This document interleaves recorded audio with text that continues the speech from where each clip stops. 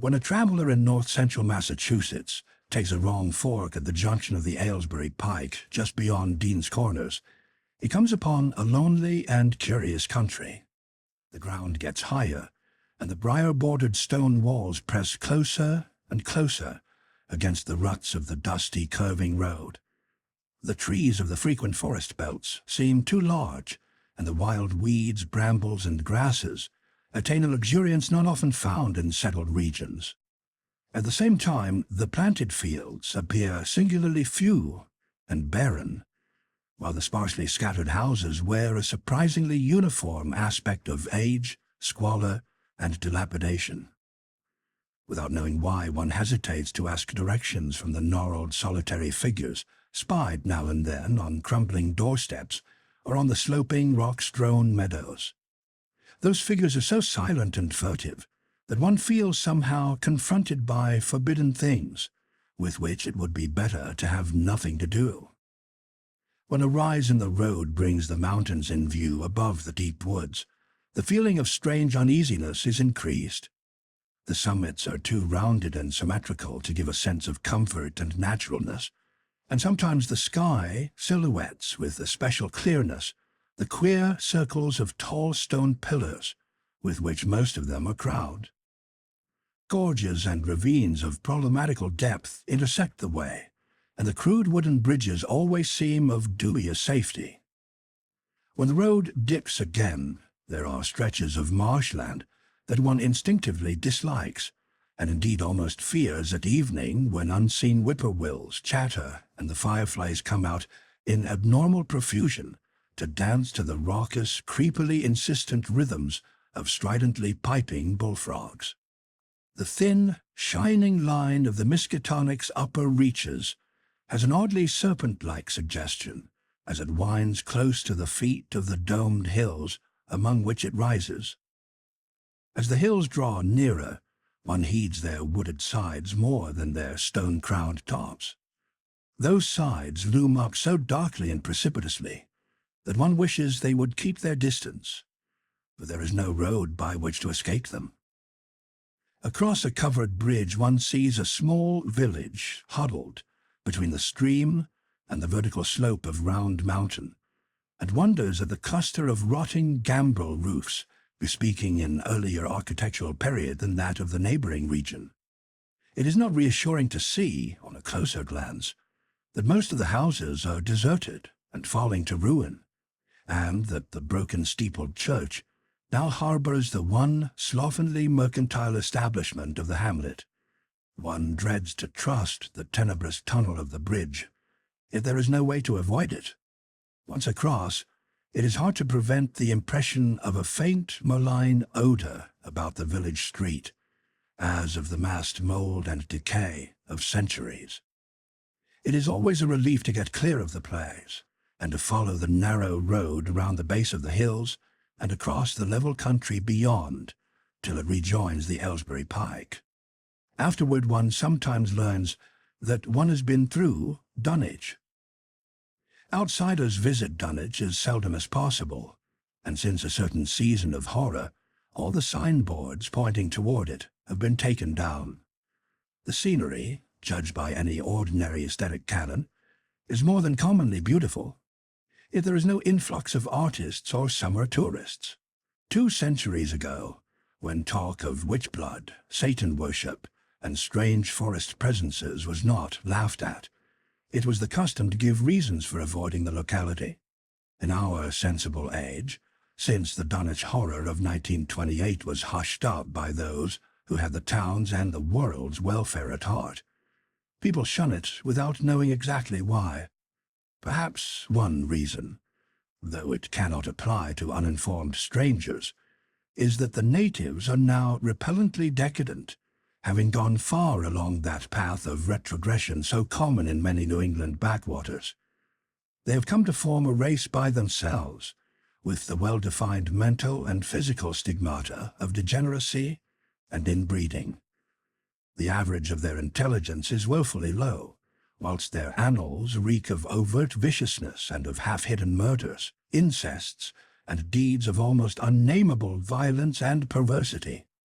The old gentry, representing the 2 or 3 armigerous families which came from Salem in 1692, have kept somewhat above the general level of decay, though many branches are sunk into the sordid populace so deeply that only their names remain as a key to the origin they disgrace. Some of the Whateleys and bishops still send their eldest sons to Harvard and Miskatonic, though those sons seldom return to the mouldering gambrel roofs under which they and their ancestors were born.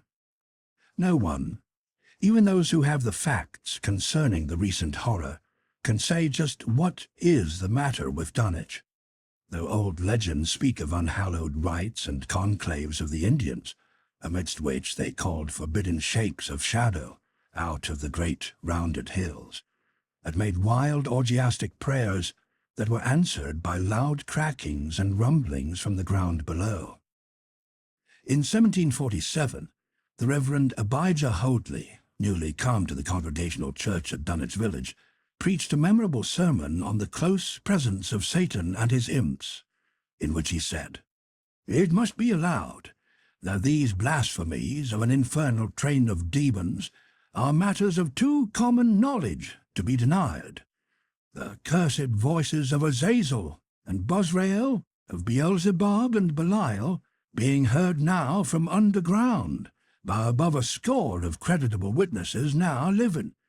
I myself did not more than a fortnight ago catch a very plain discourse of evil powers in the hill behind my house, wherein there were a rattling and rolling, groaning, screeching and hissing, such as no things of this earth could raise up, and which must needs have come from those caves that only black magic can discover, and only the devil unlock." Mr. Whateley disappeared soon after delivering this sermon, but the text, printed in Springfield, is still extant. Noises in the hills continued to be reported from year to year, and still form a puzzle to geologists and physiographers. Other traditions tell of foul odours near the hill-crowning circle of stone pillars, and of rushing airy presences to be heard faintly at certain hours from stated points at the bottom of the great ravines, while still others try to explain the devil's hot yard, a bleak blasted hillside where no tree, shrub, or grass blade will grow. Then, too, the natives are mortally afraid of the numerous whippoorwills which grow vocal on warm nights. It is vowed that the birds are cyclopods, lying in wait for the souls of the dying, and that they time their eerie cries in unison with the sufferer's struggling breath. If they can catch the fleeing soul when it leaves the body, they instantly flutter away, chittering in demoniac laughter. But if they fail, they subside gradually into a disappointed silence.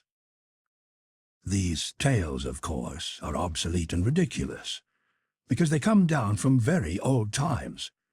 Dunwich is indeed ridiculously old, older by far than any of the communities within 30 miles of it.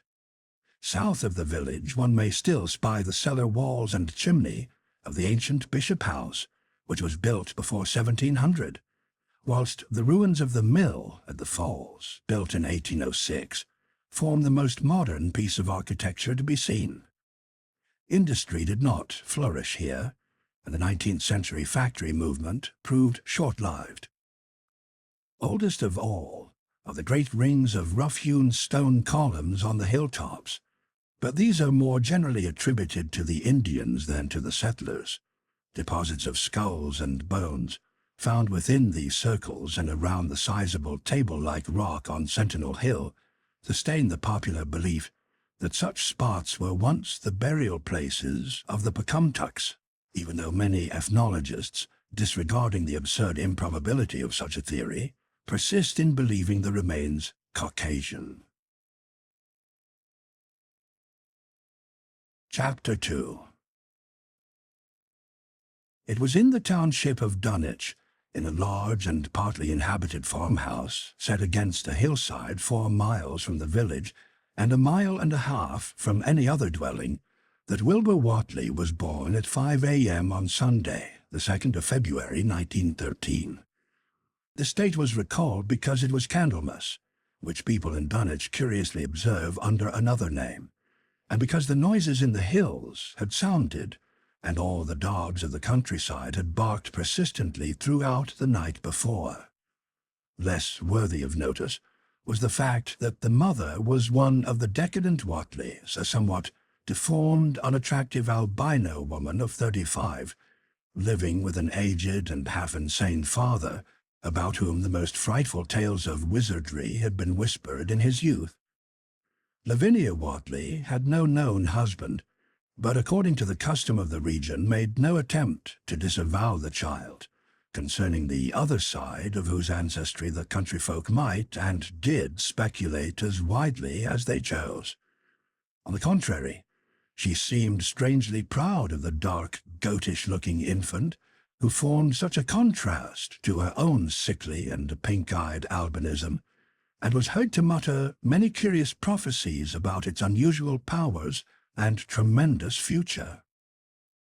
Lavinia was one who would be apt to mutter such things, for she was a lone creature, given to wandering amidst thunderstorms in the hills, and trying to read the great odorous books which her father had inherited through 2 centuries of Whateleys, and which were fast falling to pieces with age and wormholes.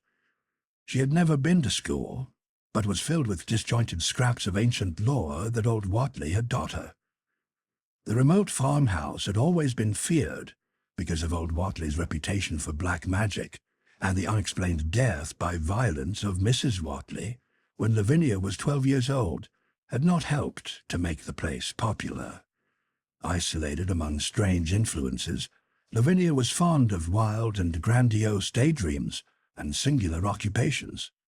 Nor was her leisure much taken up by household cares in a home from which all standards of order and cleanliness had long since disappeared. There was a hideous screaming, which echoed above even the hill noises and the dogs barking on the night Wilbur was born, but no known doctor or midwife presided at his coming. Neighbors knew nothing of him till a week afterward, when old Whateley drove his sleigh through the snow into Dunwich village and discoursed incoherently to the group of loungers at Osborne's general store. There seemed to be a change in the old man, an added element of furtiveness in the clouded brain which had subtly transformed him from an object to a subject of fear, though he was not one to be perturbed by any common family event. Amidst it all, he showed some trace of the pride later noticed in his daughter, and what he said of the child's paternity was remembered by many of his hearers years afterward. "I don't care what folks think. If Lavinia's boy looked like his pa, he wouldn't look like nothin' you expect. You needn't think the only folks is the folks hereabout. Lavinia's read some, and has seed some things the most you only tell about. I calculate her man is as good a husband as ye can find this side of Aylesbury, and if you knowed as much about the hills as I do, you wouldn't ask no better church wedding nor hern. Let me tell you something. Some days your folks'll hear a child of Lavinia's a-calling his father's name on the top of Sentinel Hill." The only persons who saw Wilbur during the first month of his life were old Zachariah Whateley, of the undecayed Whateleys, and Earl Sawyer's common-law wife, Mamie Bishop. Mamie's visit was frankly one of curiosity, and her subsequent tales did justice to her observations. But Zachariah came to lead a pair of Alderney cows which old Whateley had bought of his son Curtis. This marked the beginning of a course of cattle buying on the part of small Wilbur's family, which ended only in 1928, when the Dunwich Horror came and went. Yet at no time did the ramshackle Whateley barn seem overcrowded with livestock. There came a period when people were curious enough to steal up and count the herd that grazed precariously on the steep hillside above the old farmhouse, and they could never find more than 10 or 12 anemic, bloodless-looking specimens. evidently some blight or distemper, perhaps sprung from the unwholesome pasturage or the diseased fungi and timbers of the filthy barn, caused a heavy mortality amongst the Whateley animals. Old wounds or sores, having something of the aspect of incisions, seemed to affect the visible cattle, and once or twice during the earlier months, certain callers fancied they could discern similar sores about the throats of the grey, unshaven old man and his slatternly, crinky-haired albino daughter. In the spring after Wilbur's birth, Lavinia resumed her customary rambles in the hills, bearing in her misproportioned arms the swarthy child. Public interest in the Whateleys subsided after most of the country folk had seen the baby, and no one bothered to comment on the swift development which that newcomer seemed every day to exhibit. Wilbur's growth was indeed phenomenal, for within 3 months of his birth he had attained a size and muscular power not usually found in infants under a full year of age. His motions and even his vocal sounds shewed a restraint and deliberateness highly peculiar in an infant, and no one was really unprepared when, at 7 months, he began to walk unassisted, with falterings which another month was sufficient to remove. It was some time after this time, on Halloween, that a great blaze was seen at midnight on the top of Sentinel Hill, where the old table-like stone stands amidst its tumulus of ancient bones. Considerable talk was started when Silas Bishop, of the undecayed bishops, mentioned having seen the boy running sturdily up that hill ahead of his mother about an hour before the blaze was remarked. Silas was rounding up a stray heifer, but he nearly forgot his mission when he fleetingly spied the 2 figures in the dim light of his lantern. They darted almost noiselessly through the underbrush, and the astonished watcher seemed to think they were entirely unclothed. Afterward he could not be sure about the boy, who may have had some kind of a fringed belt and a pair of dark trunks or trousers on. Wilbur was never subsequently seen alive and conscious without complete and tightly buttoned attire, the disarrangement or threatened disarrangement of which always seemed to fill him with anger and alarm. His contrast with his squalid mother and grandfather in this respect was thought very notable until the horror of 1928 suggested the most valid of reasons. The next January, gossips were mildly interested in the fact that Lavinia's black brat had commenced to talk, and at the age of only 11 months. His speech was somewhat remarkable both because of its difference from the ordinary accents of the region, and because it displayed a freedom from infantile lisping, of which many children of 3 or 4 might well be proud. The boy was not talkative, yet when he spoke, he seemed to reflect some elusive element wholly unpossessed by Dunwich and its denizens. The strangeness did not reside in what he said, or even in the simple idioms he used, but seemed vaguely linked with his intonation or with the internal organs that produced the spoken sounds. His facial aspect, too, was remarkable for its maturity, for though he shared his mother's and grandfather's chinlessness, his firm and precociously shaped nose, united with the expression of his large, dark, almost Latin eyes, to give him an air of quasi-adulthood and well-nigh preternatural intelligence. He was, however, exceedingly ugly, despite his appearance of brilliancy, there being something almost goatish or animalistic about his thick lips, large-pored yellowish skin, coarse crinkly hair, and oddly elongated ears.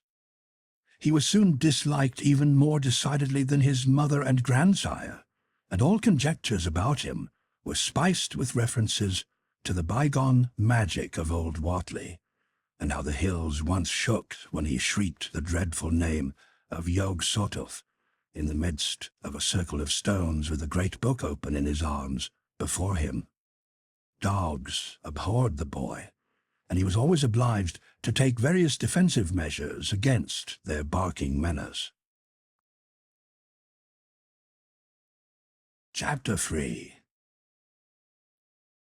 Meanwhile, old Whateley continued to buy cattle without measurably increasing the size of his herd.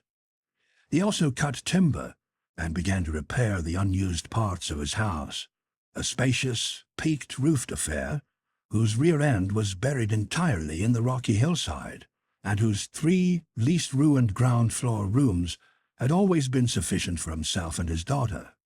There must have been prodigious reserves of strength in the old man to enable him to accomplish so much hard labor, and though he still babbled dementedly at times, his carpentry seemed to shew the effects of sound calculation. It had already begun as soon as Wilbur was born, when one of the many tool sheds had been put suddenly in order, clapboarded, and fitted with a stout fresh lock. Now, in restoring the abandoned upper story of the house, he was a no less thorough craftsman. His mania shewed itself only in its tight boarding up of all the windows in the reclaimed section, though many declared that it was a crazy thing to bother with the reclamation at all. Less inexplicable was his fitting up of another downstairs room for his new grandson, a room which several callers saw, though no one was ever admitted to the closely boarded upper story. This chamber he lined with tall, firm shelving, along which he began gradually to arrange, in apparently careful order, all the rotting ancient books and parts of books which during his own day he had heaped promiscuously in odd corners of the various rooms. "I made some use of 'em," he would say as he tried to mend a torn black-letter page with paste prepared on the rusty kitchen stove. "Well, your boy's fitting to make better use of 'em.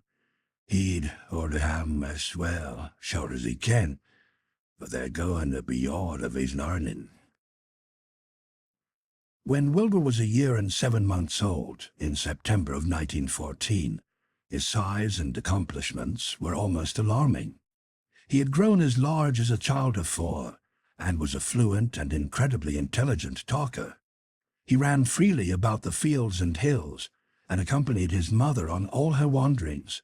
At home, he would pore diligently over the queer pictures and charts in his grandfather's books, while old Whateley would instruct and catechize him through long, hushed afternoons. By this time the restoration of the house was finished, and those who watched it wondered why one of the upper windows had been made into a solid plank door. It was a window in the rear of the east gable end, close against the hill, and no one could imagine why a cleated wooden runway was built up to it from the ground. About the period of this work's completion, people noticed that the old tool house, tightly locked and windowlessly clapboarded since Wilbur's death, had been abandoned again. The door swung listlessly open, and when Earl Sawyer once stepped within after a cattle-selling call on old Whateley, he was quite discomposed by the singular odor he encountered. Such a stench, he averred, as he had never before smelt in all his life, except near the Indian circles on the hills, and which could not come from anything sane or of this earth. But then, the homes and sheds of Dunwich folk have never been remarkable for olfactory immaculateness. The following months were void of visible events, save that everyone swore to a slow but steady increase in the mysterious hill noises. On May Eve of 1915, there were tremors which even the Aylesbury people felt, whilst the following Halloween produced an underground rumbling clearly synchronized with bursts of flame. "Them which Whateleys doin's," from the summit of Sentinel Hill. Wilbur was growing up uncannily, so that he looked like a boy of 10 as he entered his 4th year. He read avidly by himself now, but talked much less than formerly. A settled taciturnity was absorbing him, and for the first time people began to speak specifically of the dawning look of evil in his goatish face. He would sometimes mutter an unfamiliar jargon and chant in bizarre rhythms which chilled the listener with a sense of unexplainable terror. The aversion displayed toward him by dogs had now become a matter of wide remark, and he was obliged to carry a pistol in order to traverse the countryside in safety.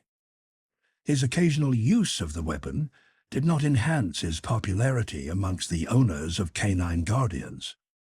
The few callers at the house would often find Lavinia alone on the ground floor, whilst odd cries and footsteps resounded in the boarded-up second story. She would never tell what her father and the boy were doing up there, though once she turned pale and displayed an abnormal degree of fear when a jocose fish peddler tried the locked door leading to the stairway. That peddler told the store loungers at Dunwich Village that he thought he heard a horse stamping on that floor above. The loungers reflected, thinking of the door and runway, and of the cattle that so swiftly disappeared. Then they shuddered as they recalled tales of old Whateley's youth, and of the strange things that are called out of the earth when a bullock is sacrificed at the proper time to certain heathen gods. It had for some time been noticed that dogs had begun to hate and fear the whole Whateley place as violently as they hated and feared young Wilbur personally. In 1917, the war came, and Squire Sawyer Whateley, as chairman of the local draft board, had hard work finding a quota of young Dunwich men fit even to be sent to a development camp. The government, alarmed at such signs of wholesale regional decadence, sent several officers and medical experts to investigate, conducting a survey which New England newspaper readers may still recall. It was the publicity attending this investigation which set reporters on the track of the Whateleys and caused the Boston Globe and Arkham Advertiser to print flamboyant Sunday stories of young Wilbur's precociousness, old Whateley's black magic, the shelves of strange books, the sealed second story of the ancient farmhouse, and the weirdness of the whole region and its hill noises. Wilbur was 4.5 then, and looked like a lad of 15. His lips and cheeks were fuzzy with a coarse dark down, and his voice had begun to break. Earl Sawyer went out to the Whateley plays with both sets of reporters and cameramen, and called their attention to the queer stench which now seemed to trickle down from the sealed upper spaces. It was, he said, exactly like a smell he had found in the tool shed, abandoned when the house was finally repaired, and like the faint odors which he sometimes thought he caught near the stone circles on the mountains. Dunwich folk read the stories when they appeared and grinned over the obvious mistakes. They wondered, too, why the writers made so much of the fact that old Whateley always paid for his cattle in gold pieces of extremely ancient date. The Whateleys had received their visitors with ill-concealed distaste, though they did not dare court further publicity by a violent resistance or refusal to talk. Chapter 4. For a decade, the annals of the Whateleys sink indistinguishably into the general life of a morbid community used to their queer ways and hardened to their May Eve and All Hallows orgies. Twice a year they would light fires on the top of Sentinel Hill, at which times the mountain rumblings would recur with greater and greater violence, while at all seasons there were strange and portentous doings at the lonely farmhouse. In the course of time, callers professed to hear sounds in the sealed upper story, even when all the family were downstairs, and they wondered how swiftly or how lingeringly a cow or bullock was usually sacrificed. There was talk of a complaint to the Society for the Prevention of Cruelty to Animals, but nothing ever came of it, since Dunwich folk are never anxious to call the outside world's attention to themselves. About 1923, when Wilbur was a boy of 10, whose mind, voice, stature, and bearded face gave all the impressions of maturity, a second great siege of carpentry went on at the old house. It was all inside the sealed upper part, and from bits of discarded lumber people concluded that the youth and his grandfather had knocked out all the partitions and even removed the attic floor, leaving only one vast open void between the ground story and the peaked roof. They had torn down the great central chimney too, and fitted the rusty range with a flimsy outside tin stovepipe. In the spring after this event, old Whateley noticed the growing number of whippoorwills that would come out of Cold Spring Glen to chirp under his window at night. He seemed to regard the circumstance as one of great significance, and told the loungers at Osborne's that he thought his time had almost come. "They whistled just in time with my breathing now," he said, "and I guess they're getting ready to catch my soul. They know it's a-going out, and don't calculate to miss it. You'll know, boys, after I'm gone, whether they keep me or not. If they do, they'll keep up a-singing and laughing till break of day. If they don't, they'll kinda quiet down like. I expect them and the souls they hunts for have some pretty tough tussles sometimes." On Lammas night, 1924, Dr. Houghton of Aylesbury was hastily summoned by Wilbur Whateley, who had lashed his one remaining horse through the darkness and telephoned from Osborne's in the village. He found old Whateley in a very grave state, with a cardiac action and stertorous breathing that told of an end not far off.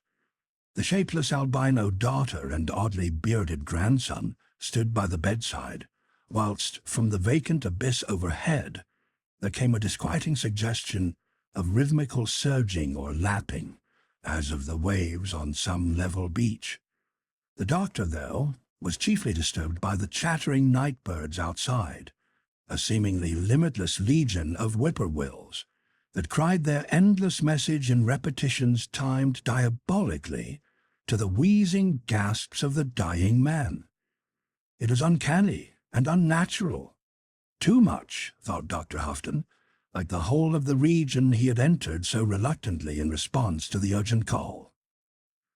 Toward 1 o'clock old Whateley gained consciousness, and interrupted his wheezing to choke out a few words to his grandson. "One more space, Willie. More space. Soon you grows, and that grows faster. He'll be ready to serve you soon, boy. Open up the gate to your DeSoto with the long chant that you'll find on page 751 of the complete edition, and then put a match to the prison. Fire from earth can't burn it nohow." He was obviously quite mad. After a pause, during which the flock of whippoorwills outside adjusted their cries to the altered tempo, while some indications of the strange hill noises came from afar off, he added another sentence or two. "Feed it regular, Willie, and mind the quantity, but don't let it grow too fast for the place, for if it busts quarters, or gets out afore you opens to York sort of, it's all over and no use. Only them from beyond can make it multiply and work. Only them, the old uns, as wants to come back." But speech gave place to gasps again, and Lavinia screamed at the way the whippoorwills followed the change. It was the same for more than an hour, when the final, throaty rattle came. Dr. Houghton drew shrunken lids over the glazing grey eyes as the tumult of birds faded imperceptibly to silence. Lavinia sobbed, but Wilbur only chuckled, whilst the hill noises rumbled faintly. "They didn't get him," he muttered in his heavy bass voice. Wilbur was by this time a scholar of really tremendous erudition in his one-sided way, and was quietly known by correspondence to many librarians in distant places, where rare and forbidden books of old days are kept. He was more and more hated and dreaded around Dunwich because of certain youthful disappearances which suspicion laid vaguely at his door, but was always able to silence inquiry through fear or through use of that fund of old-time gold, which still, as in his grandfather's time, went forth regularly and increasingly for cattle buying. He was now tremendously mature of aspect, and his height, having reached the normal adult limit, seemed inclined to wax beyond that figure. In 1925, when a scholarly correspondent from Miskatonic University called upon him one day, and departed pale and puzzled, he was fully 6 3/4 feet tall. Through all the years, Wilbur had treated his half-deformed albino mother with a growing contempt, finally forbidding her to go to the hills with him on May Eve and Hallowmass. And in 1926 the poor creature complained to Mamie Bishop of being afraid of him. "There's more about him, as I knows, than I can tell you, Mamie," she said. "And nowadays there's more nor I know myself. I vow to God, I don't know what he wants, or what he's a-trying to do." That Halloween, the hill noises sounded louder than ever, and fire burned on Sentinel Hill as usual. The people paid more attention to the rhythmical screaming of vast flocks of unnaturally belated whippoorwills, which seemed to be assembled near the unlighted Whateley farmhouse. After midnight, their shrill notes burst into a kind of pandemoniac cachinnation, which filled all the countryside, and not until dawn did they finally quiet down. And they vanished, hurrying southward, where they were fully a month overdue. What this meant, no one could quite be certain till later. None of the country folk seemed to have died, but poor Lavinia Whateley, the twisted albino, was never seen again. In the summer of 1927, Wilbur repaired 2 sheds in the farmyard and began moving his books and effects out to them. Soon afterward, Earl Sawyer told the loungers at Osborne's that more carpentry was going on in the Whateley farmhouse. Wilbur was closing all the doors and windows on the ground floor, and seemed to be taking out partitions as he and his grandfather had done upstairs 4 years before. He was living in one of the sheds, and Sawyer thought he seemed unusually worried and tremulous.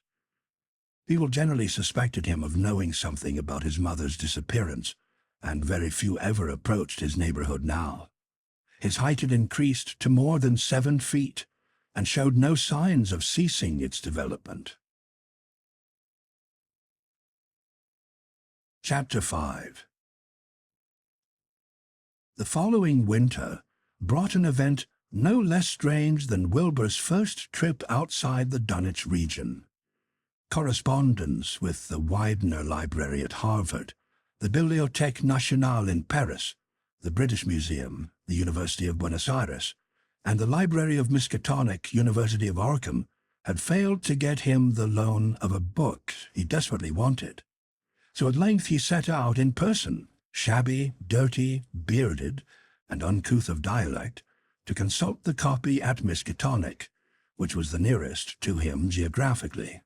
Almost 8 feet tall, and carrying a cheap new valise from Osborne's general store, this dark and goatish gargoyle appeared one day in Arkham in quest of the dreaded volume kept under lock and key at the college library, the hideous Necronomicon of the mad Arab Abdul Alhazred in Olaus Wormius's Latin version, as printed in Spain in the 17th century.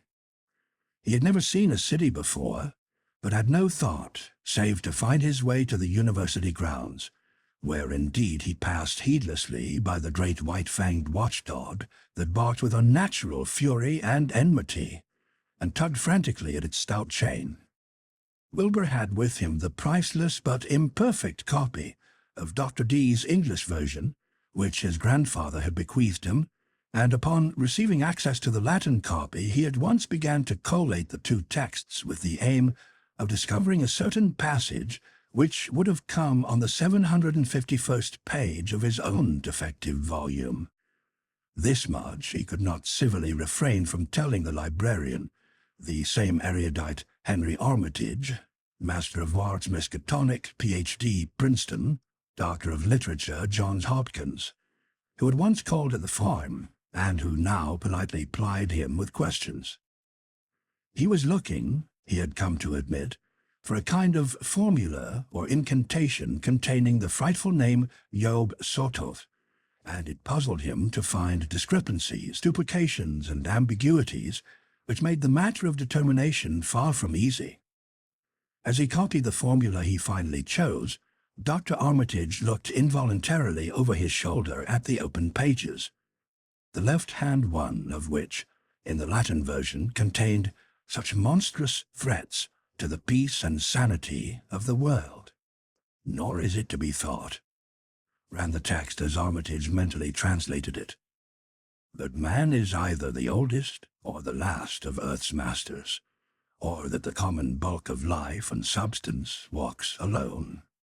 The old ones were, the old ones are, and the old ones shall be, not in the spaces we know, but between them.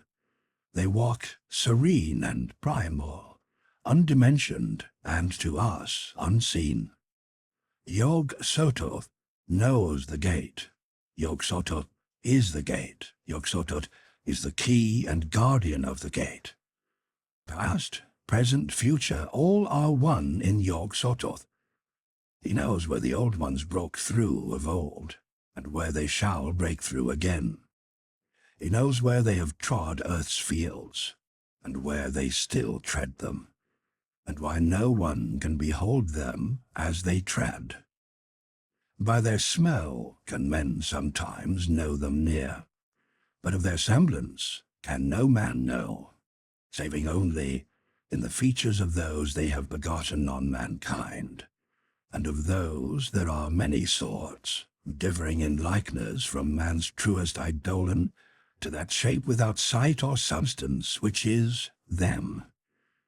They walk unseen and foul in lonely places where the words have been spoken and the rites howled through at their seasons. The wind gibbers with their voices, and the earth mutters with their consciousness. They bend the forest and crush the city, yet may not forest or city behold their hand that smites. Kardat in the cold waste hath known them, and what man knows Kardat? The ice desert of the south and the sunken isles of ocean hold stones whereon their seal is engraven, but who have seen the deep frozen city, or the sealed tower long garlanded with seaweed and barnacles? Great Cthulhu is their cousin, yet can he spy them only dimly. Iya, Shub Nigurat. As a foulness shall ye know them. Their hand is at your throats, yet ye see them not, and their habitation is even one with your guarded threshold. Yog Sothoth is the key to the gate, whereby the spheres meet. Man rules now where they ruled once. They shall soon rule where man rules now. After summer is winter, and after winter summer. They wait patient and potent, for here shall they reign again. Dr. Armitage, associating what he was reading with what he had heard of Dunwich and its brooding presences, and of Wilbur Whateley and his dim, hideous aura that stretched from a dubious birth to a cloud of probable matricide, felt a wave of fright as tangible as a draught of the tomb's cold clamminess. The bent, goatish giant before him seemed like the spawn of another planet or dimension, like something only partly of mankind, and linked to black gulfs of essence and entity that stretched like titan phantasms beyond all spheres of force and matter, space and time. Presently Wilbur raised his head and began speaking in that strange resonant fashion which hinted at sound-producing organs unlike the run of mankind's. "Mr. Armitage," he said, "I calculate I've got to take that book home. There's things in it I've got to try under certain conditions I can't get here, and it'd be a mortal sin to let a red tape rule hold me up. Let me take it along, sir, and I'll swear they won't nobody know the difference. I don't mean to tell ye, I'll take good care of it. It warn't me that put this copy in the shape of days." He stopped as he saw firm denial on the librarian's face, and his own goatish features grew crafty. Armitage, half ready to tell him he might make a copy of what parts he needed, thought suddenly of the possible consequences and checked himself. There was too much responsibility in giving such a being the key to such blasphemous outer spheres. Whateley saw how things stood, and tried to answer lightly. "Well, all right, if you feel that way about it. Maybe Harvard won't be so fussy as you be." And without saying more, he rose and strode out of the building, stooping at each doorway. Armitage heard the savage yelping of the great watchdog, and studied Whateley's gorilla-like lope as he crossed the bit of campus visible from the window. He thought of the wild tales he had heard, and recalled the old Sunday stories in the Advertiser. These things, and the lore he had picked up from Dunwich rustics and villagers during his one visit there. Unseen things, not of Earth, or at least not of a tri-dimensional Earth, rushed, fetid and horrible, through New England's glens, and brooded obscenely on the mountain tops. Of this he had long felt certain. Now he seemed to sense the close presence of some terrible part of the intruding horror, and to glimpse a hellish advance in the black dominion of the ancient and once passive nightmare. He locked away the Necronomicon with a shudder of disgust, but the room still reeked with an unholy and unidentifiable stench. "As a foulness shall ye know them," he quoted. Yes, the odor was the same as that which had sickened him at the Whateley farmhouse less than 3 years before. He thought of Wilbur, goatish and ominous once again, and laughed mockingly at the village rumors of his parentage. "Inbreeding?" Armitage muttered half aloud to himself. "Great God, what simpletons! Shew them Arthur Marken's great god Pan, and they'll think it a common Dunwich scandal. But what thing, what cursed, shapeless influence on or off this three-dimensional earth was Wilbur Whateley's father, born on Candlemas 9 months after May Eve of 1912, when the talk about the queer earth noises reached clear to Arkham? What walked on the mountains that May night? What rudemus horror fastened itself on the world in half-human flesh and blood? During the ensuing weeks, Dr. Armitage set about to collect all possible data on Wilbur Whateley and the formless presences around Dunwich. He got in communication with Dr. Houghton of Aylesbury, who had attended old Whateley in his last illness, and found much to ponder over in the grandfather's last words as quoted by the physician. A visit to Dunwich village failed to bring out much that was new, but a close survey of the Necronomicon, in those parts which Wilbur had sought so avidly, seemed to supply new and terrible clues to the nature, methods, and desires of the strange evil so vaguely threatening this planet. Talks with several students of archaic lore in Boston, and letters to many others elsewhere, gave him a growing amazement, which passed slowly through varied degrees of alarm to a state of really acute spiritual fear. As the summer drew on, he felt dimly that something ought to be done about the lurking terrors of the upper Miskatonic Valley, and about the monstrous being known to the human world as Wilbur Whateley. Chapter 6. The Dunwich Horror itself came between Lammas and the equinox in 1928, and Dr. Armitage was among those who witnessed its monstrous prologue. He had heard, meanwhile, of Whateley's grotesque trip to Cambridge, and of his frantic efforts to borrow or copy from the Necronomicon at the Widener Library. Those efforts had been in vain, since Armitage had issued warnings of the keenest intensity to all librarians having charge of the dreaded volume. Wilbur had been shockingly nervous at Cambridge, anxious for the book, yet almost equally anxious to get home again, as if he feared the results of being away long.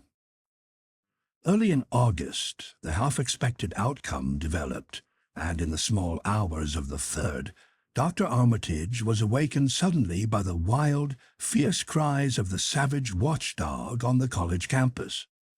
Deep and terrible, the snarling, half-mad growls and barks continued, always in mounting volume, but with hideously significant pauses. Then there rang out a scream from a wholly different throat. Such a scream as roused half the sleepers of Arkham and haunted their dreams ever afterward. Such a scream as could come from no being born of earth, or wholly of earth. Armitage, hastening into some clothing and rushing across the street and lawn to the college buildings, saw that others were ahead of him and heard the echoes of a burglar alarm still shrilling from the library. An open window shewed black and gaping in the moonlight.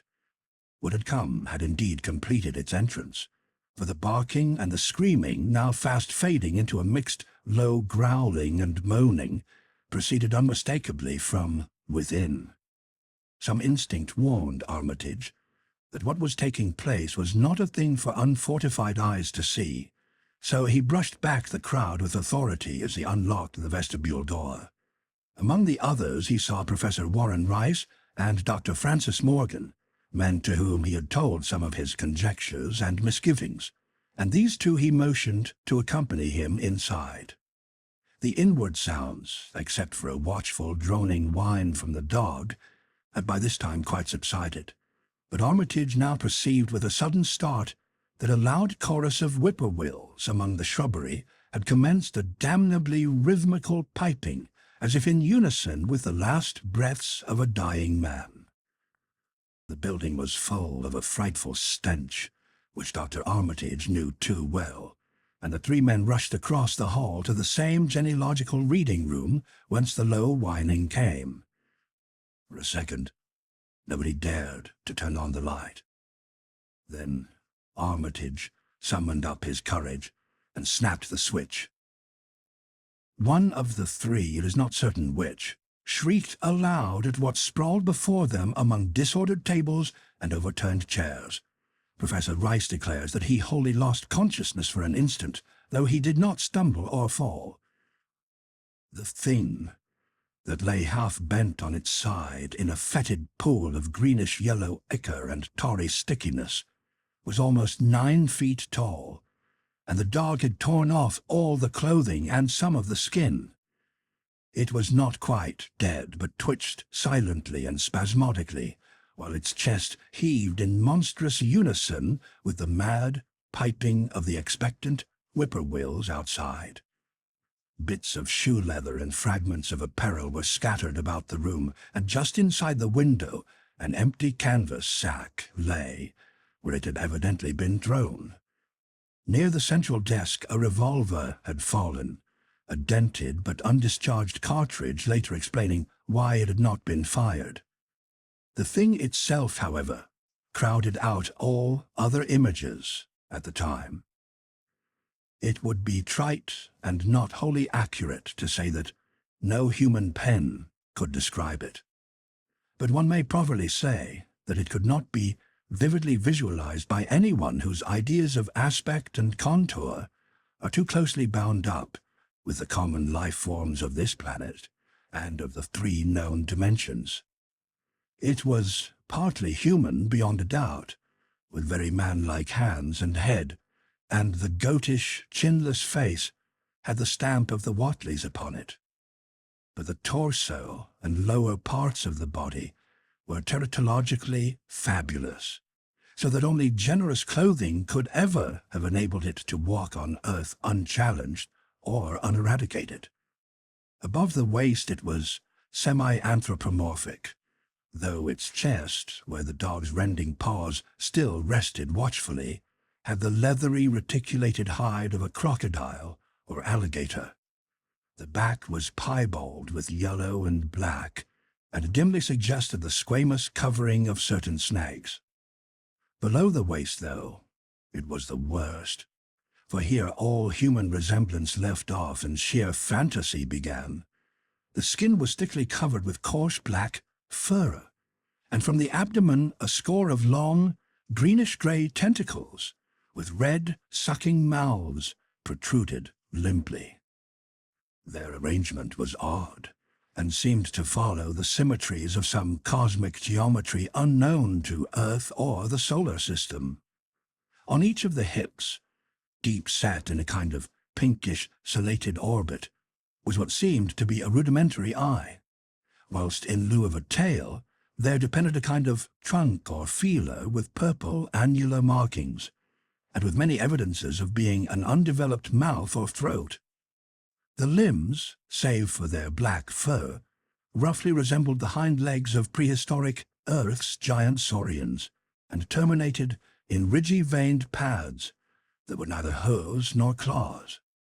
When the thing breathed, its tail and tentacles rhythmically changed color, as if from some circulatory cause normal to the non-human side of its ancestry.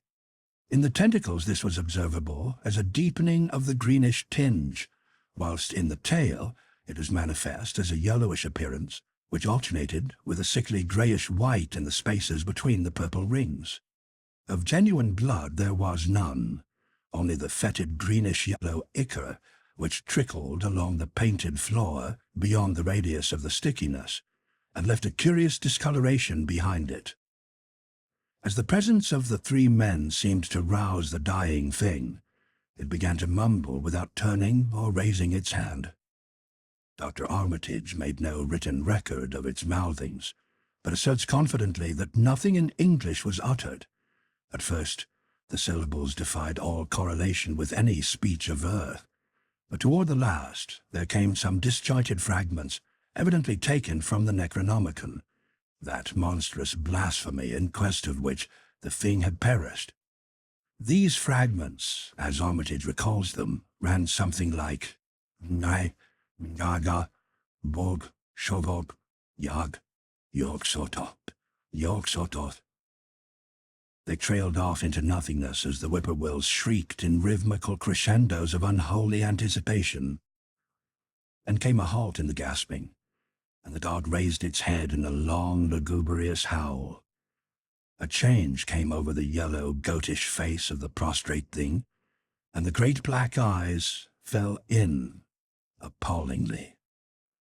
Outside the window the shrilling of the whippoorwills had suddenly ceased, and above the murmurs of the gathering crowd there came the sound of a panic-struck whirring and fluttering. Against the moon, vast clouds of feathery watchers rose and raced from sight, frantic at that which they had sought for prey. All at once the dog started up abruptly, gave a frightened bark, and leaped nervously out of the window by which it had entered. A cry rose from the crowd, and Dr. Armitage shouted to the men outside that no one must be admitted till the police or medical examiner came. He was thankful that the windows were just too high to permit of peering in, and drew the dark curtains carefully down over each one. By this time 2 policemen had arrived, and Dr. Morgan, meeting them in the vestibule, was urging them for their own sakes to postpone entrance to the stench-filled reading room till the examiner came and the prostrate thing could be covered up. Meanwhile, frightful changes were taking place on the floor.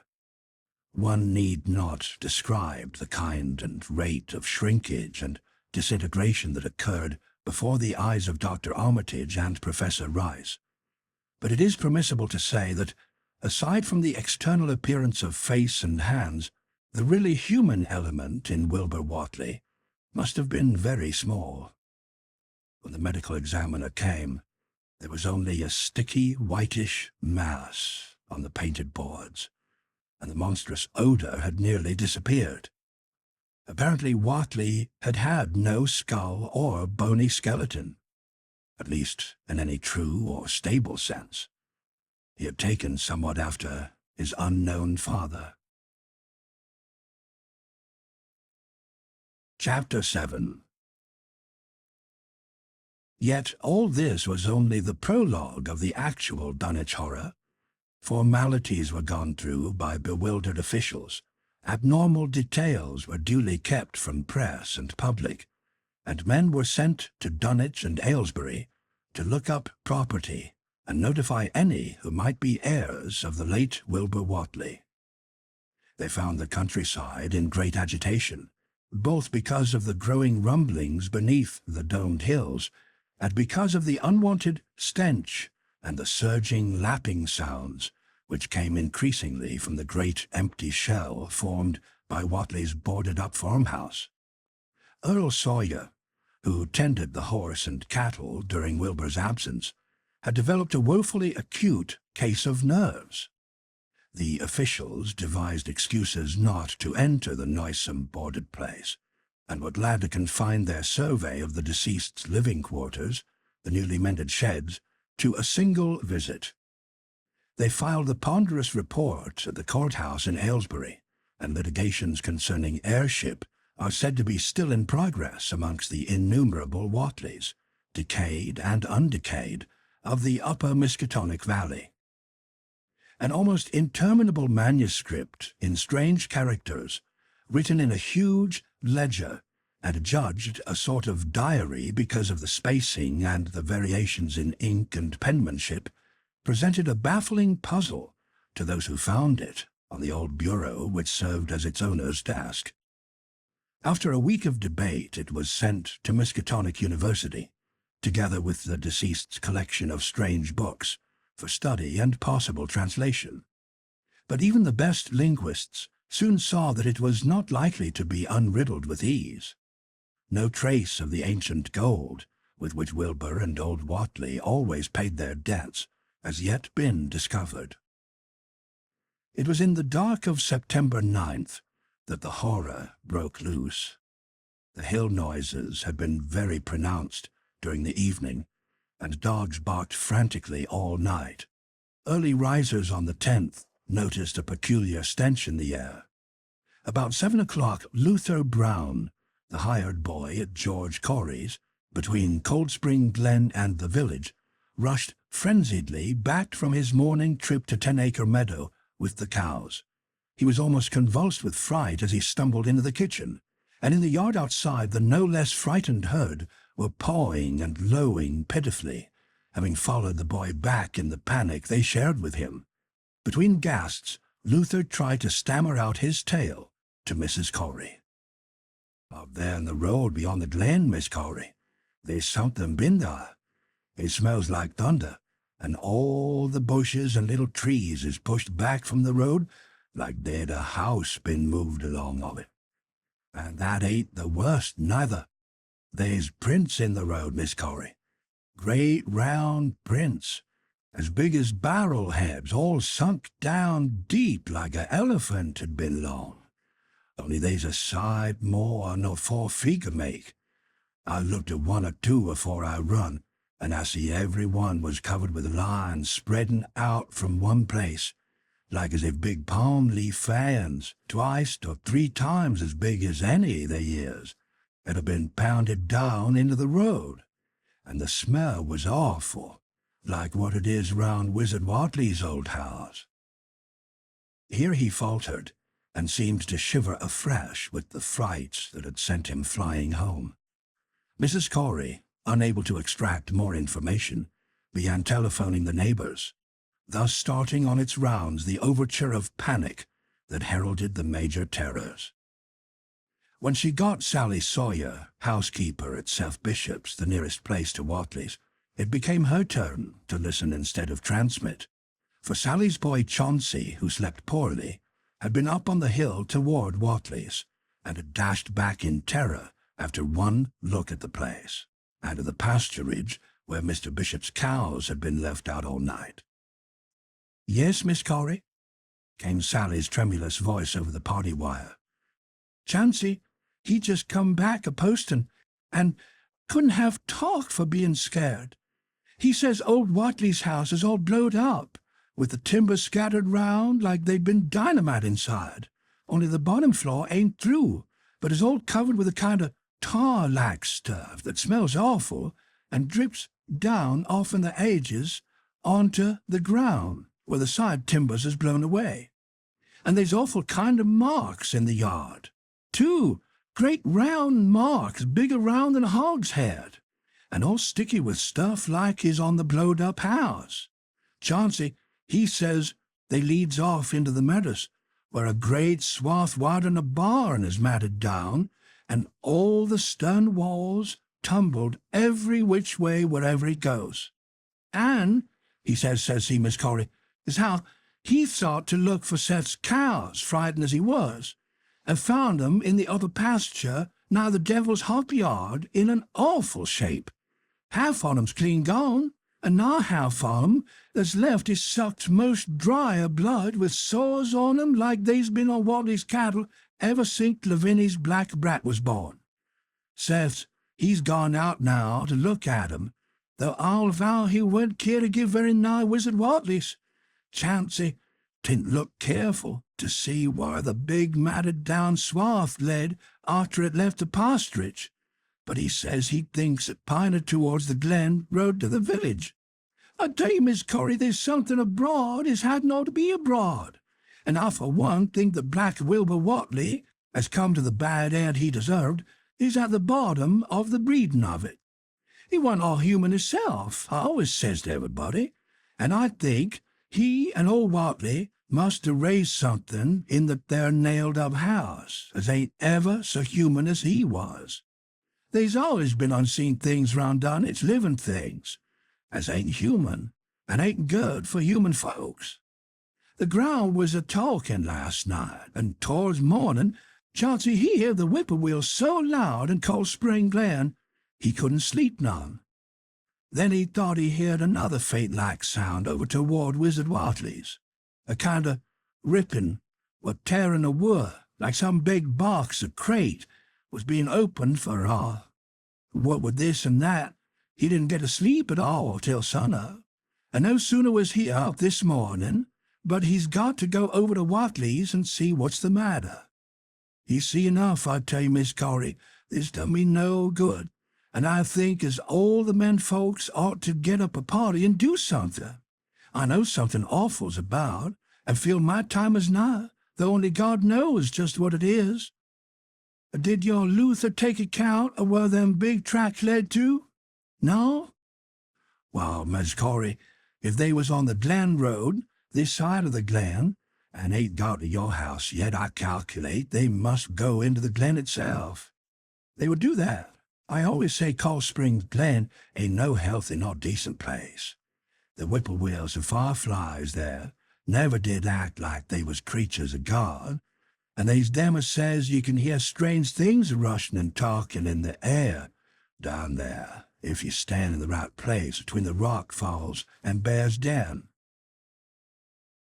By that noon, fully 3/4 of the men and boys of Dunwich were trooping over the roads and meadows between the new-made Whateley ruins and Cold Spring Glen, examining in horror the vast monstrous prints, the maimed bishop cattle, the strange noisome wreck of the farmhouse, and the bruised matted vegetation of the fields and roadsides. Whatever had burst loose upon the world had assuredly gone down into the great sinister ravine, for all the trees on the banks were bent and broken, and a great avenue had been gouged in the precipice-hanging underbrush. It was as though a house, launched by an avalanche, had slid down through the tangled growths of the almost vertical slope. From below no sound came, but only a distant, undefinable fetor. And it is not to be wondered at that the men preferred to stay on the edge and argue, rather than descend and beard the unknown cyclopean horror in its lair. 3 dogs that were with the party had barked furiously at first, but seemed cowed and reluctant when near the glen. Someone telephoned the news to the Aylesbury Transcript, but the editor, accustomed to wild tales from Dunwich, did no more than concoct a humorous paragraph about it, an item soon afterward reproduced by the Associated Press. That night everyone went home, and every house and barn was barricaded as stoutly as possible. Needless to say, no cattle were allowed to remain in open pasturage. About 2 in the morning, a frightful stench and the savage barking of the dogs awakened the household at Elmer Fry's, on the eastern edge of Cold Spring Glen, and all agreed that they could hear a soft sort of muffled swishing or lapping sound from somewhere outside. Mrs. Fry proposed telephoning the neighbors, and Elmer was about to agree when the noise of splintering wood burst in upon their deliberations. It came apparently from the barn, and was quickly followed by a hideous screaming and stamping amongst the cattle. The dogs slavered and crouched close to the feet of the fear-numbed family. Fry lit a lantern through force of habit, but knew it would be death to go out into that black farmyard. The children and the womenfolk whimpered, kept from screaming by some obscure vestigial instinct of defense, which told them their lives depended on silence. At last the noise of the cattle subsided to a pitiful moaning, and a great snapping, crashing, and crackling ensued. The Frys, huddled together in the sitting-room, did not dare to move until the last echoes died away far down in Cold Spring Glen. Then, amidst the dismal moans from the stable and the demoniac piping of late whippoorwills in the glen, Selina Fry tottered to the telephone and spread what news she could of the second phase of the horror. The next day all the countryside was in a panic, and cowed, uncommunicative groups came and went where the fiendish thing had occurred. 2 titan swaths of destruction stretched from the glen to the Fry farmyard. Monstrous prints covered the bare patches of ground, and one side of the old red barn had completely caved in. Of the cattle, only a quarter could be found and identified. Some of these were in curious fragments, and all that survived had to be shot. Earl Sawyer suggested that help be asked from Aylesbury or Arkham, but others maintained it would be of no use. Old Zebulon Whateley, of a branch that hovered about halfway between soundness and decadence, made darkly wild suggestions about rites that ought to be practiced on the hilltops. He came of a line where tradition ran strong, and his memories of chantings in the great stone circles were not altogether connected with Wilbur and his grandfather. Darkness fell upon a stricken countryside, too passive to organize for real defense. In a few cases, closely related families would band together and watch in the gloom under one roof, but in general there was only a repetition of the barricading of the night before, and a futile, ineffective gesture of loading muskets and setting pitchforks handily about. Nothing, however, occurred except some hill noises, and when the day came, there were many who hoped that the new horror had gone as swiftly as it had come. There were even bold souls who proposed an offensive expedition down in the glen, though they did not venture to set an actual example to the still reluctant majority. When night came again, the barricading was repeated, though there was less huddling together of families. In the morning both the Fry and the Seth Bishop households reported excitement among the dogs and vague sounds and stenches from afar, while early explorers noted with horror a fresh set of the monstrous tracks in the road skirting Sentinel Hill. As before, the sides of the road shewed a bruising indicative of the blasphemously stupendous bulk of the horror, whilst the conformation of the tracks seemed to argue a passage in 2 directions, as if the moving mountain had come from Cold Spring Glen and returned to it along the same path. At the base of the hill, a 30-foot swath of crushed shrubbery saplings led steeply upward, and the seekers gasped when they saw that even the most perpendicular places did not deflect the inexorable trail. Whatever the horror was, it could scale a sheer stony cliff of almost complete verticality, and as the investigators climbed around to the hill summit by safer routes, they saw that the trail ended, or rather reversed, there. It was here that the Whateleys used to build their hellish fires and chant their hellish rituals by the table-like stone on May Eve and Hallowmass. Now that very stone formed the center of a vast space thrashed around by the mountainous horror, whilst upon its slightly concave surface was a thick and fetid deposit of the same tarry stickiness observed on the floor of the ruined Whateley farmhouse when the horror escaped. Men looked at one another and muttered. Then they looked down the hill. Apparently the horror had descended by a route much the same as that of its ascent. To speculate was futile. Reason, logic, and normal ideas of motivation stood confounded. Only old Zebulon, who was not with the group, could have done justice to the situation or suggested a plausible explanation. Thursday night began much like the others, but it ended less happily. The whippoorwills in the glen had screamed with such unusual persistence that many could not sleep, and about 3 a.m. all the party telephones rang tremulously. Those who took down their receivers heard a fright-mad voice shriek out, "Help! Oh, my God!" And some thought a crashing sound followed the breaking off of the exclamation. There was nothing more. No one dared do anything. No one knew till morning whence the call came. Then those who had heard it called everyone on the line, and found that only the Frys did not reply. The truth appeared an hour later, when a hastily assembled group of armed men trudged out to the Fry place at the head of the glen. It was horrible, yet hardly a surprise. There were more swaths and monstrous prints, but there was no longer any house. It had caved in like an eggshell, and amongst the ruins nothing living or dead could be discovered. Only a stench and a tarry stickiness. The Elmer Frys had been erased from Dunwich. Chapter 8. In the meantime, a quieter, yet even more spiritually poignant phase of the horror had been blackly unwinding itself behind the closed door of a shelf-lined room in Arkham. The curious manuscript record, or diary, of Wilbur Whateley, delivered to Miskatonic University for translation, had caused much worry and bafflement among the experts in languages both ancient and modern. Its very alphabet, notwithstanding a general resemblance to the heavily shaded Arabic used in Mesopotamia, being absolutely unknown to any available authority.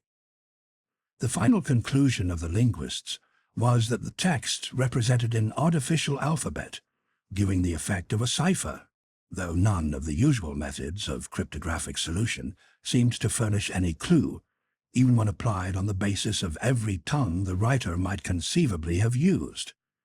The ancient books taken from Whateley's quarters, while absorbingly interesting and in several cases promising to open up new and terrible lines of research among philosophers and men of science, were of no assistance whatever in this matter. One of them, a heavy tome with an iron clasp, was in another unknown alphabet, this one of a very different cast, and resembling Sanskrit more than anything else. The old ledger was at length given wholly into the charge of Dr. Armitage, both because of his peculiar interest in the Whateley matter, and because of his wide linguistic learning and skill in the mystical formulae of antiquity and the Middle Ages.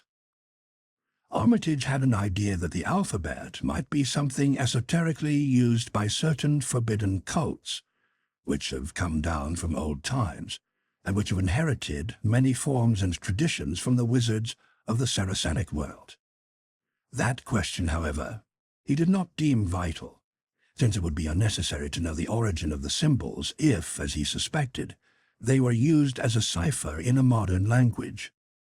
It was his belief that, considering the great amount of text involved, the writer would scarcely have wished the trouble of using another speech than his own, save perhaps in certain special formulae and incantations. Accordingly, he attacked the manuscript with the preliminary assumption that the bulk of it was in English. Dr. Armitage knew, from the repeated failures of his colleagues, that the riddle was a deep and complex one, and that no simple mode of solution could merit even a trial.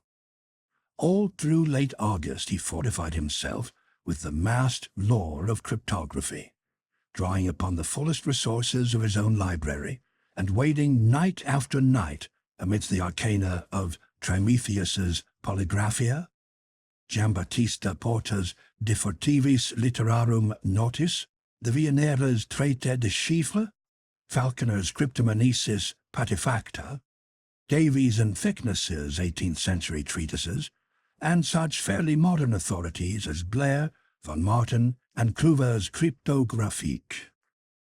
He interspersed his study of the books with attacks on the manuscript itself, and in time became convinced that he had to deal with one of those subtlest and most ingenious of cryptograms, in which many separate lists of corresponding letters are arranged like the multiplication table, and the message built up with arbitrary keywords known only to the initiated. The older authorities seemed rather more helpful than the newer ones, and Armitage concluded that the code of the manuscript was one of great antiquity, no doubt handed down through a long line of mystical experimenters. Several times he seemed near daylight, only to be set back by some unforeseen obstacle. Then, as September approached, the clouds began to clear. Certain letters, as used in certain parts of the manuscript, emerged definitely and unmistakably, and it became obvious that the text was indeed in English.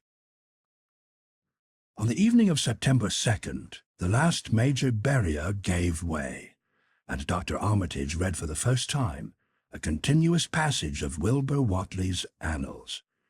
It was in truth a diary, as all had thought, and it was couched in a style clearly showing the mixed occult erudition and general illiteracy of the strange being who wrote it. Almost the first long passage that Armitage deciphered, an entry dated November 26, 1916, proved highly startling and disquieting. It was written, he remembered, by a child of 3.5, who looked like a lad of 12 or 13. Today learned the Arklo for the Sabbath. It ran, which did not like, it being answerable from the hill, and not from the air. That upstairs more ahead of me than I had thought it would be, and is not like to have much earth brain. Short Elam Hutchinson's collie Jack when he went to bite me, and Elam says he would kill me if he dashed. I guess he won't. Grandfather kept me saying the door formula last night, and I think I saw the inner city at the 2 magnetic poles. I shall go to these poles when the earth is cleared of, if I can't break through with the Do-Na formula when I commit it. They from the air told me at Sabbat that it will be years before I can clear off the earth, and I guess grandfather will be dead then.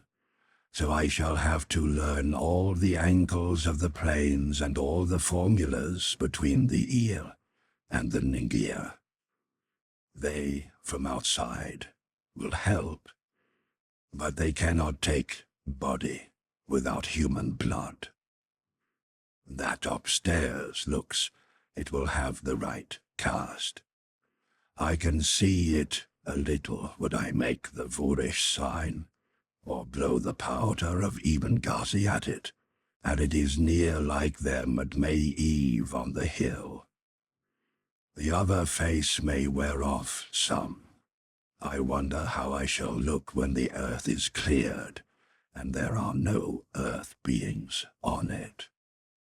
He that came with the Aklos above said, I may be transfigured, there being much of outside to work on. Morning found Dr. Armitage in a cold sweat of terror, and a frenzy of wakeful concentration.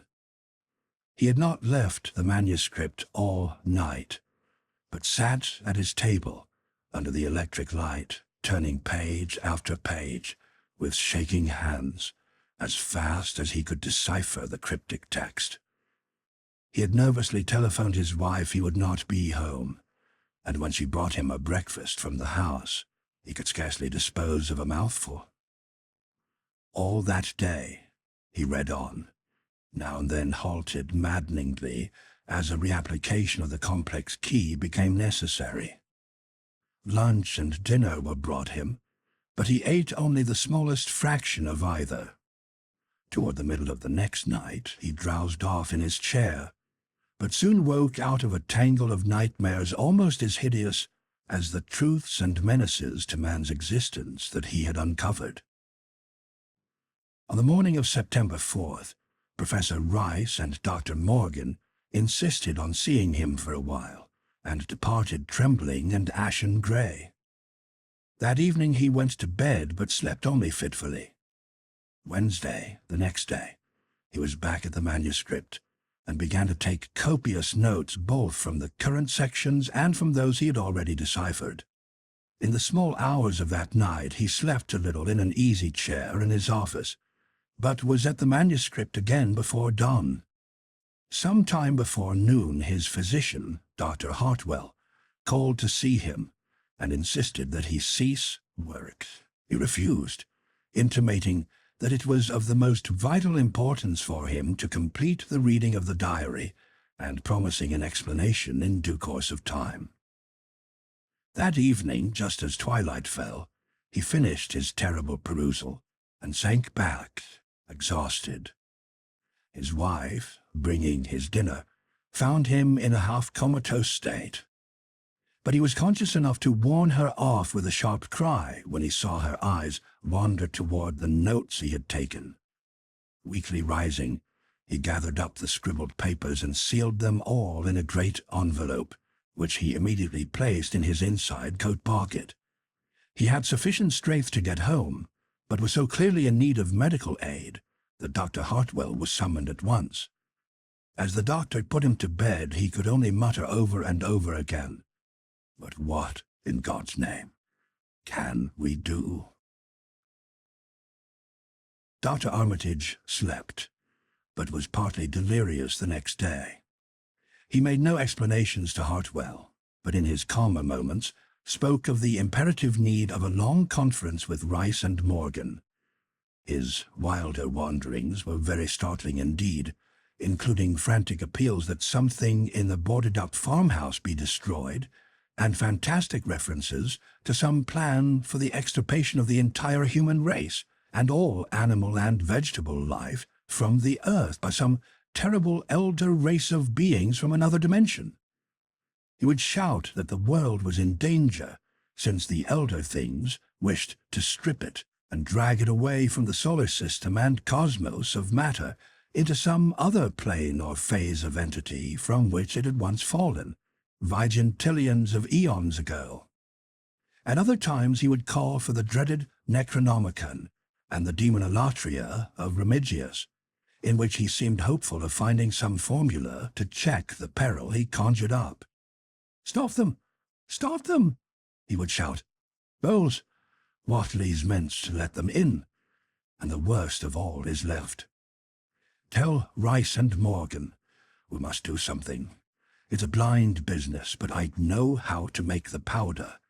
It hasn't been fed since the 2nd of August, when Wilbur came here to his death, and at that rate." But Armitage had a sound physique despite his 73 years, and slept off his disorder that night without developing any real fever. He woke late Friday, clear of head, though sober with a gnawing fear and tremendous sense of responsibility. Saturday afternoon he felt able to go over to the library and summon Rice and Morgan for a conference, and the rest of that day and evening the three men tortured their brains in the wildest speculation and the most desperate debate. Strange and terrible books were drawn voluminously from the stacked shelves and from secure places of storage, and diagrams and formulae were copied with feverish haste and in bewildering abundance.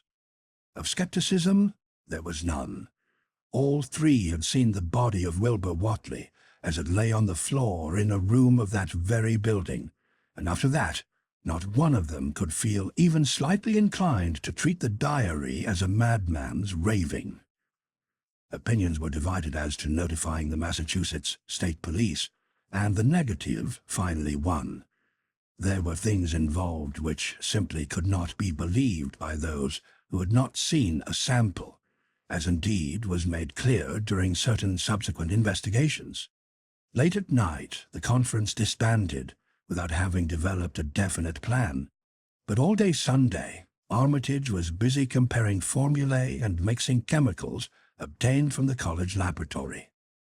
The more he reflected on the hellish diary, the more he was inclined to doubt the efficacy of any material agent in stamping out the entity which Wilbur Whateley had left behind him, the earth-threatening entity, which, unknown to him, was to burst forth in a few hours and become the memorable Dunwich Horror. Monday was repetition of Sunday with Dr. Armitage, for the task in hand required an infinity of research and experiment. Further consultations of the monstrous diary brought about various changes of plan, and he knew that even in the end a large amount of uncertainty must remain. By Tuesday he had a definite line of action mapped out, and believed he would try a trip to Dunwich within a week. Then on Wednesday the great shock came. Tucked obscurely away in a corner of the Arkham Advertiser was a facetious little item from the Associated Press, telling what a record-breaking monster the bootleg whiskey of Dunwich had raised up. Armitage, half stunned, could only telephone for Rice and Morgan. Far into the night they discussed, and the next day was a whirlwind of preparation on the part of them all. Armitage knew he would be meddling with terrible powers, yet saw that there was no other way to annul the deeper and more malign meddling which others had done before him. Chapter 9. Friday morning, Armitage, Rice, and Morgan set out by motor for Dunwich, arriving at the village about 1 in the afternoon. The day was pleasant, but even in the brightest sunlight a kind of quiet dread and portent seemed to hover about the strangely domed hills and the deep shadowy ravines of the stricken region. Now and then on some mountain top a gaunt circle of stones could be glimpsed against the sky. From the air of hushed fright at Osborne's store, they knew something hideous had happened, and soon learned of the annihilation of the Elmer Fry house and family. Throughout that afternoon they rode around Dunwich, questioning the natives concerning all that had occurred, and seeing for themselves with rising pangs of horror the drear Fry ruins, with their lingering traces of the tarry stickiness, the blasphemous tracks in the Fry yard, the wounded Seth Bishop cattle, and the enormous swaths of disturbed vegetation in various places. The trail up and down Sentinel Hill seemed to Armitage of almost cataclysmic significance, and he looked long at the sinister altar-like stone on the summit. At length the visitors, apprised of a party of state police which had come from Aylesbury that morning in response to the first telephone reports of the Fry tragedy, decided to seek out the officers and compare notes as far as practicable. This, however, they found more easily planned than performed, since no sign of the party could be found in any direction. There had been 5 of them in a car, but now the car stood empty near the ruins in the Fry yard. The natives, all of whom had talked with the policeman, seemed at first as perplexed as Armitage and his companions. Then old Sam Hutchins thought of something and turned pale, nudging Fred Farr and pointing to the dank, deep hollow that yawned close by. "God," he gasped, "I telled 'em not to go down into the glen, and I never thought nobody'd do it with them tracks and that smell and the whippoorwills a-screeching down there in the dark noonday."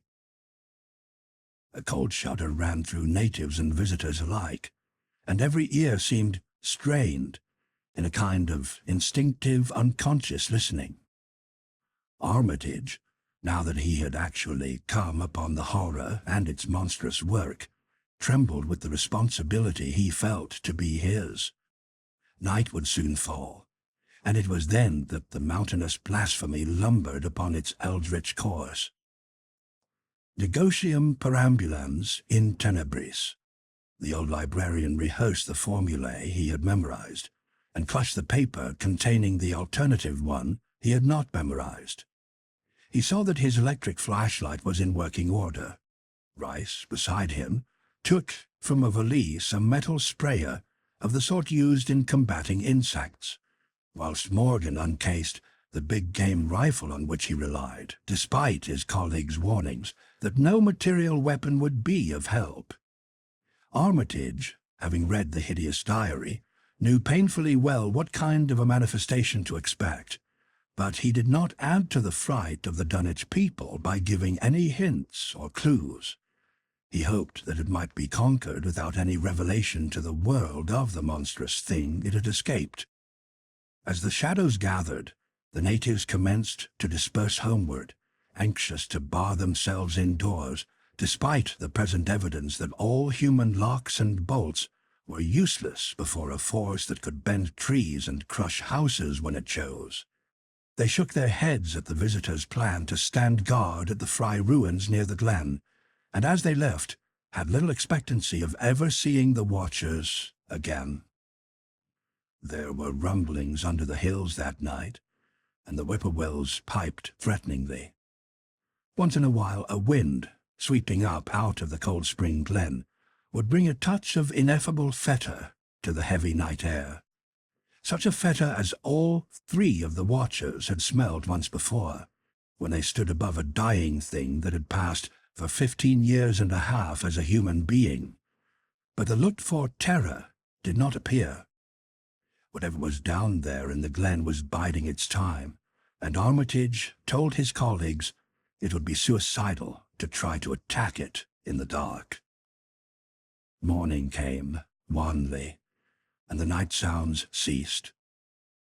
It was a grey, bleak day, with now and then a drizzle of rain, and heavier clouds seemed to be piling themselves up beyond the hills to the northwest. The men from Arkham were undecided what to do. Seeking shelter from the increasing rainfall beneath one of the few undestroyed Fry outbuildings, they debated the wisdom of waiting, or of taking the aggressive and going down into the glen in quest of their nameless, monstrous quarry. The downpour waxed in heaviness, and distant peals of thunder sounded from far horizons. Sheet lightning shimmered, and then a forky bolt flashed near at hand, as if descending into the accursed glen itself. The sky grew very dark, and the watchers hoped that the storm would prove a short, sharp one, followed by clear weather. It was still gruesomely dark when, not much over an hour later, a confused babble of voices sounded down the road. Another moment brought to view a frightened group of more than a dozen men, running, shouting, and even whimpering hysterically. Someone in the lead began sobbing out words, and the Arkham men started violently when those words developed a coherent form. "Oh, my God! My God!" the voice choked out. "It's a-goin' again, and this time by day. It's out, and a-movin' this very minute, and only the Lord knows when it'll be on us all." The speaker panted into silence, but another took up his message. "Nigh on a hour ago, Zeb Whateley here, he had the phone a-ringing, and it was Miss Corey, George's wife, that lives down by the junction. She says the hired boy Luther was out driving in the cows from the storm out to the big boat, when he sees all the trees abandoned at the mouth of the glen, opposite side to this, and smelt the same awful smell like he smelt when he found the big tracks last Monday morning. And he says they was a swishing, lapping sound, more nor what the bending trees and bushes could make, and all on a sudden the trees along the road began to get pushed one side, and they was a awful stomping and splashing in the mud. But mind you, Luther, he didn't see nothing at all, only just the bending trees and underbrush. Then, far ahead, where Bishop's Brook goes under the road, he heard an awful creaking and straining on the bridge, and says he could tell the sound of wood a starting to crack and split. And all the whiles he never see a thing, only them trees and bushes a bending. And when the swishing sound got very far off, on the road toward Wilbur Whateley's and Sentinel Hill, Luther, he had the guts to step up where he'd heard it first and look at the ground. It was all mud and water, and the sky was dark, and the rain was wiping out all tracks about as fast as could be, but beginning at the glen mouth, where the trees had moved, they were still some of them awful prints, big as barrows like he seen Monday. At this point the first excited speaker interrupted. But that ain't the trouble now. That was only the start. Zeb here was calling folks up, and everybody was a-listening in, when a call from Seth Bishop's cut in. His housekeeper Sally was carrying on fit to kill. She just seed the trees a-bending beside the road, and sees they was a kind of mushy sound like a elephant puffing and treading, a-heading for the house. Then she up and spoke sudden of a fearful smell, and says her boy Chauncey was a-screaming as how it was just like what he smelled up to the Whatley ruins Monday morning, and the dogs was barking and whining awful. And then she let out a terrible yell, and says the shed down in the road had just caved in like the storm had blowed it over, only the wind wasn't strong enough to do that. Everybody was a-listening, and we could hear lots of folks on the wire a-gasping. All to once, Allie, she yelled again, and says the front yard picket fence had just crumbled up, though they weren't no sign of what done it. Then everybody on the line could hear Chauncey and old Seth Bishop a-yelling too, and Sally was shrieking out that something heavy had struck the house, not lightning nor nothing, but something heavy agin the front, and kept a-launching itself again and again, though you couldn't see nothing out the front windows. And then... Lines of fright deepened on every face, and Armitage, shaken as he was, had barely poise enough to prompt the speaker. And then Sally, she yelled out, "Oh, hell, the house is a-caving in," and on the wire we could hear a terrible crashing and a whole flock of screaming, just like when Elmer Fry's place was took, only was... The man paused, and another of the crowd spoke. "That's all. Not a sound nor squeak over the phone after that, just still like.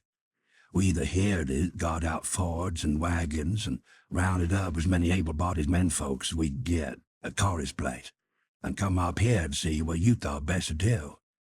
Not but what I think it's the Lord's judgment for our iniquity, that no mortal kin ever set aside." Armitage saw that the time for positive action had come, and spoke decisively to the faltering group of frightened rustics. "We must follow it, boys." He made his voice as reassuring as possible. "I believe there's a chance of putting it out of business. You men know that those Whateleys were wizards. Well, this thing is a thing of wizardry, and must be put down by the same means. I've seen Wilbur Whateley's diary and read some of the strange old books he used to read, and I think I know the right kind of spell to recite to make the thing fade away. Of course, one can't be sure, but we can always take a chance. It's invisible, I knew it would be, but there's a powder in this long-distance sprayer that might make it show up for a second. Later on, we'll try it. It's a frightful thing to have alive, but it isn't as bad as what Wilbur would have let in if he'd lived longer. You'll never know what the world has escaped. Now we've only this one thing to fight, and it can't multiply. It can, though, do a lot of harm. So we mustn't hesitate to rid the community of it. We must follow it. And the way to begin is to go to the place that has just been wrecked. Let somebody lead the way. I don't know your roads very well, but I've an idea there might be a shorter cut across lots. How about it?" The men shuffled about a moment, and then Earl Sawyer spoke softly, pointing with a grimy finger through the steadily lessening rain.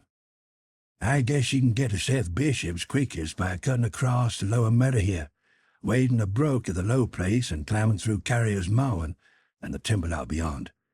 That comes out on the upper road, mighty nice, Seth, a little on the other side." Armitage, with Rice and Morgan, started to walk in the direction indicated, and most of the natives followed slowly. The sky was growing lighter, and there were signs that the storm had worn itself away. When Armitage inadvertently took a wrong direction, Joe Osborne warned him and walked ahead to show the right one. Courage and confidence were mounting, though the twilight of the almost perpendicularly wooded hill, which lay toward the end of their shortcut, and among whose fantastic ancient trees they had to scramble as if up a ladder, put these qualities to a severe test. At length they emerged on a muddy road to find the sun coming out. They were a little beyond the Seth Bishop place, but bent trees and hideously unmistakable tracks showed what had passed by. Only a few moments were consumed in surveying the ruins just around the bend. It was the Fry incident all over again, and nothing dead or living was found in either of the collapsed shells which had been the Bishop house and barn. No one cared to remain there amidst the stench and tarry stickiness, but all turned instinctively to the line of horrible prints leading on toward the wrecked Whateley farmhouse and the altar-crowned slopes of Sentinel Hill. As the men passed the site of Wilbur Whateley's abode, they shuddered visibly, and seemed again to mix hesitancy with their zeal. It was no joke tracking down something as big as a house that one could not see, but that had all the vicious malevolence of a demon. Opposite the base of Sentinel Hill, the tracks left the road, and there was a fresh bending and matting visible along the broad swath, marking the monster's former route to and from the summit. Armitage produced a pocket telescope of considerable power and scanned the steep green side of the hill. Then he handed the instrument to Morgan, whose sight was keener. After a moment of gazing, Morgan cried out sharply, passing the glass to Earl Sawyer and indicating a certain spot on the slope with his finger. Sawyer, as clumsy as most non-users of optical devices are, fumbled a while, but eventually focused the lenses with Armitage's aid. When he did so, his cry was less restrained than Morgan's had been. "God Almighty, the grass and bushes is moving. It's a-going up, slow-like, creeping up to the top this minute. Heaven only knows what for." Then the germ of panic seemed to spread among the seekers. It was one thing to chase the nameless entity, but quite another to find it. Spells might be all right, but suppose they weren't? Voices began questioning Armitage about what he knew of the thing, and no reply seemed quite to satisfy. Everyone seemed to feel himself in close proximity to phases of nature and of being, utterly forbidden, and wholly outside the sane experience of mankind. Chapter 10. In the end, the three men from Arkham, old white-bearded Dr. Armitage, stocky iron-gray Professor Rice, and lean, youngish Dr. Morgan, ascended the mountain alone. After much patient instruction regarding its focusing and use, they left the telescope with the frightened group that remained in the road, and as they climbed, they were watched closely by those among whom the glass was passed around. It was hard going, and Armitage had to be helped more than once. High above the toiling group, the great swath trembled as its hellish maker repassed with snail-like deliberateness. Then it was obvious that the pursuers were gaining. Curtis Whateley, of the undecayed branch, was holding the telescope when the Arkham party detoured radically from the swath.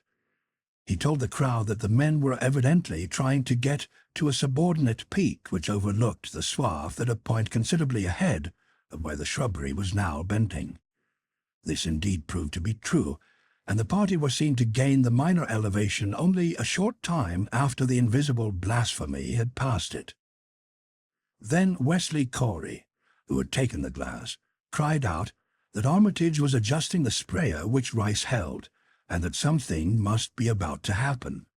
The crowd stirred uneasily, recalling that this sprayer was expected to give the unseen horror a moment of visibility. 2 or 3 men shut their eyes, but Curtis Whately snatched back the telescope and strained his vision to the utmost. He saw that Rise, from the party's point of vantage above and behind the entity, had an excellent chance of spreading the potent powder with marvelous effect. Those without the telescope saw only an instant's flash of grey cloud, a cloud about the size of a moderately large building, near the top of the mountain. Curtis, who had held the instrument, dropped it with a piercing shriek into the ankle-deep mud of the road. He reeled and would have crumpled to the ground had not 2 or 3 others seized and steadied him. All he could do was moan half inaudibly, "Oh, great God, that—" There was a pandemonium of questioning, and only Henry Wheeler thought to rescue the fallen telescope and wipe it clean of mud. Curtis was past all coherence, and even isolated replies were almost too much for him. "Bigger'n a barn, homemade a squirmin' ropes, whole thing sort of shaped like a hen's egg, bigger'n anything, with dozens of legs like hogsheads that have shut up when they step, nothing solid about it, all like jelly, and made of separate wriggling ropes pushed close together, great bulging eyes all over it, 10 or 20 mouths or trunks a sticking out, all along the sides, big as stovepipes, and all a tossing and opening and shutting, all grey, with kind of blue or purple rings, and God in heaven, that half-face on top." This final memory, whatever it was, proved too much for poor Curtis, and he collapsed completely before he could say more. Fred Farr and Will Hutchins carried him to the roadside and laid him on the damp grass. Henry Wheeler, trembling, turned the rescue telescope on the mountain to see what he might. Through the lenses were discernible 3 tiny figures apparently running toward the summit as fast as the steep incline allowed. Only these, nothing more. Then everyone noticed a strangely unseasonable noise in the deep valley behind, and even in the underbrush of Sentinel Hill itself. It was the piping of unnumbered whippoorwills, and in their shrill chorus there seemed to lurk a note of tense and evil expectancy. Earl Sawyer now took the telescope and reported the 3 figures as standing on the topmost ridge, virtually level with the altar stone, but at a considerable distance from it. One figure, he said, seemed to be raising its hands above its head at rhythmic intervals, and as Sawyer mentioned the circumstance, the crowd seemed to hear a faint, half-musical sound from the distance, as if a loud chant were accompanying the gestures. The weird silhouette on that remote peak must have been a spectacle of infinite grotesqueness and impressiveness, but no observer was in a mood for aesthetic appreciation. "I guess he's saying the spell," whispered Wheeler as he snatched back the telescope. The whippoorwills were piping wildly, and in a singularly curious irregular rhythm quite unlike that of the visible ritual. Suddenly, the sunshine seemed to lessen without the intervention of any discernible cloud. It was a very peculiar phenomenon, and was plainly marked by all. A rumbling sound seemed brewing beneath the hills, mixed strangely with a concordant rumbling which clearly came from the sky. Lightning flashed aloft, and the wondering crowd looked in vain for the portents of storm. The chanting of the men from Arkham now became unmistakable, and Wheeler saw through the glass that they were all raising their arms in the rhythmic incantation. From some farmhouse far away came the frantic barking of dogs. The change in the quality of the daylight increased, and the crowd gazed about the horizon in wonder. A purplish darkness, born of nothing more than a spectral deepening of the sky's blue, pressed down upon the rumbling hills. Then the lightning flashed again, somewhat brighter than before, and the crowd fancied that it had showed a certain mistiness around the altar stone on the distant height. No one, however, had been using the telescope at that instant. The whippoorwills continued their irregular pulsation, and the men of Dunwich braced themselves tensely against some imponderable menace with which the atmosphere seemed surcharged. Without warning came those deep, cracked, raucous vocal sounds which will never leave the memory of the stricken group who heard them. Not from any human throat were they born, for the organs of man can yield no such acoustic perversions. Rather would one have said they came from the pit itself, had not their source been so unmistakably the altar stone on the peak. It was almost erroneous to call them sounds at all, since so much of their ghastly infra-bass timbre spoke to dim seats of consciousness and terror far subtler than the ear. Yet one must do so, since their form was indisputably, though vaguely, that of half-articulate words. They were loud, loud as the rumblings and the thunder above which they echoed. Yet did they come from no visible being. And because imagination might suggest a conjectural source in the world of non-visible beings, the huddled crowd at the mountain's base huddled still closer and winced as if in expectation of a blow. Gay, finger, Yog-Sottot, rang the hideous croaking out of space. Yibthik, yay, Gurp. The speaking impulse seemed to falter here, as if some frightful psychic struggle were going on. Henry Wheeler strained his eye at the telescope, but saw only the three grotesquely silhouetted human figures on the peak, all moving their arms furiously in strange gestures as their incantations drew near its culmination.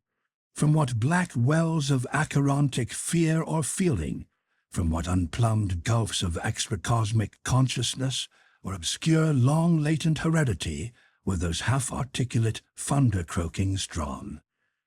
Presently they began to gather renewed force and coherence as they grew in stark, utter, ultimate frenzy. Ya-ya-ya-ya-ha. Ya-ya-ya-ya-ha. Ga, ga, you, help, help,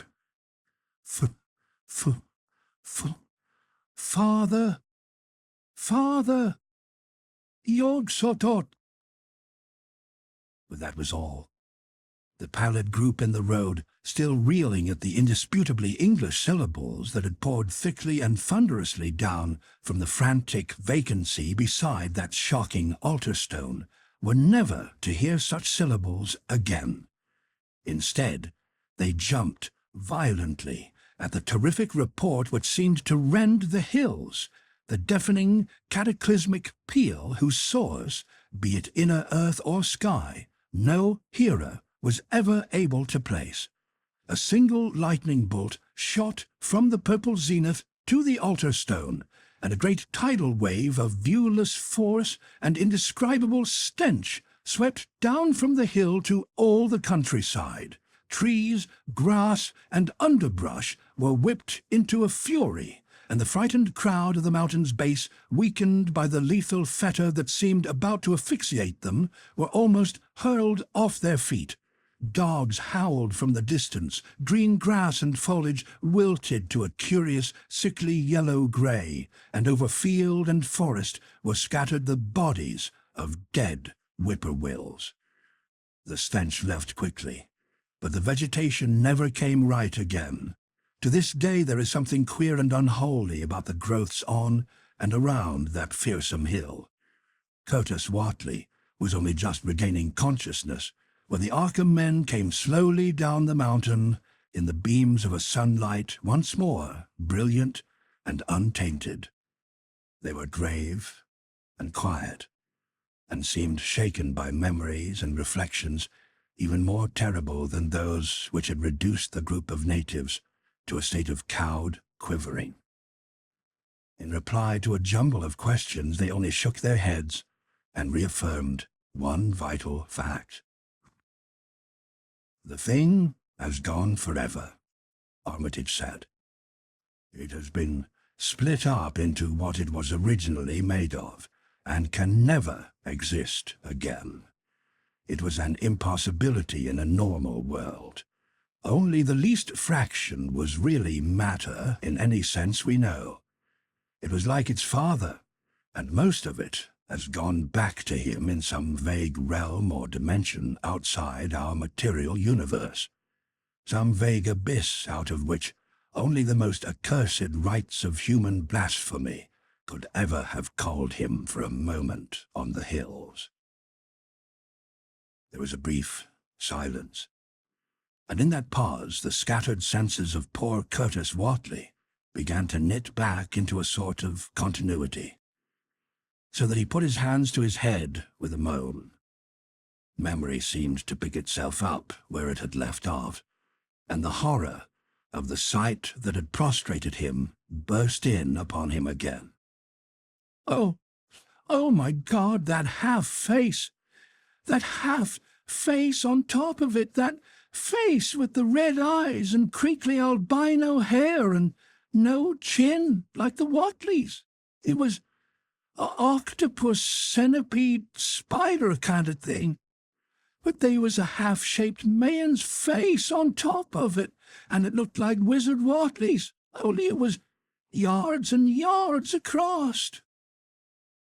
He paused, exhausted, as the whole group of natives stared in a bewilderment not quite crystallized into fresh terror. Only old Zebulon Whateley, who wanderingly remembered ancient things but who had been silent heretofore, spoke aloud. 15 year gone," he rambled.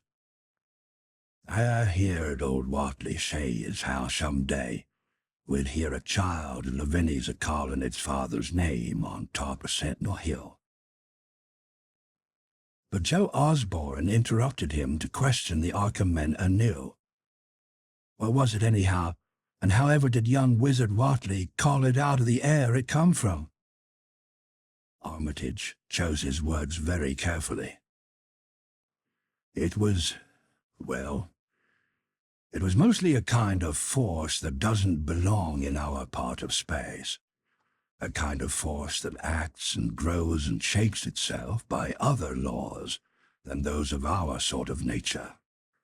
We have no business calling in such things from outside, and only very wicked people and very wicked cults ever try to. There was some of it in Wilbur Whateley himself, enough to make a devil and a precocious monster of him, and to make his passing out a pretty terrible sight. I'm going to burn his accursed diary, and if you men are wise, you'll dynamite that altar stone up there, and pull down all the rings of standing stones on the other hills. Things like that brought down the beings those Whateleys were so fond of, the beings they were going to let in tangibly to wipe out the human race and drag the earth off to some nameless place for some nameless purpose. But as to this thing we've just sent back, the Whateleys raised it for a terrible part in the doings that were to come. It grew fast and big for the same reason that Wilbur grew fast and big. But it beat him because it had a greater share of the outsideness in it. You needn't ask how Wilbur called it out of the air. He didn't call it out. It was his twin brother, but it looked more like the father than he did. The music of Eric Zahn. I have examined the maps of this city with the greatest care, and yet have never again found the Rue d'Orsay. These maps have not been modern maps alone, for I know that names change. I have, on the contrary, delved deeply into all the antiquities of the place, and have personally explored every region of whatever name which could possibly answer to the street I knew as the Rue d'Orsay. But despite all I have done, it remains an humiliating fact that I cannot find the house, the street, or even the locality where, during the last months of my impoverished life as a student of metaphysics at the university, I heard the music of Eric Zahn. That my memory is broken, I do not wonder, for my health, physical and mental, was gravely disturbed throughout the period of my residence in the Rue d'Orsay, and I recall that I took none of my few acquaintances there. But that I cannot find the place again is both singular and perplexing, for it was within a half-hour's walk of the university, and was distinguished by peculiarities which could hardly be forgotten by anyone who has been there. I have never met a person who has seen the Rue d'Orsay. The Rue d'Orsay lay across a dark river bordered by precipitous brick, blear-windowed warehouses, and spanned by a ponderous bridge of dark stone. It was always shadowy along that river, as if the smoke of neighboring factories shut out the sun perpetually. The river was also odorous with evil stenches which I have never smelled elsewhere, and which may some day help me to find it, since I should recognize them at once.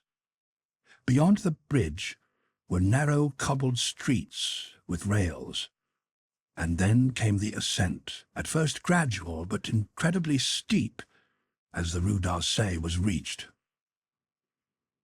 I have never seen another street as narrow and steep as the Rue d'Orsay.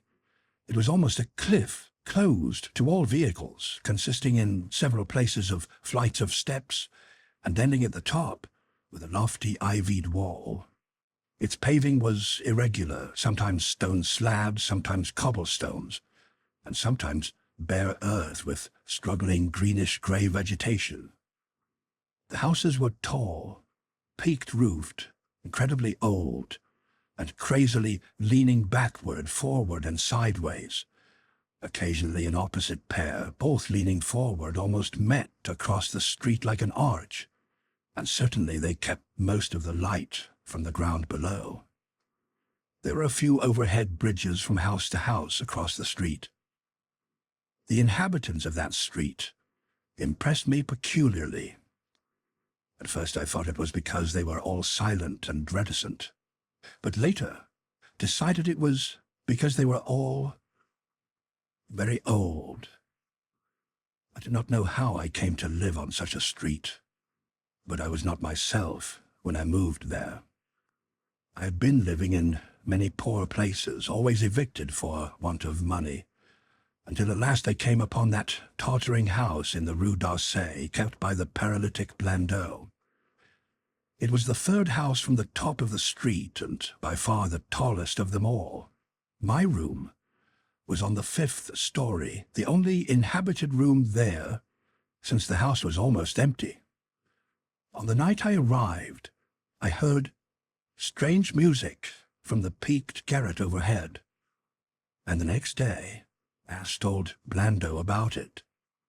He told me it was an old German viol player, a strange dumb man who signed his name as Eric Zahn, and who played evenings in a cheap theatre orchestra, adding that Zahn's desire to play in the night after his return from the theatre was the reason he had chosen this lofty and isolated garret room, whose single gable window was the only point on the street from which one could look over the terminating wall at the declivity and panorama beyond. Thereafter I heard Zahn every night, and although he kept me awake, I was haunted by the weirdness of his music. Knowing little of the art myself, I was yet certain that none of his harmonies had any relation to music I had heard before, and concluded that he was a composer of highly original genius. The longer I listened, the more I was fascinated, until, after a week, I resolved to make the old man's acquaintance.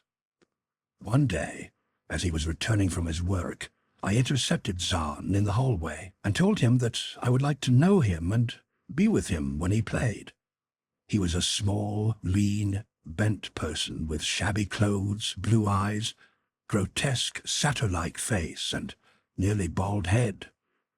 And at my first words seemed both angered and frightened. My obvious friendliness, however, finally melted him, and he grudgingly motioned to me to follow him up the dark, creaky, and rickety attic stairs. His room, one of only two in the steeply pitched garret, was on the west side, toward the high wall that formed the upper end of the street. Its size was very great, and seemed the greater because of its extraordinary barrenness and neglect. Of furniture, there was only a narrow iron bedstead, a dingy washstand, a small table, a large bookcase, an iron music rack, and 3 old-fashioned chairs. Sheets of music were piled in disorder about the floor. The walls were of bare boards, and had probably never known plaster, whilst the abundance of dust and cobwebs made the place seem more deserted than inhabited. Evidently, Eric Zahn's world of beauty lay in some far cosmos of the imagination. Motioning me to sit down, the dumb man closed the door, turned the large wooden bolt, and lighted a candle to augment the one he had brought with him. He now removed his vial from its moth-eaten covering and, taking it, seated himself in the least uncomfortable of the chairs. He did not employ the music rack, but, offering no choice and playing from memory, enchanted me for over an hour with strains I had never heard before, strains which must have been of his own devising. To describe their exact nature is impossible for one unversed in music.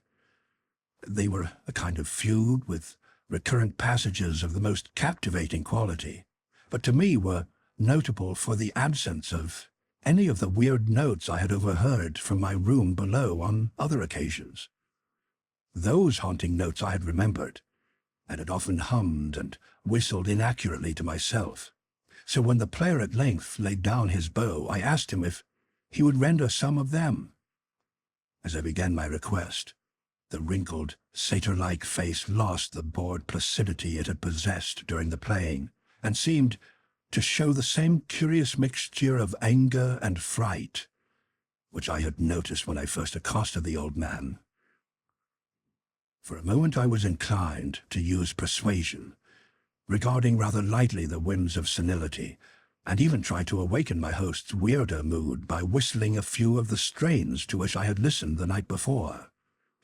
But I did not pursue this course for more than a moment, for when the dumb musician recognized the whistled air, his face grew suddenly distorted with an expression wholly beyond analysis, and his long, cold, bony right hand reached out to stop my mouth and silence the crude imitation.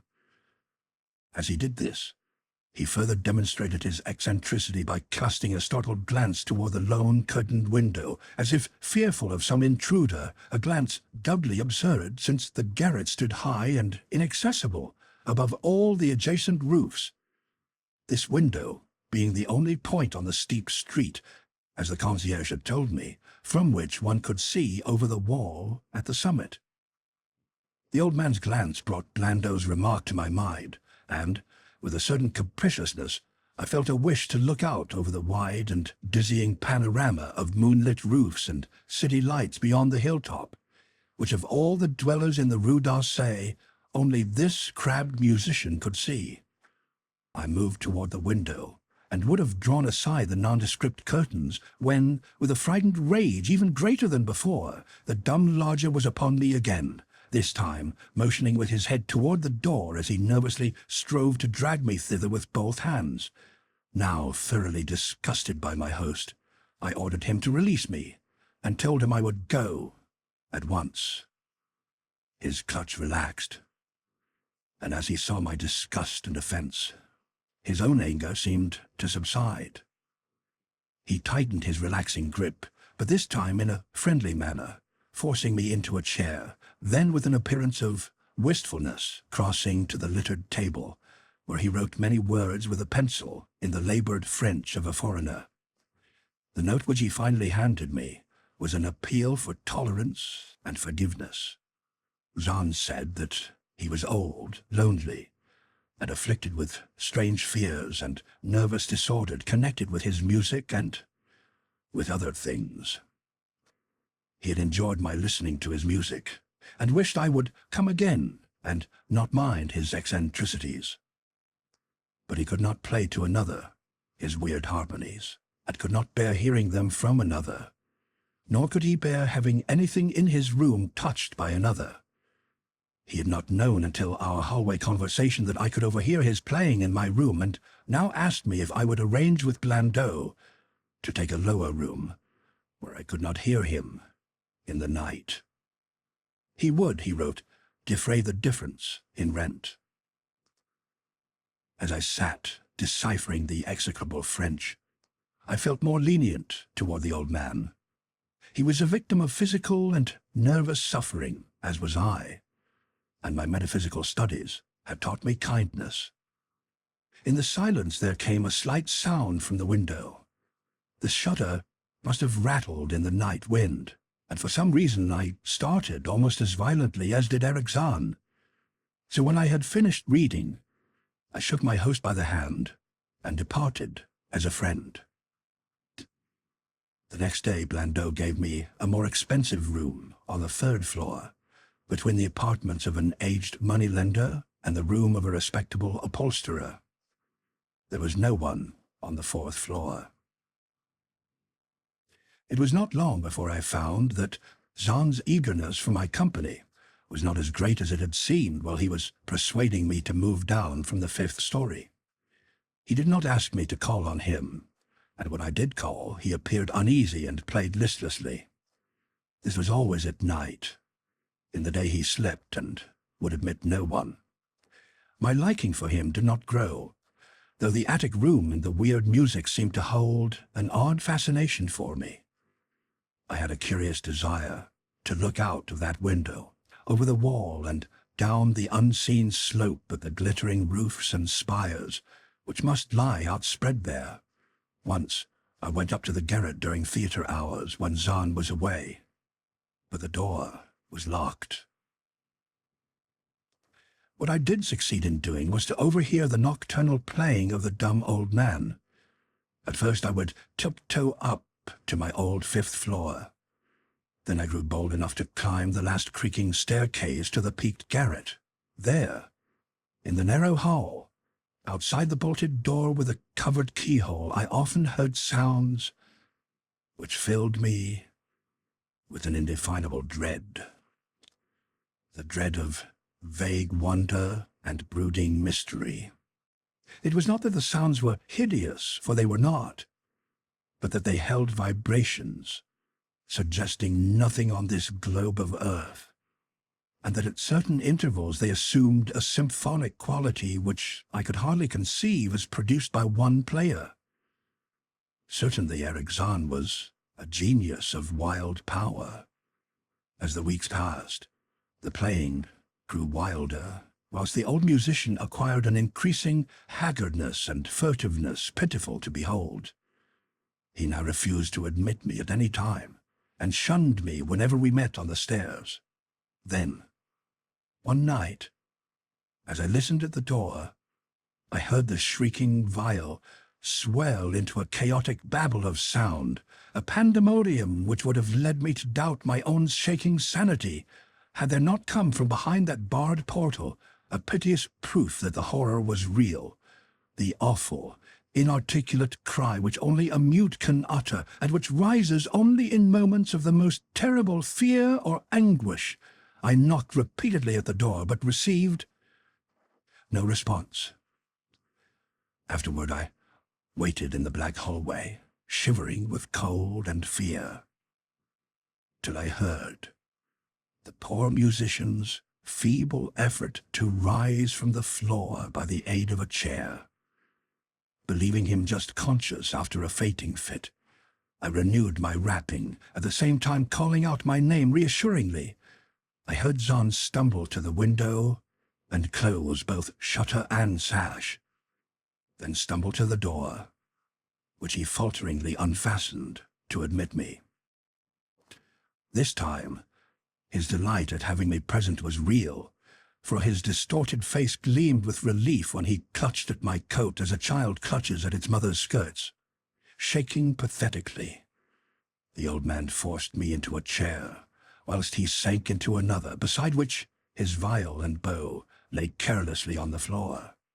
He sat for some time inactive, nodding oddly, but having a paradoxical suggestion of intense and frightened listening. Subsequently, he seemed to be satisfied, and crossing to a chair by the table, wrote a brief note, handed it to me, and returned to the table, where he began to write rapidly and incessantly. The note implored me, in the name of mercy, and for the sake of my own curiosity, to wait where I was while he prepared a full account in German of all the marvels and terrors which beset him. I waited, and the dumb man's pencil flew. It was perhaps an hour later, while I still waited, and while the old musician's feverishly written sheets still continued to pile up, that I saw Zahn start, as from the hint of a horrible shock. Unmistakably, he was looking at the curtained window and listening shudderingly. Then I have fancied I heard a sound myself, though it was not a horrible sound, but rather an exquisitely low and infinitely distant musical note, suggesting a player in one of the neighboring houses, or in some abode beyond the lofty wall over which I had never been able to look. Upon Zahn, the effect was terrible, for, dropping his pencil, suddenly he rose, seized his viol, and commenced to rend the night with the wildest playing I had ever heard from his bow, save when listening at the barred door. It would be useless to describe the playing of Eric Zahn on that dreadful night. It was more horrible than anything I had ever overheard, because I could now see the expression of his face, and could realize that this time the motive was stark fear. He was trying to make a noise, to ward something off or drown something out. What? I could not imagine.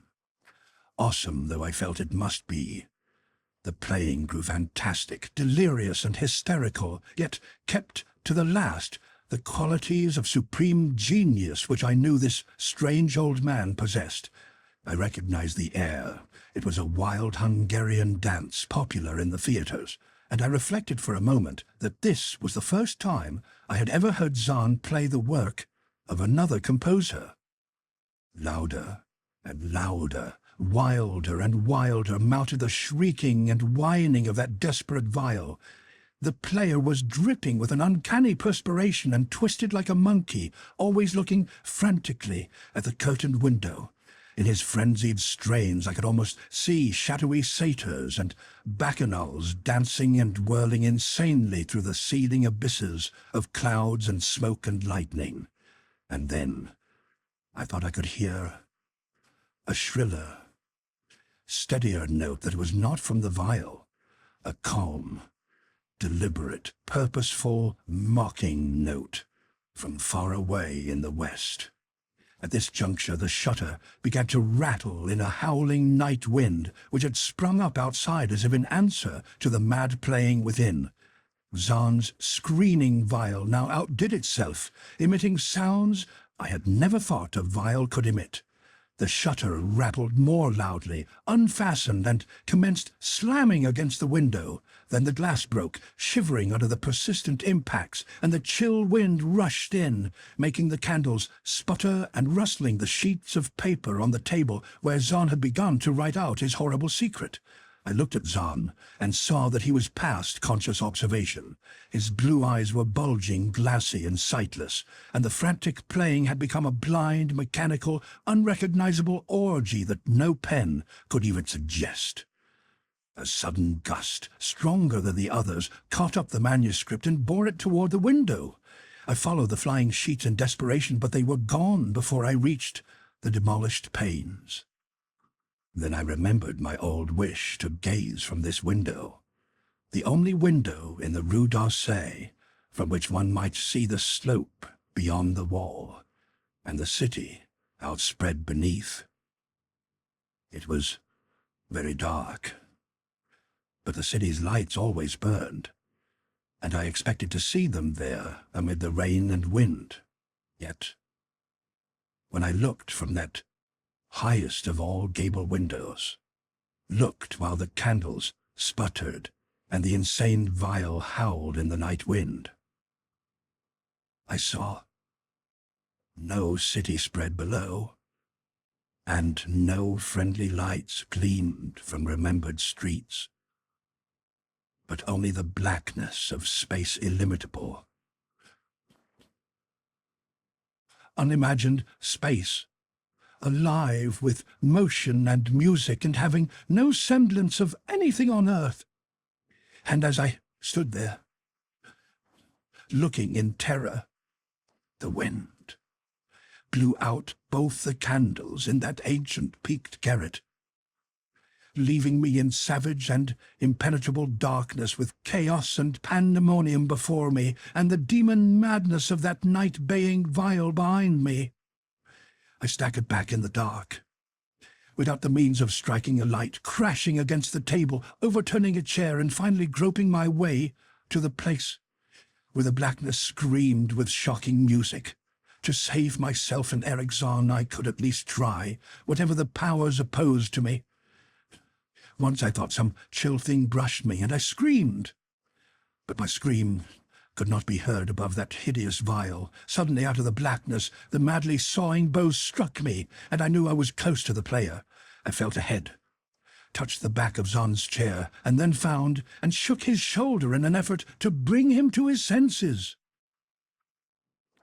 He did not respond, and still the viol shrieked on without slackening. I moved my hand to his head, whose mechanical nodding I was able to stop, and shouted in his ear that we must both flee from the unknown things of the night.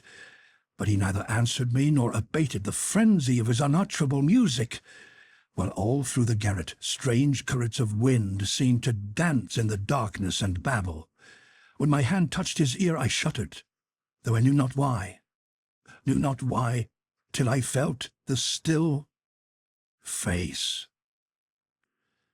The ice-cold, stiffened, unbreathing face whose glassy eyes bulged uselessly into the void.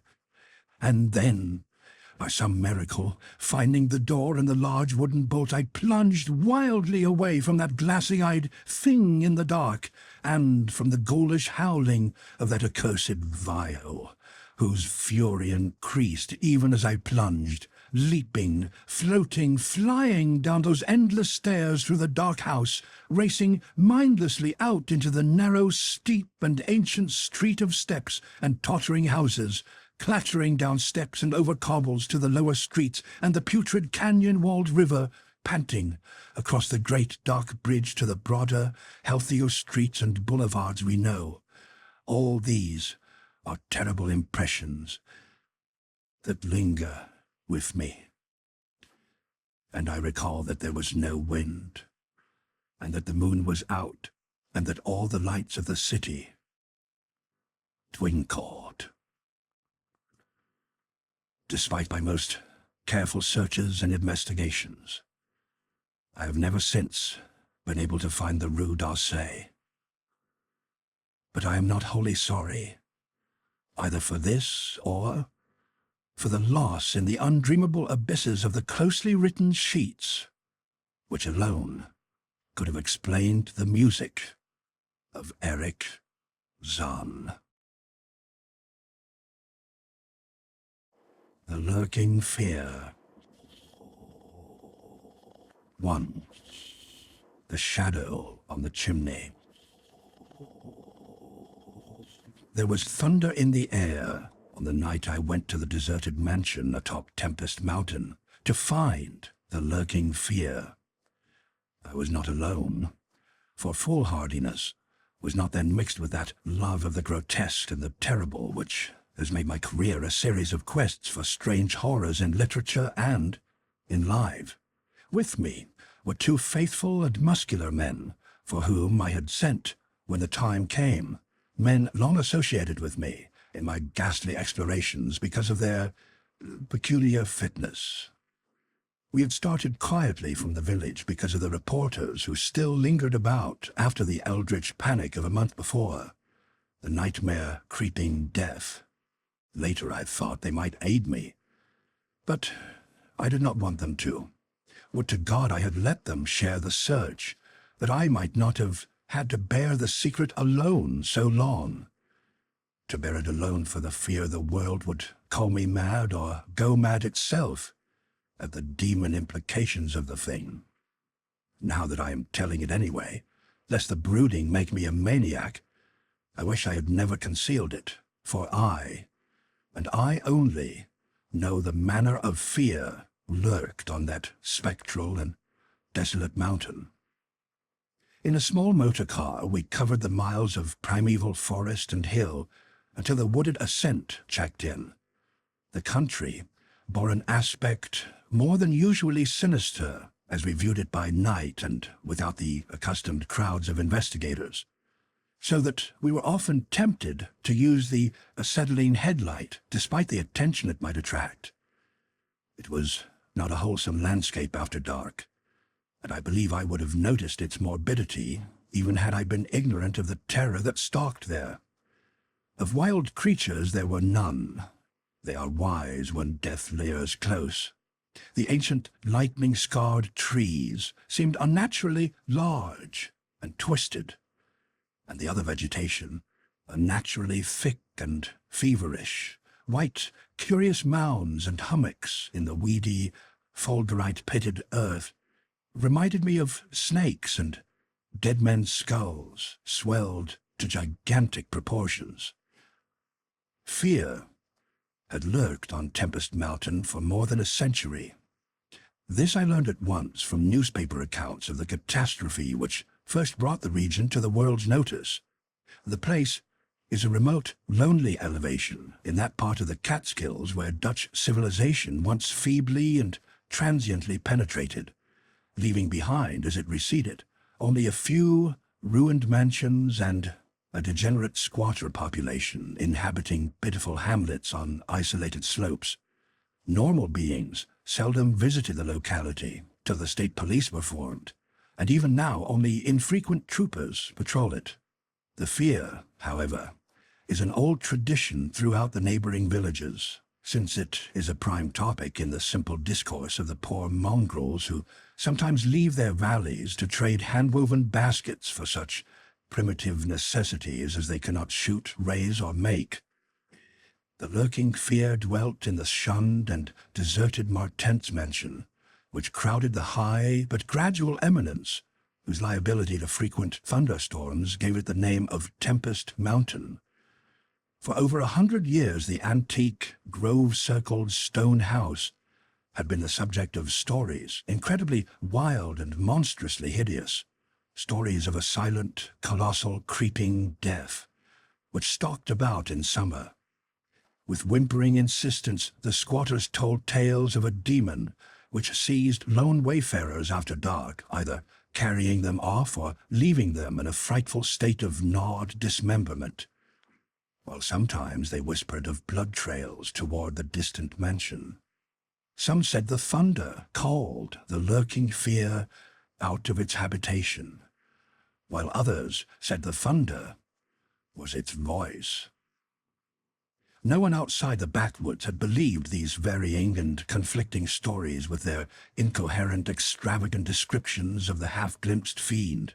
Yet not a farmer or villager doubted that the Martent's mansion was ghoulishly haunted. Local history forbade such a doubt, although no ghostly evidence was ever found by such investigators as had visited the building after some especially vivid tale of the squatters. Grandmothers told strange myths of the Martent's spectre, myths concerning the Martens family itself, its queer, hereditary dissimilarity of eyes, its long unnatural annals, and the murder which had cursed it. The terror which brought me to the scene was a sudden and portentous confirmation of the mountaineer's wildest legends. One summer night, after a thunderstorm of unprecedented violence, the countryside was aroused by a squatter stampede which no mere delusion could create. The pitiful throngs of natives shrieked and whined of the unnameable horror which had descended upon them, and they were not doubted. They had not seen it, but had heard such cries from one of their hamlets that they knew a creeping death had come. In the morning, citizens and state troopers followed the shuddering mountaineers to the place where they said the death had come. Death was indeed there. The ground under one of the squatters' villages had caved in after a lightning stroke, destroying several of the malodorous shanties, but upon this property damage was superimposed an organic devastation which paled it to insignificance. Of a possible 75 natives who had inhabited this spot, not one living specimen was visible. The disordered earth was covered with blood and human debris, bespeaking too vividly the ravages of demon teeth and talons. Yet no visible trail led away from the carnage. That some hideous animal must be the cause, everyone quickly agreed. Nor did any tongue now revive the charge that such cryptic deaths formed merely the sordid murders common in decadent communities. That charge was revived only when about 25 of the estimated population were found missing from the dead. And even then it was hard to explain the murder of 50 by half that number. But the fact remained that on a summer night, a bolt had come out of the heavens and left a dead village whose corpses were horribly mangled, chewed, and clawed. The excited countryside immediately connected the horror with the haunted Martens mansion, though the localities were over 3 miles apart. The troopers were more skeptical, including the mansion only casually in their investigation, and dropping it altogether when they found it thoroughly deserted. Country and village people, however, canvassed the place with infinite care, overturning everything in the house, sounding ponds and brooks, beating down bushes and ransacking the nearby forests. All was in vain. The death that had come had left no trace, save destruction itself. By the second day of the search, the affair was fully treated by the newspapers, whose reporters overran Tempest Mountain. They described it in much detail and with many interviews to elucidate the horror's history as told by local grandams. I followed the accounts languidly at first, for I am a connoisseur in horrors. But after a week, I detected an atmosphere which stirred me oddly, so that on December 5th, 1921, I registered among the reporters who crowded the hotel at Lefferts Corners, nearest village to Tempest Mountain and acknowledged headquarters of the searchers. 3 weeks more, and the dispersal of reporters left me free to begin a terrible exploration based on the minute inquiries and surveying with which I had meanwhile busied myself. So, on this summer night, while distant thunder rumbled, I left a silent motor car and tramped with 2 armed companions up to the last mound-covered reaches of Tempest Mountain, casting the beams of an electric torch on the spectral grey walls that began to appear through giant oaks overhead. In this morbid night solitude, the feeble shifting illumination, the vast box-like pile displayed obscure hints of terror which day could not uncover. Yet I did not hesitate, since I had come with fierce resolution to test an idea. I believed that the thunder called the death demon out of some fearsome secret place, and be that demon solid entity or vaporous pestilence, I meant to see it.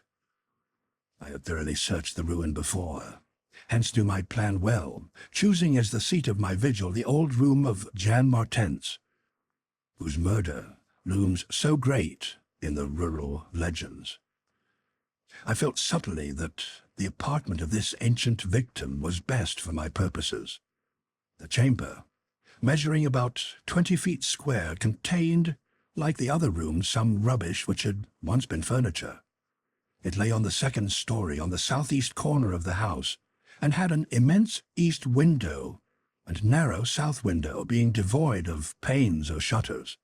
Opposite the large window was an enormous Dutch fireplace, with scriptural tiles representing the prodigal son, and opposite the narrow window was a spacious bed built into the wall.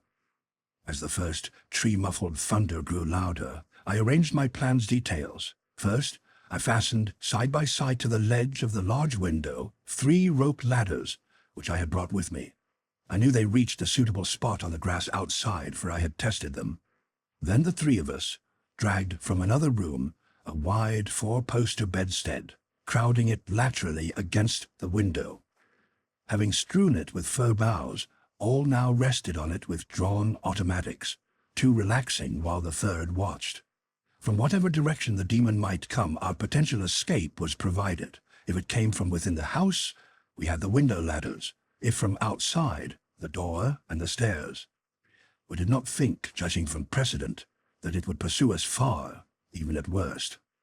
I watched from midnight to 1 o'clock, when in spite of the sinister house, the unprotected window, and the approaching thunder and lightning, I felt singularly drowsy.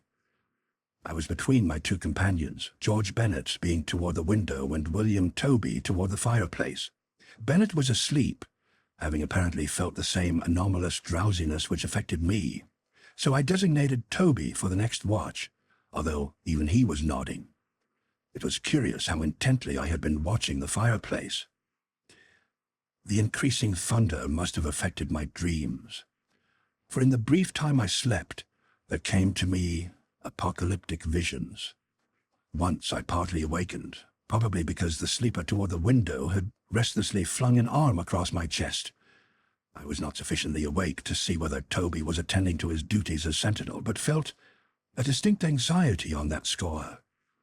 Never before had the presence of evil so poignantly oppressed me, for it was out of phantasmal chaos that my mind leaped, when the night grew hideous with shrieks beyond anything in my former experience or imagination. In that shrieking, the inmost soul of human fear and agony clawed hopelessly and insanely at the ebony gates of oblivion. I awoke to red madness and the mockery of diabolism, as farther and farther down inconceivable vistas that phobic and crystalline anguish retreated and reverberated. There was no light, but I knew from the empty space at my right that Toby was gone. God alone knew whither. Across my chest still lay the heavy arm of the sleeper at my left. Then came the devastating stroke of lightning which shook the whole mountain, lit the darkest crypts of the hoary grove, and splintered the patriarch of the twisted trees. In the demon flash of a monstrous fireball, the sleeper started up, and suddenly, while the glare from beyond the window threw his shadow vividly upon the chimney above the fireplace from which my eyes had never strayed. That I am still alive and sane is a marvel I cannot fathom. I cannot fathom it, for the shadow on the chimney was not that of George Bennet or of any other human creature, but a blasphemous abnormality from hell's nethermost craters, a nameless, shapeless abomination which no man could fully grasp and no pen could partly describe. In another second I was alone, in the accursed mansion, shivering and gibbering. George Bennet and William Toby had left no trace, not even of a struggle. They were never heard of again. 2. A passer in the storm. For days after that hideous experience in the forest-swathed mansion, I lay nervously exhausted in my hotel room at Lefferts Corners. I do not remember exactly how I managed to reach the motor car, start it, and slip unobserved back to the village, for I retain no distinct impression save of wild-armed Titan trees, demoniac mutterings of thunder, and Charonian shadows athwart the low mounds that dotted and streaked the region. As I shivered and brooded on the casting of that brain-blasting shadow, I knew that I had at last pried out one of Earth's supreme horrors, one of those nameless blights of outer voids, whose fate demon scratchings we sometimes hear on the farthest rim of space, yet from which our own finite vision has given us merciful immunity. The shadow I had seen, I hardly dared to analyze or identify. Something had lain between me and the window that night, but I shuddered whenever I could not cast off the instinct to classify it. If it had only snarled or bayed or laughed titteringly, even that would have relieved the abysmal hideousness, but it was so silent. It had rested a heavy arm or foreleg on my chest. Obviously it was organic, or had once been organic. Jan Martens, whose room I had invaded, was buried in the graveyard near the mansion. I must find Bennett and Toby, if they lived. Why had it picked them and left me for the last? Drowsiness is so stifling, and dreams are so horrible. In a short time I realized that I must tell my story to someone, or break down completely. I had already decided not to abandon the quest for the lurking fear, for in my rash ignorance it seemed to me that uncertainty was worse than enlightenment, however terrible the latter might prove to be. Accordingly, I resolved in my mind the best course to pursue, whom to select for my confidences, and how to track down the thing which had obliterated 2 men and cast a nightmare shadow. My chief acquaintances at Lefferts Corners had been the affable reporters, of whom several had still remained to collect final echoes of the tragedy. It was from these that I determined to choose a colleague, and the more I reflected, the more my preference inclined toward one Arthur Monroe, a dark, lean man of about 35, whose education, taste, intelligence, and temperament all seemed to mark him as one not bound to conventional ideas and experiences. On an afternoon in early September, Arthur Monroe listened to my story. I saw from the beginning that he was both interested and sympathetic, and when I had finished he analyzed and discussed the thing with the greatest shrewdness and judgment. His advice, moreover, was eminently practical, for he recommended a postponement of operations at the Martens mansion until we might become fortified with more detailed historical and geographical data. On his initiative, we combed the countryside for information regarding the terrible Martens family, and discovered a man who possessed a marvelously illuminating ancestral diary. We also talked at length with such of the mountain mongrels as had not fled from the terror and confusion to remoter slopes, and arranged to proceed our culminating task with the exhaustive and definitive examination of spots associated with the various tragedies of squatter legend. The results of this examination were not at first very enlightening, though our tabulation of them seemed to reveal a fairly significant trend, namely, that the number of reported horrors was by far the greatest in areas either comparatively near the avoided house or connected with it by stretches of the morbidly overnourished forest. There were, it is true, exceptions. Indeed, the horror which had caught the world's ear had happened in a treeless space, remote alike from the mansion and from any connecting woods. As to the nature and appearance of the lurking fear, nothing could be gained from the scared and witless shanty dwellers. In the same breath they called it a snake and a giant, a thunder devil and a bat, a vulture and a walking tree. We did, however, deem ourselves justified in assuming that it was a living organism, highly susceptible to electrical storms, and although certain of the stories suggested wings, we believed that its aversion for open spaces made land locomotion a more probable theory. The only thing really incompatible with the latter view was the rapidity with which the creature must have traveled in order to perform all the deeds attributed to it. When we came to know the squatters better, we found them curiously likable in many ways. Simple animals they were, gently descending the evolutionary scale because of their unfortunate ancestry and stultifying isolation.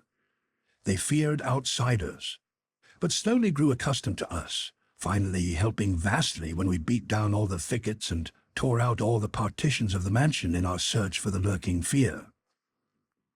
When we asked them to help us find Bennett and Toby, they were truly distressed, for they wanted to help us, yet knew that these victims had gone as wholly out of the world as their own missing people, that great numbers of them had actually been killed and removed, just as the wild animals had long been exterminated. We were, of course, thoroughly convinced, and we waited apprehensively for further tragedies to occur. By the middle of October, we were puzzled by our lack of progress. Owing to the clear nights, no demoniac aggressions had taken place, and the completeness of our vain searches of house and country almost drove us to regard the lurking fear as a non-material agency. We feared that the cold weather would come on and halt our explorations, for all agreed that the demon was generally quiet in winter. Thus there was a kind of haste and desperation in our last daylight canvasses of the horror-visited hamlet, a hamlet now deserted because of the squatters' fears.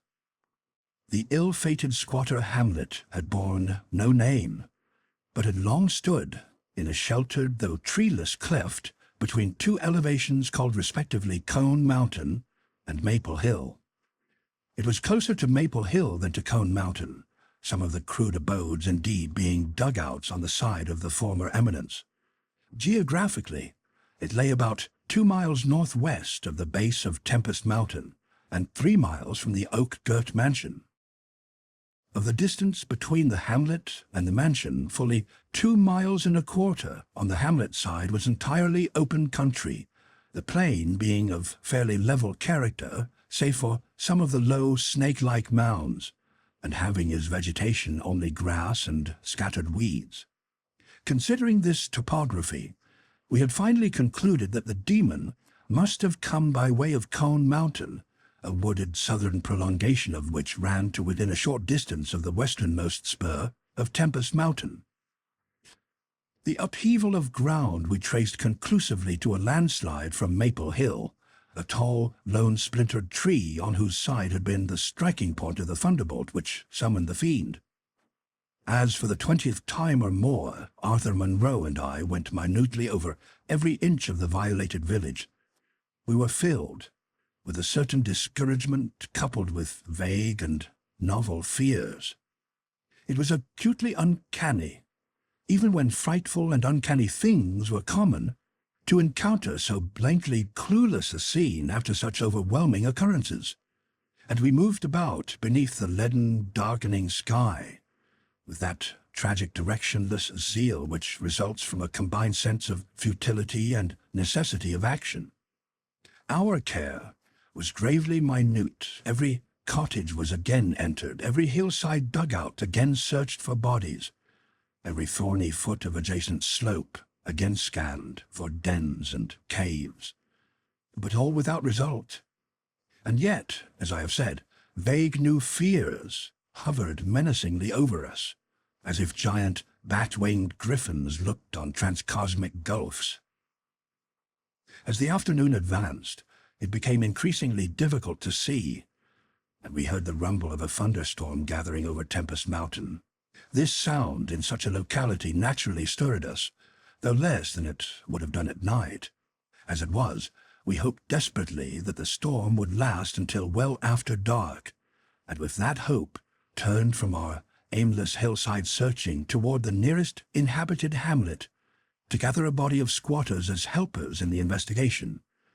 Timid as they were, a few of the younger men were sufficiently inspired by our protective leadership to promise such help. We had hardly more than turned, however, when there descended such a blinding sheet of torrential rain that shelter became imperative. The extreme, almost nocturnal darkness of the sky caused us to stumble badly, but guided by the frequent flashes of lightning and by our own minute knowledge of the hamlet, we soon reached the least porous cabin of the lot, an heterogeneous combination of logs and boards, whose still existing door and single tiny window both faced Maple Hill. Barring the door after us against the fury of the wind and rain, we put in place the crude window shutter which our frequent searches had taught us where to find. It was dismal, sitting there on rickety boxes in the pitchy darkness, but we smoked pipes and occasionally flashed our pocket lamps about. Now and then we could see the lightning through cracks in the wall. The afternoon was so incredibly dark that each flash was extremely vivid. The stormy vigil reminded me shudderingly of my ghastly night on Tempest Mountain. My mind turned to that odd question which had kept recurring ever since the nightmare thing had happened. And again I wondered why the demon, approaching the three watchers either from the window or the interior, had begun with the men on each side, and left the middle man till the last, when the Titan fireball had scared it away. Why had it not taken its victims in natural order, with myself second from whatever direction it had approached? With what manner of far-reaching tentacles did it prey? Or did it know that I was the leader and saved me for a fate worse than that of my companions? In the midst of these reflections, as if dramatically arranged to intensify them, there fell nearby a terrific bolt of lightning, followed by the sound of sliding earth. At the same time, the wolfish wind rose to demoniac crescendos of ululation. We were sure that the one tree of Maple Hill had been struck again, and Monroe rose from his box and went to the tiny window to ascertain the damage.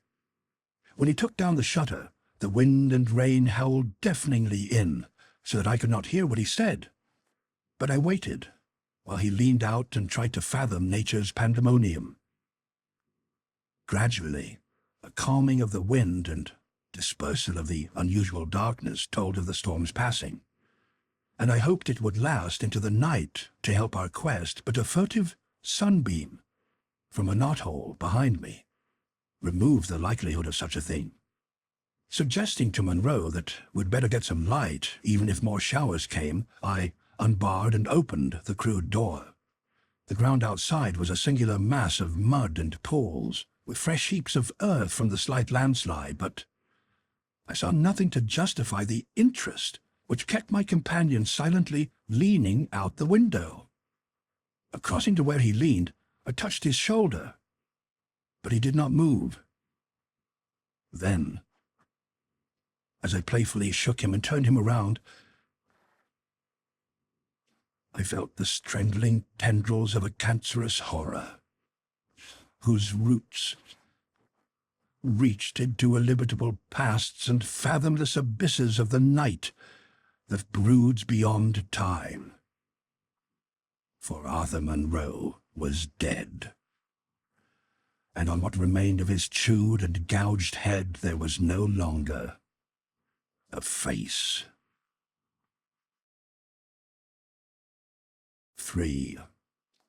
What the red glare meant. On the tempest-racked night of November 8th, 1921, with a lantern which cast charnel shadows, I stood, digging alone and idiotically in the grave of Jan Martens. I had begun to dig in the afternoon, because a thunderstorm was brewing, and now that it was dark, and the storm had burst above the maniacally thick foliage, I was glad. I believe that my mind was partly unhinged by the events since August 5th. The demon shadow in the mansion, the general strain and disappointment, and the thing that occurred at the hamlet in an October storm. After that thing, I had dug a grave for one whose death I could not understand. I knew that others could not understand either, so let them think Arthur Monroe had wandered away. They searched, but found nothing. The squatters might have understood, but I dared not frighten them more. I myself seemed strangely callous. That shock at the mansion had done something to my brain, and I could think only of the quest for a horror, now grown to cataclysmic stature in my imagination, a quest which the fate of Arthur Monroe made me vow to keep silent and solitary. The scene of my excavations would alone have been enough to unnerve any ordinary man. Baleful primal trees of unholy size, age, and grotesqueness leered above me like the pillars of some hellish druidic temple, muffling the thunder, hushing the clawing wind, and admitting but little rain. Beyond the scarred trunks in the background, illuminated by faint flashes of filtered lightning, rose the damp, ivied stones of the deserted mansion, while somewhat nearer was the abandoned Dutch garden, whose walks and beds were polluted by a white, fungus, fetid, overnourished vegetation that never saw full daylight. And nearest of all was the graveyard, where deformed trees tossed insane branches as their roots displaced unhallowed slabs and sucked venom from what lay below. Now and then, beneath the brown pall of leaves that rotted and festered in the antediluvian forest darkness, I could trace the sinister outlines of some of those low mounds which characterize the lightning-pierced region. History had led me to this archaic grave. History, indeed, was all I had, after everything else ended in mocking Satanism. I now believed that the lurking fear was no material being but a wolf-fanged ghost that rode the midnight lightning. And I believed, because of the masses of local tradition I had unearthed in search with Arthur Monroe, that the ghost was that of Jan Martens, who died in 1762. This is why I was digging idiotically in his grave. The Martens mansion was built in 1670 by Gerrit Martens, a wealthy New Amsterdam merchant who disliked the changing order under British rule and had constructed this magnificent domicile on a remote woodland summit, whose untrodden solitude and unusual scenery pleased him. The only substantial disappointment encountered in this site was that which concerned the prevalence of violent thunderstorms in summer. When selecting the hill and building his mansion, Mynheer Martens had laid these frequent natural outbursts to some peculiarity of the year. But in time, he perceived that the locality was especially liable to such phenomena. At length, having found these storms injurious to his head, he fitted up a cellar into which he could retreat from their wildest pandemonium. Of Gerrit Martens's descendants, less is known than of himself, since they were all reared in hatred of the English civilization and trained to shun such of the colonists as accepted it. Their life was exceedingly secluded, and people declared that their isolation had made them heavy of speech and comprehension.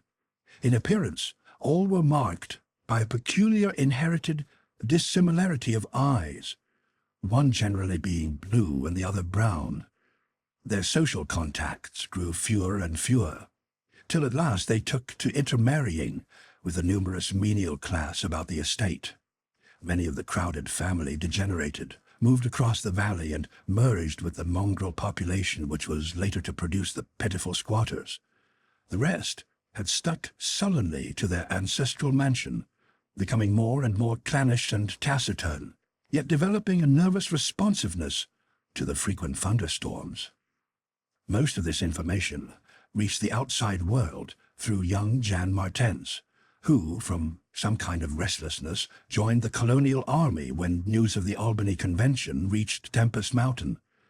He was the first of Garrett's descendants to see much of the world, and when he returned in 1760, after 6 years of campaigning, he was hated as an outsider by his father, uncles, and brothers, in spite of his dissimilar Martens eyes. No longer could he share the peculiarities and prejudices of the Martenses, while the very mountain thunderstorms failed to intoxicate him as they had before. Instead, his surroundings depressed him, and he frequently wrote to a friend in Albany of plans to leave the paternal roof. In the spring of 1763, Jonathan Gifford, the Albany friend of Jan Martens, became worried by his correspondent's silence, especially in view of the conditions and quarrels at Martens' mansion. Determined to visit Jan in person, he went into the mountains on horseback. His diary states that he reached Tempest Mountain on September 20, finding the mansion in great decrepitude. The sullen, odd-eyed Martenses, whose unclean animal aspect shocked him, told him in broken gutturals that Jan was dead. He had, they insisted, been struck by lightning the autumn before, and now lay buried behind the neglected sunken gardens. They showed the visitor the grave, barren and devoid of markers. Something in the Martenses' manner gave Gifford a feeling of repulsion and suspicion, and a week later he returned with spade and mattock to explore the sepulchral spot. He found what he expected: a skull crushed cruelly as if by savage blows. So returning to Albany, he openly charged the Martenses with the murder of their kinsman. Legal evidence was lacking, but the story spread rapidly round the countryside, and from that time the Martenses were ostracized by the world. No one would deal with them, and their distant manor was shunned as an accursed place. Somehow they managed to live on independently by the product of their estate, for occasional lights glimpsed from faraway hills attested their continued presence. These lights were seen as late as 1810, but toward the last they became very infrequent. Meanwhile, there grew up about the mansion and the mountain a body of diabolic legendry. The place was avoided with doubled assiduousness, and invested with every whispered myth tradition could supply. It remained unvisited till 1816, when a continued absence of lights was noticed by the squatters. At that time, a party made investigations, finding the house deserted and partly in ruins. There were no skeletons about, so that departure rather than death was inferred. The clan seemed to have left several years before, and improvised penthouses showed how numerous it had grown prior to its migration. Its cultural level had fallen very low, as proved by decaying furniture and scattered silverware, which must have been long abandoned when its owners left. But though the dreaded Martenses were gone, the fear of the haunted house continued, and grew very acute when new and strange stories arose among the mountain decadents. There it stood, deserted, feared, and linked with the vengeful ghost of Jan Martens. There it still stood, on the night I dug in Jan Martens's grave. I have described my protracted digging as idiotic, and such it indeed was in object and method. The coffin of Jan Martens had soon been unearthed. It now held only dust and nitre. But in my fury to exhume his ghost, I delved irrationally and clumsily down beneath where he had lain. God knows what I expected to find. I only felt that I was digging in the grave of a man whose ghost stalked by night. It is impossible to say what monstrous depth I had attained when my spade, and soon my feet, broke through the ground beneath. The event under the circumstances was tremendous, for in the existence of a subterranean space here, my mad theories had terrible confirmation. My slight fall had extinguished the lantern, but I produced an electric pocket lamp and viewed the small horizontal tunnel which led away indefinitely in both directions.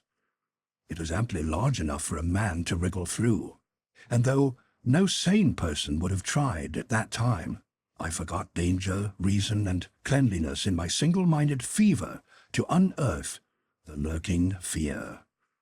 Choosing the direction toward the house, I scrambled recklessly into the narrow burrow, squirming ahead blindly and rapidly, and flashing but seldom the lamp I kept before me.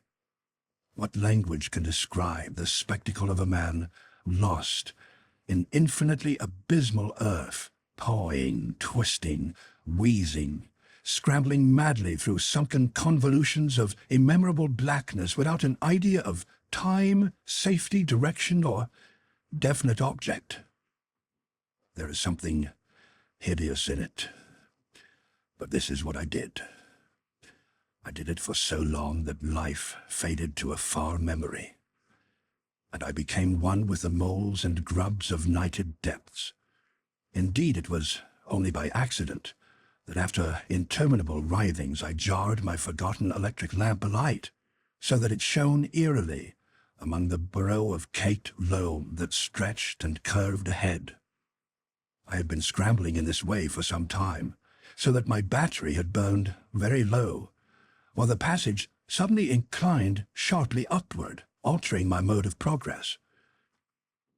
And as I raised my glance, it was without preparation that I saw, glistening in the distance, two demoniac reflections of my expiring lamp.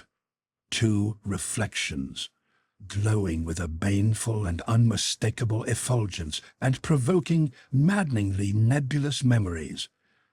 I stopped automatically, though lacking the brain to retreat. The eyes approached. Yet of the thing that bore them I could distinguish only a claw. But what a claw! Then far overhead I heard a faint crashing which I recognized. It was the wild thunder of the mountain, raised to hysteric fury.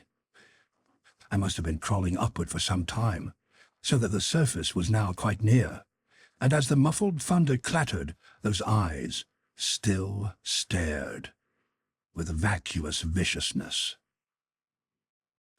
Thank God I did not know then what it was, else I should have died. But I was saved by the very thunder that had summoned it, for after a hideous wait, there burst from the unseen outside sky one of those frequent mountainward bolts whose aftermath I noticed here and there as gashes of disturbed earth and fulgurites of various sizes.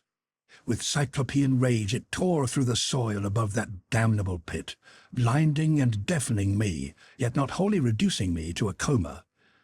In the chaos of the sliding, shifting earth, I clawed and floundered helplessly till the rain on my head steadied me, and I saw that I had come to the surface in a familiar spot, a steep, unforested place on the southwest slope of the mountain. Recurrent sheet lightnings illuminated the tumbled ground and the remains of the curious low hummock, which had stretched down from the wooded higher slope. But there was nothing in the chaos to show my place of egress from the lethal catacomb. My brain was as great a chaos as the earth, and as a distant red glare burst on the landscape from the south, I hardly realized the horror I had been through. When 2 days later the squatters told me what the red glare meant, I felt more horror than that which the mold burrow and the claw and the eyes had given. More horror, because of the overwhelming implications. In a hamlet 20 miles away, an orgy of fear had followed the bolt which brought me above ground, and a nameless thing had dropped from an overhanging tree into a weak-roofed cabin. It had done a deed, but the squatters had fired the cabin in frenzy before it could escape. It had been doing that deed at the very moment the earth caved in on the thing with the claw and eyes. 4. The horror in the eyes. There can be nothing normal in the mind of one who, knowing what I knew of the horrors of Tempest Mountain, would seek alone for the fear that lurked there. That at least 2 of the fear's embodiments were destroyed formed but a slight guarantee of mental and physical safety in this Acheron of multiform diabolism, Yet I continued my quest with even greater zeal as events and revelations became more monstrous. When, 2 days after my frightful crawl through that crypt of the eyes and claw, I learned that a thing had malignly hovered 20 miles away at the same instant the eyes were glaring at me, I experienced virtual convolutions of fright. But that fright was so mixed with wonder and alluring grotesqueness that it was almost a pleasant sensation.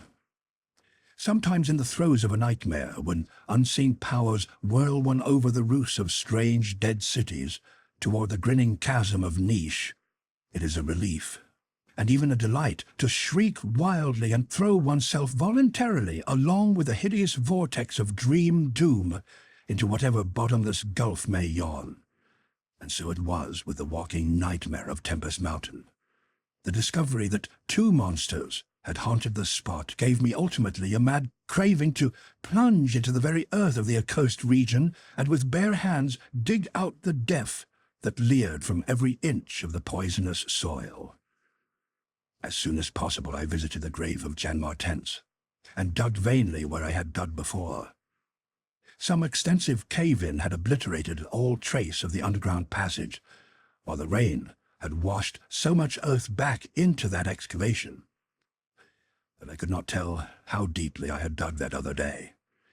I likewise made a difficult trip to the distant hamlet where the death creature had been burnt, and was repaid for my trouble. In the ashes of the fateful cabin, I found several bones, but apparently none of the monsters. The squatters said the thing had only one victim, but in this I judged them inaccurate, since besides the complete skull of a human being there was another bony fragment, which seemed certainly to have belonged to a human skull at some time. Though the rapid drop of the monster had been seen, no one could say just what the creature was like. Those who had glimpsed it called it simply a devil. Examining the great tree where it had lurked, I could discern no distinctive marks.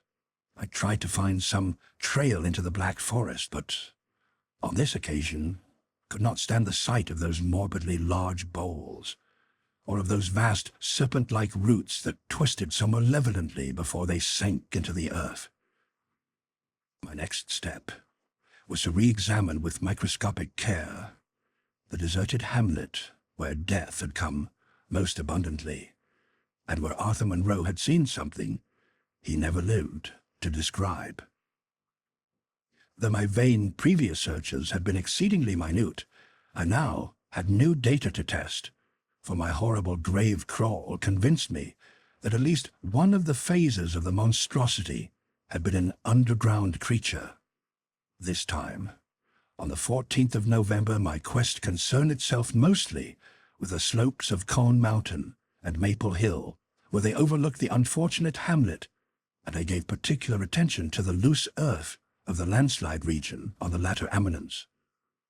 The afternoon of my search brought nothing to light, and dusk came as I stood on Maple Hill, looking down at the hamlet and across the valley to Tempest Mountain.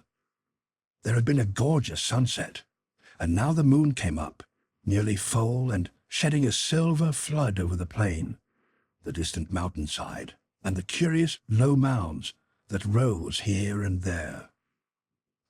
It was a peaceful Arcadian scene, but knowing what it hid, I hated it. I hated the mocking moon, the hypocritical plain, the festering mountain, and those sinister mounds. Everything seemed to me tainted with a loathsome contagion, and inspired by a noxious alliance with distorted hidden powers. Presently, as I gazed abstractedly at the moonlit panorama, my eye became attracted by something singular in the nature and arrangement of a certain topographical element. Without having any exact knowledge of geology, I had from the first been interested in the odd mounds and hummocks of the region. I had noticed that they were pretty widely distributed throughout Tempest Mountain. The less numerous on the plain than near the hilltop itself, where prehistoric glaciation had doubtless found feebler opposition to its striking and fantastic caprices. Now, in the light of that low moon, which cast long, weird shadows, it struck me forcibly that the various points and lines of the mound system had a peculiar relation to the summit of Tempest Mountain. That summit was undeniably a center from which the lines or rows of points radiated indefinitely and irregularly, as if the unwholesome Martense mansion had thrown visible tentacles of terror. The idea of such tentacles gave me an unexplained thrill, and I stopped to analyze my reason for believing these mounds glacial phenomena. The more I analyzed, the less I believed, and against my newly opened mind, they began to beat grotesque and horrible analogies based on superficial aspects and upon my experience beneath the earth. Before I knew it, I was uttering frenzied and disjointed words to myself. By God! More hills! The damned place must be honeycombed. How many? That night at the mansion, they took Bennett and Toby first, on each side of us. Then I was digging frantically into the mound which had stretched nearest me, digging desperately, shiveringly, but almost jubilantly, digging, and at last shrieking aloud with some unplaced emotion, as I came upon a tunnel or burrow just like the one through which I had crawled on the other demoniac night. After that I recall running, spade in hand, a hideous run across moon-litten, mound-marked meadows and through diseased, precipitous abysses of haunted hillside forest, leaping, screaming, panting, bounding toward the terrible Martense mansion. I recall digging unreasonably in all parts of the briar-choked cellar, digging to find the core and center of that malignant universe of mounds.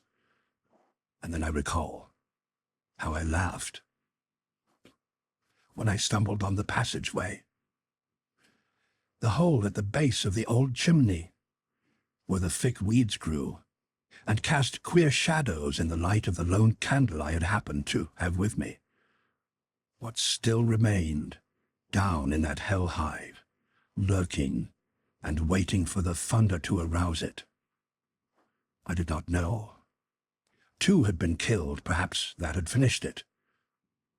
But still there remained that burning determination to reach the innermost secret of the fear, which I had once more come to deem definite, material, and organic.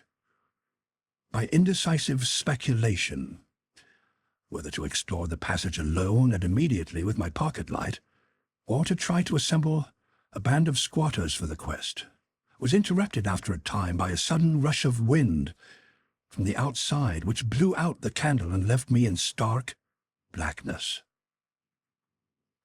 The moon no longer shone through the chinks and apertures above me, and with a sense of fateful alarm I heard the sinister and significant rumble of approaching thunder. A confusion of associated ideas possessed my brain, leading me to grope back toward the farthest corner of the cellar. My eyes, however, never turned away from the horrible opening at the base of the chimney, and I began to get glimpses of the crumbling bricks and unhealthy weeds as faint glows of lightning penetrated the weeds outside and illuminated the chinks in the upper wall.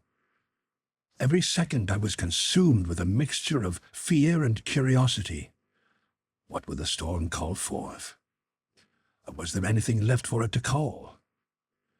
Guided by a lightning flash, I settled myself down behind a dense clump of vegetation, through which I could see the opening without being seen.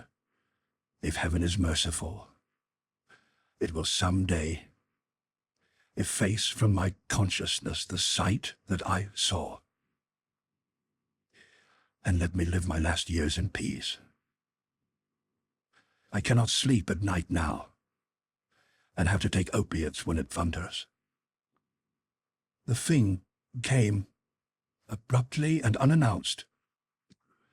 A demon, rat-like, scurrying from pits remote and unimaginable, a hellish panting and stifling grunting, and then, from that opening, beneath the chimney, a burst of multitudinous and leprous life, a loathsome night-spawned flood of organic corruption more devastatingly hideous than the blackest conjurations of mortal madness and morbidity, seething, stewing, surging, bubbling like serpent's slime. It rolled up and out of that yawning hole, spread like a septic contagion, and streaming from the cellar at every point of egress, streaming out to scatter through the accursed midnight forests and strew fear, madness, and death.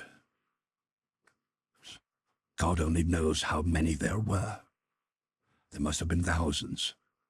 To see the stream of them in that faint, intermittent lightning was shocking. When they had thinned out enough to be glimpsed as separate organisms, I saw that they were dwarfed, deformed, hairy devils or apes, monstrous and diabolic caricatures of the monkey tribe. They were so hideously silent. It was hardly a squeal when one of the last stragglers turned with the skill of long practice to make a meal in accustomed fashion on a weaker companion. Others snapped up what it left and ate with slavering relish. Then, in spite of my days of fright and disgust, my morbid curiosity triumphed, and as the last of the monstrosities oozed up alone from the nether world of unknown nightmare, I drew my automatic pistol and shot it under cover of the thunder. Shrieking, slithering, torrential shadows of red, viscous madness chasing one another through endless, ensanguined corridors of purple fulgurous sky, formless phantasms and kaleidoscopic mutations of a ghoulish remembered scene. Forests of monstrous, overnourished oaks, with serpent roots twisting and sucking unnameable juices from an earth verminous with millions of cannibal devils. Nound-like tentacles groping from underground nuclei of polypus perversion.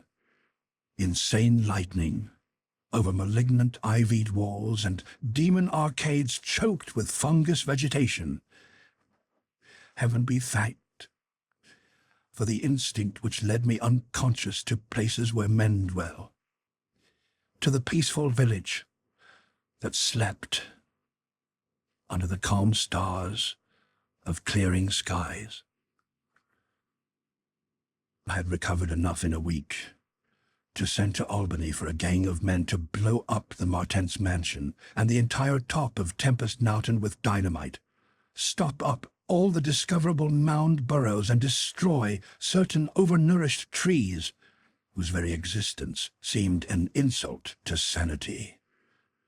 I could sleep a little after they had done this, but true rest will never come as long as I remember that nameless secret of the lurking fear.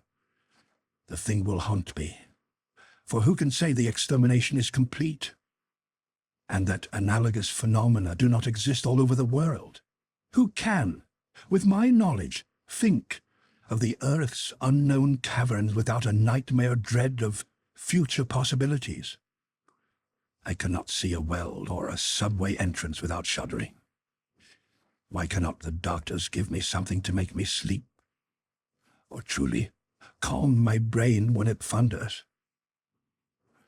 What I saw in the glow of flashlight after I shot the unspeakable straggling object was so simple that almost a minute elapsed before I understood and was delirious. The object was nauseous. A filthy, whitish, gorilla thing with sharp yellow fangs and matted fur.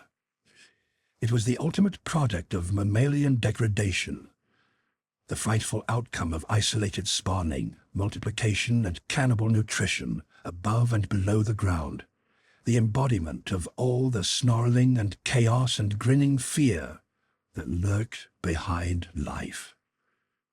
It had looked at me as it died, and its eyes had the same odd quality that marked those other eyes which had stared at me underground and excited cloudy recollections. One eye was blue, the other brown. They were the dissimilar more tense eyes of the old legends, and I knew in one undulating cataclysm of voiceless horror what had become of that vanished family, the terrible and thunder-crazed house of Martens. Dagon. I am writing this under an appreciable mental strain, since by tonight I shall be no more. Penniless, and at the end of my supply of the drug which alone makes life endurable, I can bear the torture no longer, and shall cast myself from this garret window into the squalid street below. Do not think, from my slavery to morphine, that I am a weakling or a degenerate.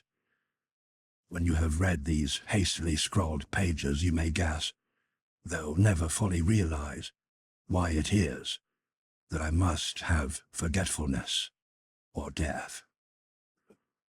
It was in one of the most open and least frequented parts of the broad Pacific that the packet of which I was supercargo fell a victim to the German sea raider. The Great War was then at its very beginning, and the ocean forces of the Hun had not completely sunk to their later degradation, so that our vessel was made a legitimate prize, whilst we of her crew were treated with all the fairness and consideration due us as naval prisoners. So liberal indeed was the discipline of our captors, that 5 days after we were taken, I managed to escape alone in a small boat with water and provisions for a good length of time. When I finally found myself adrift and free, I had but little idea of my surroundings. Never a competent navigator, I could only guess vaguely by the sun and stars that I was somewhat south of the equator. Of the longitude I knew nothing, and no island or coastline was in sight. The weather kept fair, and for uncounted days I drifted aimlessly beneath the scorching sun, waiting either for some passing ship or to be cast on the shores of some habitable land. But neither ship nor land appeared, and I began to despair in my solitude upon the heaving vastness of unbroken blue. The change happened whilst I slept. Its details I shall never know, for my slumber, though troubled and dream-infested, was continuous. When at last I awakened, it was to discover myself half sucked into a slimy expanse of hellish black mire, which extended about me in monotonous undulations as far as I could see, and in which my boat lay grounded some distance away. Though one might well imagine that my first sensation would be of wonder at so prodigious and unexpected a transformation of scenery, I was in reality more horrified than astonished, for there was in the air and in the rotting soil a sinister quality which chilled me to the very core. The region was putrid, with the carcasses of decaying fish, and of other less describable things which I saw protruding from the nasty mud of the unending plain. Perhaps I should not hope to convey in mere words the unutterable hideousness that can dwell in absolute silence and barren immensity. There was nothing within hearing, and nothing in sight save a vast reach of black slime, yet the very completeness of the stillness and the homogeneity of the landscape oppressed me with a nauseating fear. The sun was blazing down from a sky which seemed to me almost black in its cloudless cruelty, as though reflecting the inky marsh beneath my feet. As I crawled into the stranded boat, I realized that only one theory could explain my position. Through some unprecedented volcanic upheaval, a portion of the ocean floor must have been thrown to the surface, exposing regions which for innumerable millions of years had lain hidden under unfathomable watery depths. So great was the extent of the new land which had risen beneath me, that I could not detect the faintest noise of the surging ocean, strain my ears as I might, nor were there any seafowl to prey upon the dead things. For several hours I sat thinking or brooding in the boat, which lay upon its side and afforded a slight shade as the sun moved across the heavens. As the day progressed, the ground lost some of its stickiness, and seemed likely to dry sufficiently for travelling purposes in a short time. That night I slept but little, and the next day I made for myself a pack containing food and water, preparatory to an overland journey in search of the vanished sea and possible rescue. On the third morning, I found the soil dry enough to walk upon with ease. The odour of the fish was maddening, but I was too much concerned with graver things to mind so slight an evil, and set out boldly for an unknown goal. All day I forged steadily westward, guided by a faraway hummock which rose higher than any other elevation on the rolling desert. That night I encamped, and on the following day still travelled toward the hummock, though that object seemed scarcely nearer than when I had first espied it. By the fourth evening I attained the base of the mound, which turned out to be much higher than it had appeared from a distance, an intervening valley setting it out in sharper relief from the general surface. Too weary to ascend, I slept in the shadow of the hill. I know not why the dreams were so wild that night, but ere the waning and fantastically gibbous moon had risen far above the eastern plain, I was awake in a cold perspiration, determined to sleep no more.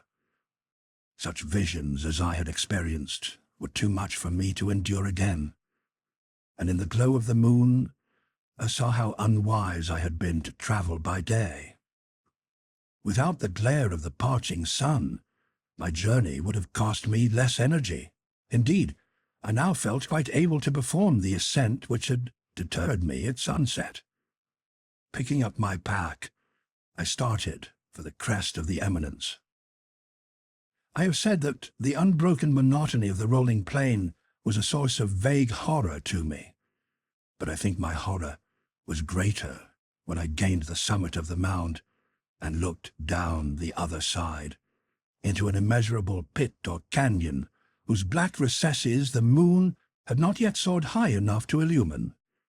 I felt myself on the edge of the world, peering over the rim into a fathomless chaos of eternal night. Through my terror ran curious reminiscences of Paradise Lost and Satan's hideous climb through the unfashioned realms of darkness. As the moon climbed higher in the sky, I began to see that the slopes of the valley were not quite so perpendicular as I had imagined. Ledges and outcroppings of rock afforded fairly easy footholds for a descent, whilst after a drop of a few hundred feet, the declivity became very gradual.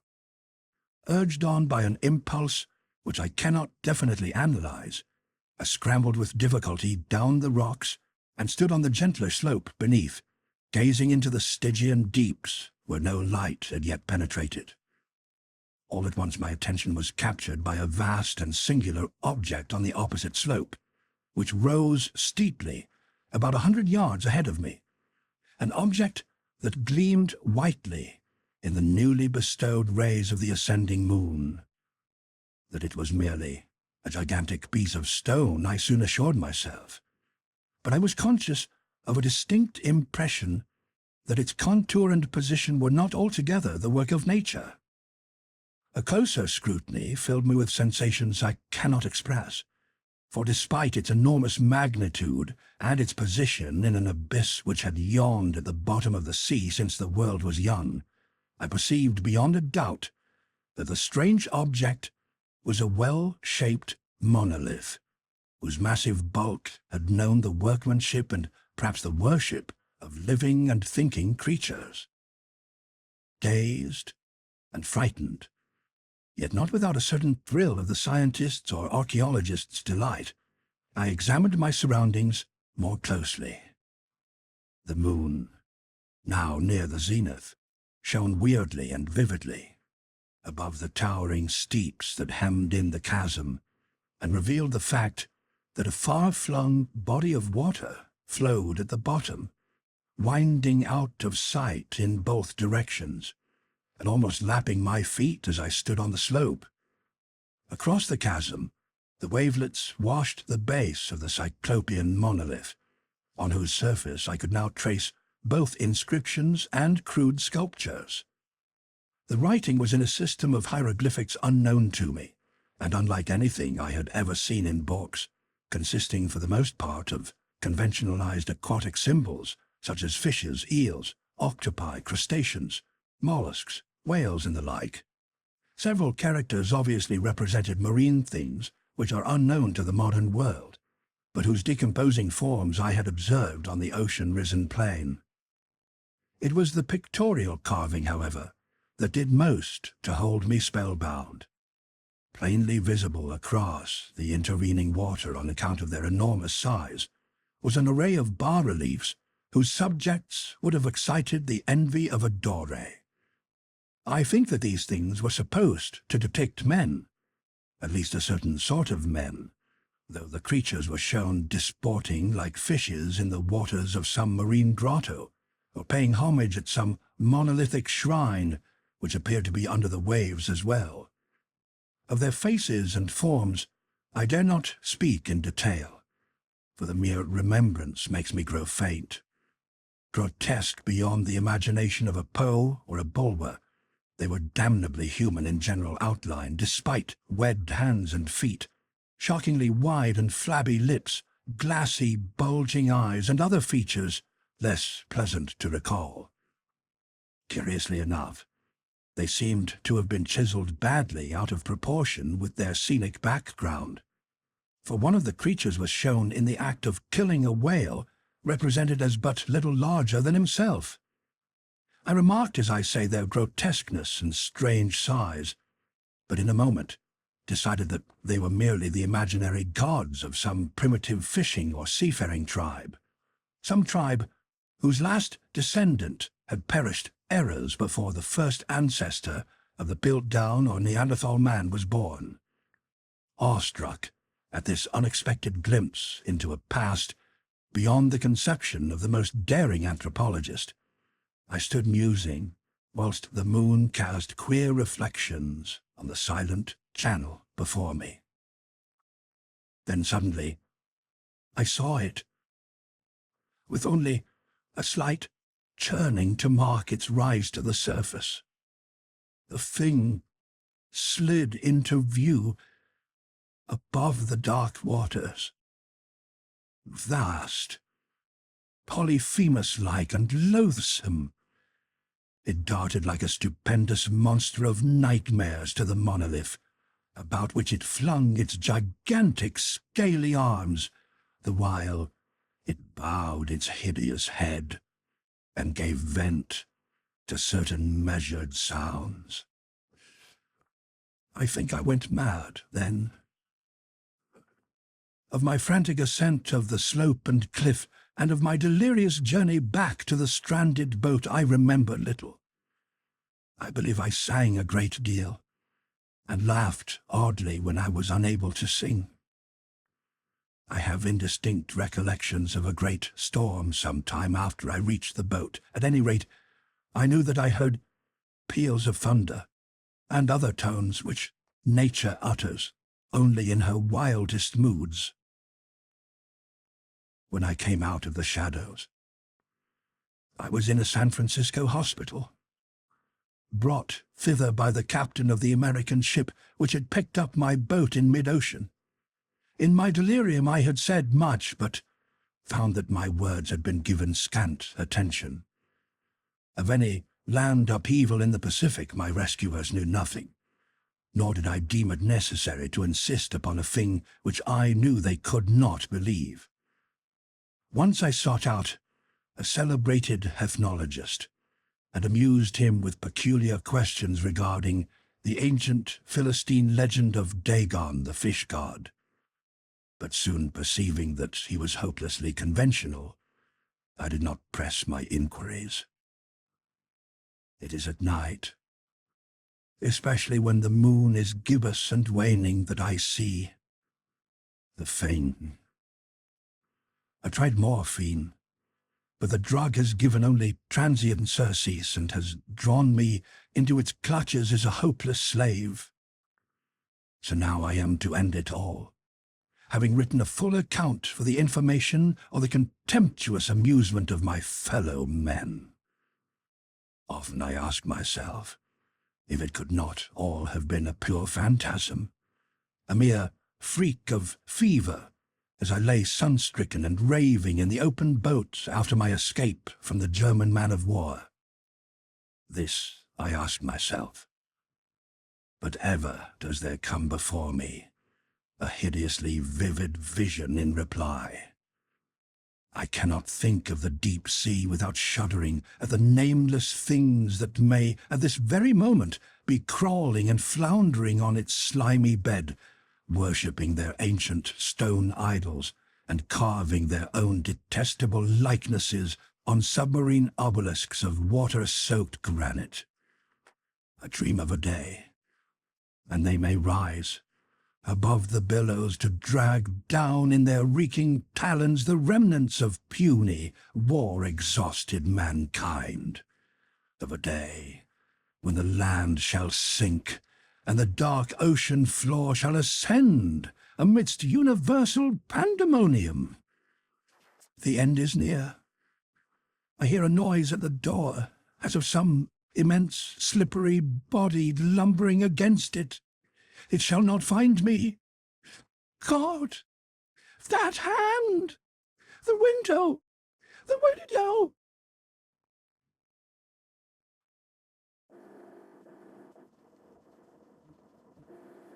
The transition of Juan Romero.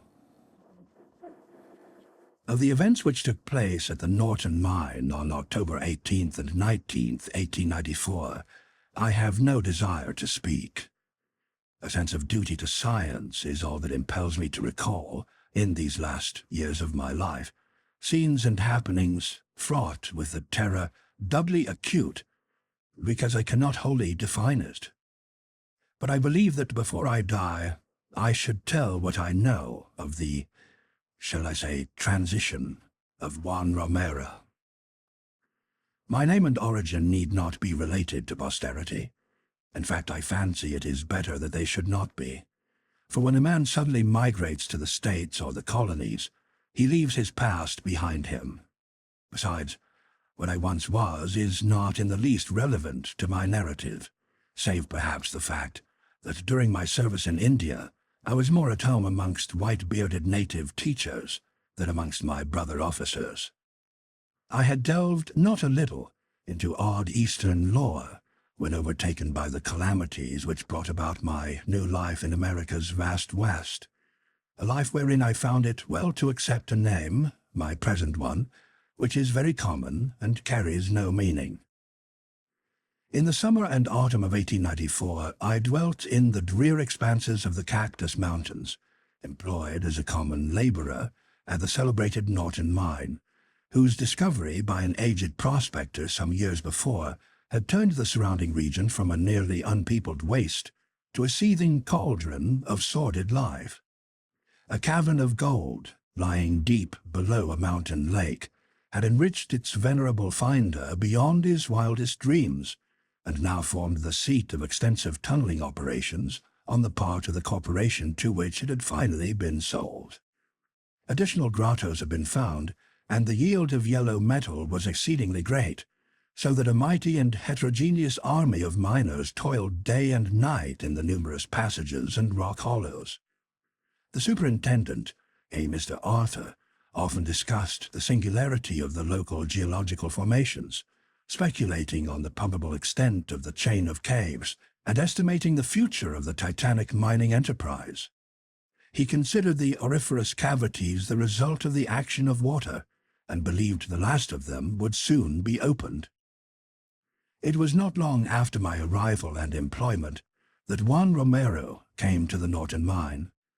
One of a large herd of unkempt Mexicans attracted thither from the neighboring country, he at first commanded attention only because of his features, which, though plainly of the Red Indian type, were yet remarkable for their light color and refined conformation, being vastly unlike those of the average greaser or Paiute of the locality. It is curious that, although he differed so widely from the mass of Hispanicized and tribal Indians, Romero gave not the least impression of Caucasian blood. It was not the Castilian conquistador or the American pioneer, but the ancient and noble Aztec whom the imagination called to view when the silent peon would rise in the early morning and gaze in fascination at the sun as it crept above the eastern hills, meanwhile stretching out his arms to the orb as if in the performance of some rite whose nature he did not himself comprehend. But save for his face, Romero was not in any way suggestive of nobility. Ignorant and dirty, he was at home amongst the other brown-skinned Mexicans, having come, so I was afterward told, from the very lowest sort of surroundings. He had been found as a child in a crude mountain hut, the only survivor of an epidemic which had stalked lethally by. Near the hut, close to a rather unusual rock fissure, had lain two skeletons, newly picked by vultures, and presumably forming the sole remains of his parents. No one recalled their identity, and they were soon forgotten by the many. Indeed, the crumbling of the adobe hut and the closing of the rock fissure by a subsequent avalanche had helped to efface even the scene from recollection. Reared by a Mexican cattle thief who had given him his name, one differed little from his fellows. The attachment which Romero manifested toward me was undoubtedly commenced through the quaint and ancient Hindu ring, which I wore when not engaged in active labor. Of its nature and manner of coming into my possession I cannot speak. It was my last link with a chapter of life forever closed, and I valued it highly. Soon I observed that the odd-looking Mexican was likewise interested, eyeing it with an expression that banished all suspicion of mere covetousness. Its hoary hieroglyphs seemed to stir some faint recollection in his untutored but active mind, though he could not possibly have beheld their like before. Within a few weeks after his advent, Romero was like a faithful servant to me, this notwithstanding the fact that I was myself but an ordinary miner. Our conversation was necessarily limited. He knew but a few words of English, while I found my Oxonian Spanish was something quite different from the patois of the peon of New Spain. The event which I am about to relate was unheralded by long premonitions. Though the man Romero had interested me, and though my ring had affected him peculiarly, I think that neither of us had any expectation of what was to follow when the great blast was set off. Geological considerations had dictated an extension of the mine directly downward from the deepest part of the subterranean area, and the belief of the superintendent that only solid rock would be encountered had led to the placing of a prodigious charge of dynamite. With this work Romero and I were not connected, wherefore our first knowledge of extraordinary conditions came from others. The charge, heavier perhaps than had been estimated, had seemed to shake the entire mountain. Windows in shanties on the slope outside were shattered by the shock, whilst miners throughout the nearer passages were knocked from their feet. Jewel Lake, which lay above the scene of action, heaved as in a tempest. Upon investigation it was seen that a new abyss yawned indefinitely below the seat of the blast, an abyss so monstrous that no handy line might fathom it, nor any lamp illuminate it. Baffled, the excavators sought a conference with the superintendent, who ordered great lengths of rope to be taken to the pit and spliced and lowered without cessation till a bottom might be discovered. Shortly afterward, the pale-faced workmen apprised the superintendent of their failure. Firmly, though respectfully, they signified their refusal to revisit the chasm, or indeed to work further in the mine until it might be sealed. Something beyond their experience was evidently confronting them, for so far as they could ascertain, the void below was infinite. The superintendent did not reproach them. Instead, he pondered deeply and made many plans for the following day. The night shift did not go on that evening. At 2 in the morning, a lone coyote on the mountain began to howl dismally. From somewhere within the works, a dog barked in answer, either to the coyote or to something else. A storm was gathering around the peaks of the range, and weirdly shaped clouds scudded horribly across the blurred patch of celestial light, which marked a gibbous moon's attempts to shine through many layers of cirrostratus vapors.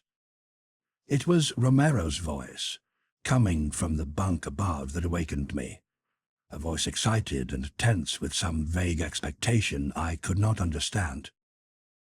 "Madre de Dios, el sonido, ese sonido, oiga vid, lo oiga vid, Señor, that sound!" I listened, wondering what sound he meant. The coyote, the dog, the storm, all were audible, the last named now gaining ascendancy as the wind shrieked more and more frantically. Flashes of lightning were visible through the bunkhouse window. I questioned the nervous Mexican, repeating the sounds I had heard. El coyote, el perro, el viento. But Romero did not reply. Then he commenced whispering, as in awe. "El ritmo, señor, el ritmo de la tierra, that throb down in the ground." And now I also heard and shivered, and without knowing why. Deep, deep below me was a sound, a rhythm, just as the peon had said, which, though exceedingly faint, yet dominated even the dog, the coyote, and the increasing tempest. To seek to describe it were useless, for it was such that no description is possible. Perhaps it was like the pulsing of the engines far down in a great liner, as sensed from the deck, yet it was not so mechanical, not so devoid of the element of life and consciousness. Of all its qualities, remoteness in the earth most impressed me. To my mind rushed fragments of a passage in Joseph Glanville, which Poe has quoted with tremendous effect. The vastness, profundity, and unsearchableness of his works, which have a depth in them greater than the well of Democritus.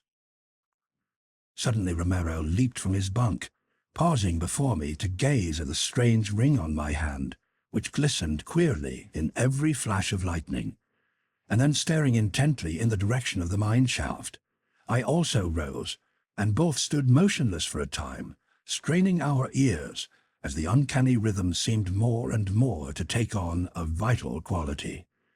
Then, without apparent volition, we began to move toward the door, whose rattling in the gale held a comforting suggestion of earthly reality. The chanting in the depths, for such the sound now seemed to be, grew in volume and distinctness, and we felt irresistibly urged out into the storm and thence to the gaping blackness of the shaft. We encountered no living creature, for the men of the night shift had been released from duty and were doubtless at the Dry Gulch settlement pouring sinister rumors into the ear of some drowsy bartender. From the watchman's cabin, however, gleamed a small square of yellow light like a guardian eye. I dimly wondered how the rhythmic sound had affected the watchman, but Romero was moving more swiftly now, and I followed without pausing. As we descended the shaft, the sound beneath grew definitely composite. It struck me as horribly like a sort of oriental ceremony, with beating of drums and chanting of many voices. I have, as you are aware, been much in India. Romero and I moved without material hesitancy through drifts and down ladders, ever toward the thing that allured us, yet ever with a pitifully helpless fear and reluctance. At one time I fancied I had gone mad. This was when, on wondering how our way was lighted in the absence of lamp or candle, I realized that the ancient ring on my finger was glowing with eerie radiance, diffusing a pallid luster through the damp, heavy air around. It was without warning that Romero, after clambering down one of the many rude ladders, broke into a run and left me alone. Some new and wild note in the drumming and chanting, perceptible but slightly to me, had acted on him in startling fashion, and with a wild outcry he forged ahead unguided in the cavern's gloom. I heard his repeated shrieks before me as he stumbled awkwardly along the level places and scrambled madly down the rickety ladders, and frightened as I was, I yet retained enough of perception to note that his speech, when articulate, was not of any sort known to me. Harsh but impressive polysyllables had replaced the customary mixture of bad Spanish and worse English, and of these only the oft-repeated cry Huitzilopochtli seemed in the least familiar. Later I definitely placed that word in the works of a great historian, and shuddered when the association came to me. The climax of that awful night was composite but fairly brief, beginning just as I reached the final cavern of the journey. Out of the darkness immediately ahead burst a final shriek from the Mexican, which was joined by such a chorus of uncouth sound as I could never hear again and survive. In that moment, it seemed as if all the hidden terrors and monstrosities of earth had become articulate in an effort to overwhelm the human race. Simultaneously, the light from my ring was extinguished, and I saw a new light, glimmering from lower space but a few yards ahead of me. I had arrived at the abyss, which was now redly aglow, and which had evidently swallowed up the unfortunate Romero. Advancing, I peered over the edge of that chasm, which no line could fathom, and which was now a pandemonium of flickering flame and hideous uproar. At first I beheld nothing but a seething blur of luminosity, but then shapes, all infinitely distant, began to detach themselves from the confusion, and I saw. Was it one Romero? God, I dare not tell you what I saw. Some power from heaven coming to my aid obliterated both sights and sounds in such a crash as may be heard when two universes collide in space. Chaos supervened, and I knew the peace of oblivion. I hardly know how to continue, since conditions so singular are involved, but I will do my best, not even trying to differentiate betwixt the real and the apparent. When I awakened, I was safe in my bunk, and the red glow of dawn was visible at the window. Some distance away, the lifeless body of Juan Romero lay upon a table, surrounded by a group of men, including the camp doctor. The men were discussing the strange death of the Mexican as he lay asleep, a death seemingly connected in some way with the terrible bolt of lightning which had struck and shaken the mountain. No direct cause was evident, and an autopsy failed to show any reason why Romero should not be living. Snatches of conversation indicated beyond a doubt that neither Romero nor I had left the bunkhouse during the night, that neither had been awake during the frightful storm which had passed over the cactus range. That storm, said men who had ventured down the mine shaft, had caused extensive caving in, and had completely closed the deep abyss which had created so much apprehension the day before. When I asked the watchman what sounds he had heard prior to the mighty thunderbolt, he mentioned a coyote, a dog, and the snarling mountain wind, nothing more. Nor do I doubt his word. Upon the resumption of work, Superintendent Arthur called on some especially dependable men to make a few investigations around the spot where the gulf had appeared. Though hardly eager, they obeyed, and a deep boring was made. Results were very curious. The roof of the void, as seen whilst it was open, was not by any means thick. Yet now the drills of the investigators met what appeared to be a limitless extent of solid rock. Finding nothing else, not even gold, the superintendent abandoned his attempts. but a perplexed look occasionally steals over his countenance as he sits thinking at his desk. One other thing is curious. Shortly after waking on that morning after the storm, I noticed the unaccountable absence of my Hindu ring from my finger. I had prized it greatly, yet nevertheless felt a sensation of relief at its disappearance. If one of my fellow miners appropriated it, he must have been quite clever in disposing of his booty, for despite advertisements and a police search, the ring was never seen again. Somehow I doubt if it was stolen by mortal hands, for many strange things were taught me in India. My opinion of my whole experience varies from time to time. In broad daylight and at most seasons, I am apt to think the greater part of it a mere dream, but sometimes in the autumn, about 2 in the morning when winds and animals howl dismally, there comes from inconceivable depths below a damnable suggestion of rhythmical throbbing, and I feel that the transition of Juan Romero was a terrible one indeed. The Statement of Randolph Carter. I repeat to you, gentlemen, that your inquisition is fruitless. Detain me here forever if you will. Confine or execute me if you must have a victim to propitiate the illusion you call justice. I can say no more than I have said already. Everything that I can remember I have told with perfect candor. Nothing has been distorted or concealed, and if anything remains vague, it is only because of the dark cloud which has come over my mind. That cloud, and the nebulous nature of the horrors which brought it upon me. Again, I say I do not know what has become of Harley Warren, though I think, almost hope, that he is in peaceful oblivion, if there be anywhere so blessed a thing. It is true that I have for 5 years been his closest friend, and a partial sharer of his terrible researches into the unknown. I will not deny, though my memory is uncertain and indistinct, that this witness of yours may have seen us together, as he says, on the Gainesville Pike, walking toward Big Cypress Swamp at 11:30 on that awful night. That we bore electric lanterns, spades, and a curious coil of wire with attached instruments, I will even affirm, for these things all played a part in the single hideous scene which remains burned into my shaken recollection.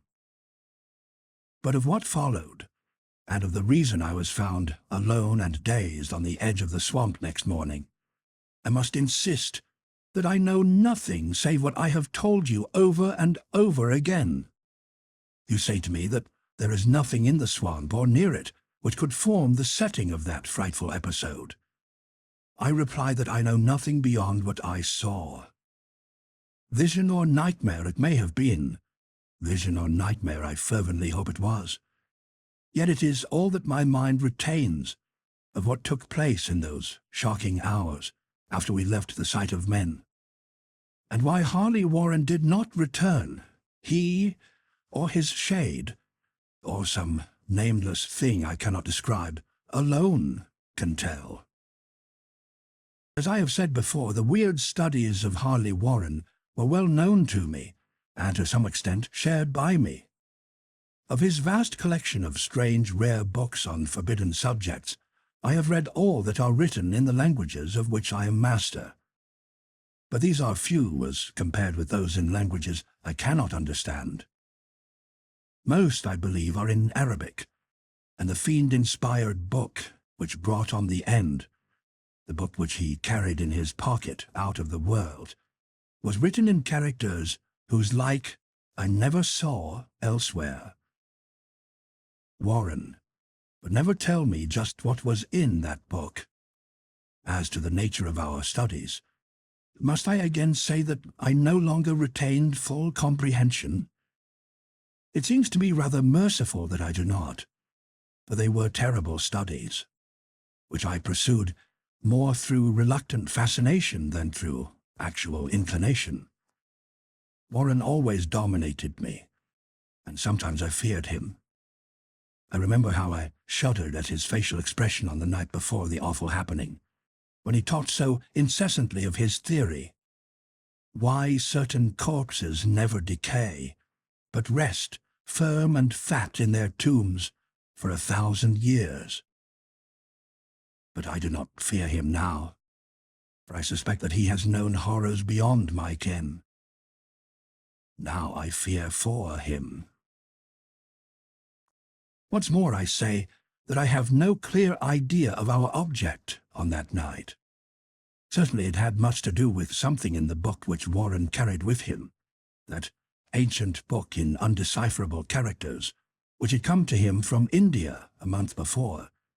But I swear I do not know what it was that we expected to find. Your witness says he saw us at 11:30 on the Gainesville Pike, headed for Big Cypress Swamp. This is probably true, but I have no distinct memory of it. The picture seared into my soul is of one scene only, and the hour must have been long after midnight, for a waning crescent moon was high in the vaporous heavens. The place was an ancient cemetery, so ancient that I trembled at the manifold signs of immemorial years. It was in a deep, damp hollow, overgrown with rank grass, moss, and curious creeping weeds, and filled with a vague stench, which my idle fancy associated absurdly with rotting stone.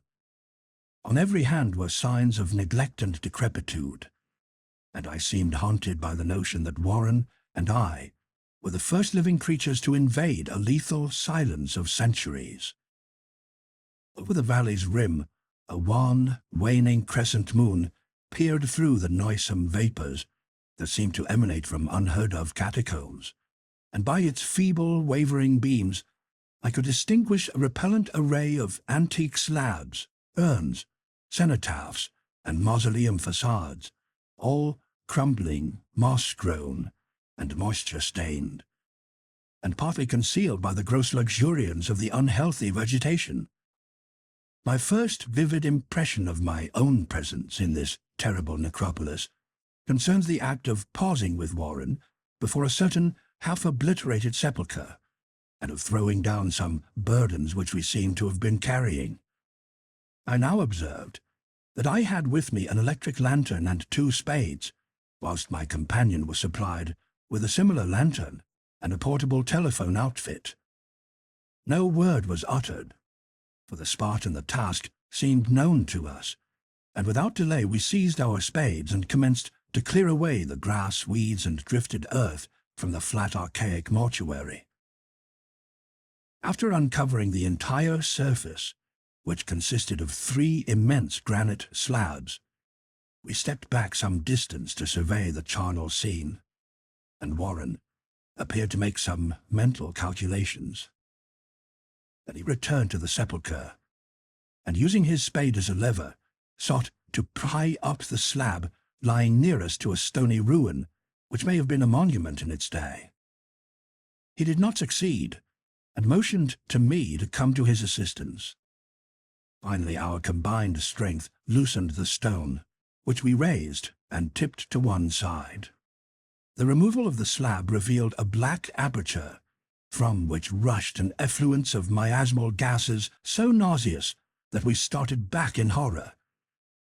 After an interval, however, we approached the pit again, and found the exhalations less unbearable.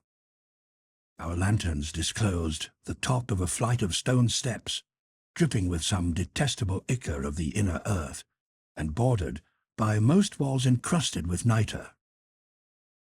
And now for the first time my memory records verbal discourse, Warren addressing me at length in his mellow tenor voice, a voice singularly unperturbed by our awesome surroundings.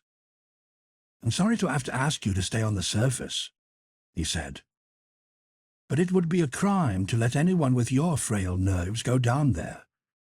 You can't imagine, even from what you have read and from what I've told you, the things I shall have to see and do.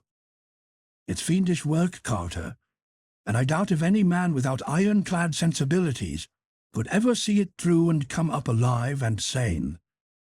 I don't wish to offend you, and heaven knows I'd be glad enough to have you with me, but the responsibility is in a certain sense mine. I couldn't drag a bundle of nerves like you down to probable death or madness. I tell you can't imagine what the thing is really like. But I promise to keep you informed over the telephone of every move. You see, I've enough wire here to reach to the center of the earth and back. I can still hear in memory those coolly spoken words, and I can still remember my remonstrances. I seemed deeply anxious to accompany my friend into those sepulchral depths, yet he proved inflexibly obdurate. At one time he threatened to abandon the expedition if I remained insistent, a threat which proved effective, since he alone held the key to the thing. All this I can still remember, though I no longer know what manner of thing we sought. After he had secured my reluctant acquiescence in his design, Warren picked up the reel of wire and adjusted the instruments. At his nod I took one of the latter and seated myself upon an aged, discolored gravestone close by the newly uncovered aperture. Then he shook my hand, shouldered the coil of wire, and disappeared within that indescribable ossuary. For a moment I kept sight of the glow of his lantern, and heard the rustle of the wire as he laid it down after him. But the glow soon disappeared abruptly, as if a turn in the stone staircase had been encountered, and the sound died away almost as quickly. I was alone, yet bound to the unknown depths by those magic strands whose insulated surface lay green beneath the struggling beams of that waning crescent moon. In the lone silence of that hoary and deserted city of the dead, my mind conceived the most ghastly fantasies and illusions. The grotesque shrines and monoliths seemed to assume a hideous personality, a half-sentience. Amorphous shadows seemed to lurk in the darker recesses of the weed-choked hollow, and to flit, as in some blasphemous ceremonial procession, past the portals of the mouldering tombs in the hillside. Shadows which could not have been cast by that pallid peering crescent moon. I constantly consulted my watch by the light of my electric lantern, and listened with feverish anxiety at the receiver of the telephone, but for more than a quarter of an hour heard nothing. Then a faint clicking came from the instrument, and I called down to my friend in a tense voice. Apprehensive as I was nevertheless unprepared for the words which came up from that uncanny vault in accents more alarmed and quivering than any I had heard before from Harley Warren. He who had so calmly left me a little while previously now called from below, in a shaky whisper more portentous than the loudest shriek. God, if you could see what I am seeing. I could not answer. Speechless, I could only wait. Then came the frenzied tones again. Carter, it's terrible, monstrous, unbelievable. This time my voice did not fail me, and I poured into the transmitter a flood of excited questions. Terrified, I continued to repeat, Warren, what is it? What is it? Once more came the voice of my friend, still hoarse with fear, and now apparently tinged with despair. I can't tell you, Carter. It's too utterly beyond thought. I dare not tell you. No man could know it and live. Great God, I never dreamed of this. Stillness again, save for my now incoherent torrent of shuddering inquiry. Then the voice of Warren, in a pitch of wilder consternation. Carter, for the love of God, put back the slab and get out of this if you can. Quick, leave everything else and make for the outside. It's your only chance. Do as I say, and don't ask me to explain. I heard, yet was able only to repeat my frantic questions. Around me were the tombs and the darkness and the shadows. Below me, some peril beyond the radius of the human imagination. But my friend was in greater danger than I, and through my fear I felt a vague resentment that he should deem me capable of deserting him under such circumstances. More clicking, and after a pause, a piteous cry from Warren. "Beat it! For God's sake, put back the slab and beat it, Carter!" Something in the boyish slang of my evidently stricken companion unleashed my faculties. I formed a resolution. "Warren, brace up, I'm coming down." But at this offer, the tone of my auditor changed to a scream of utter despair. "Don't! You can't understand. It's too late. And my own fault. Put back the slab and run. There's nothing else you or anyone can do now." The tone changed again, this time acquiring a softer quality, as of hopeless resignation. Yet it remained tense through anxiety for me. "Quick! Before it's too late!" I tried not to heed him, tried to break through the paralysis which held me, and to fulfill my vow to rush down to his aid. But his next whisper found me still held inert in the chains of stark horror.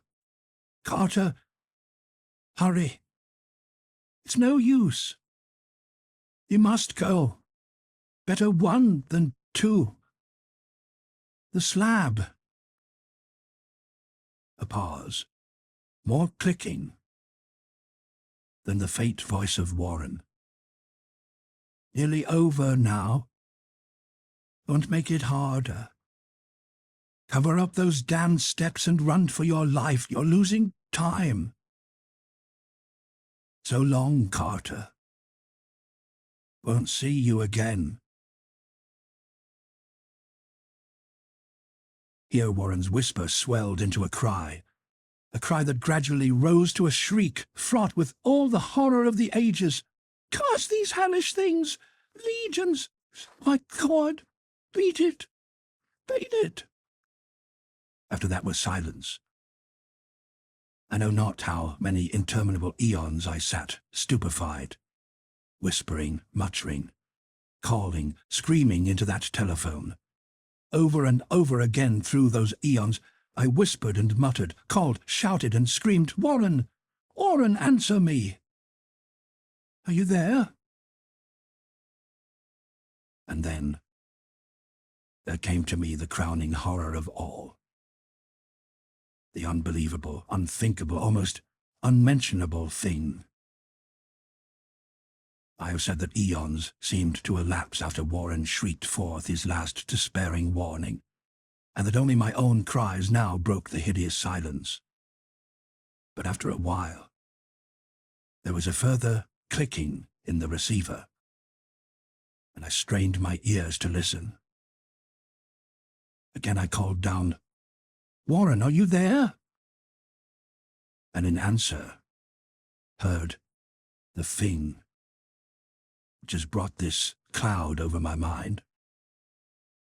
I do not try, gentlemen, to account for that thing, that voice, nor can I venture to describe it in detail, since the first words took away my consciousness and created a mental blank which reaches to the time of my awakening in the hospital. Shall I say that the voice was deep, hollow, gelatinous, remote, unearthly, inhuman, disembodied? What shall I say? It was the end of my experience, and is the end of my story. I heard it, and knew no more.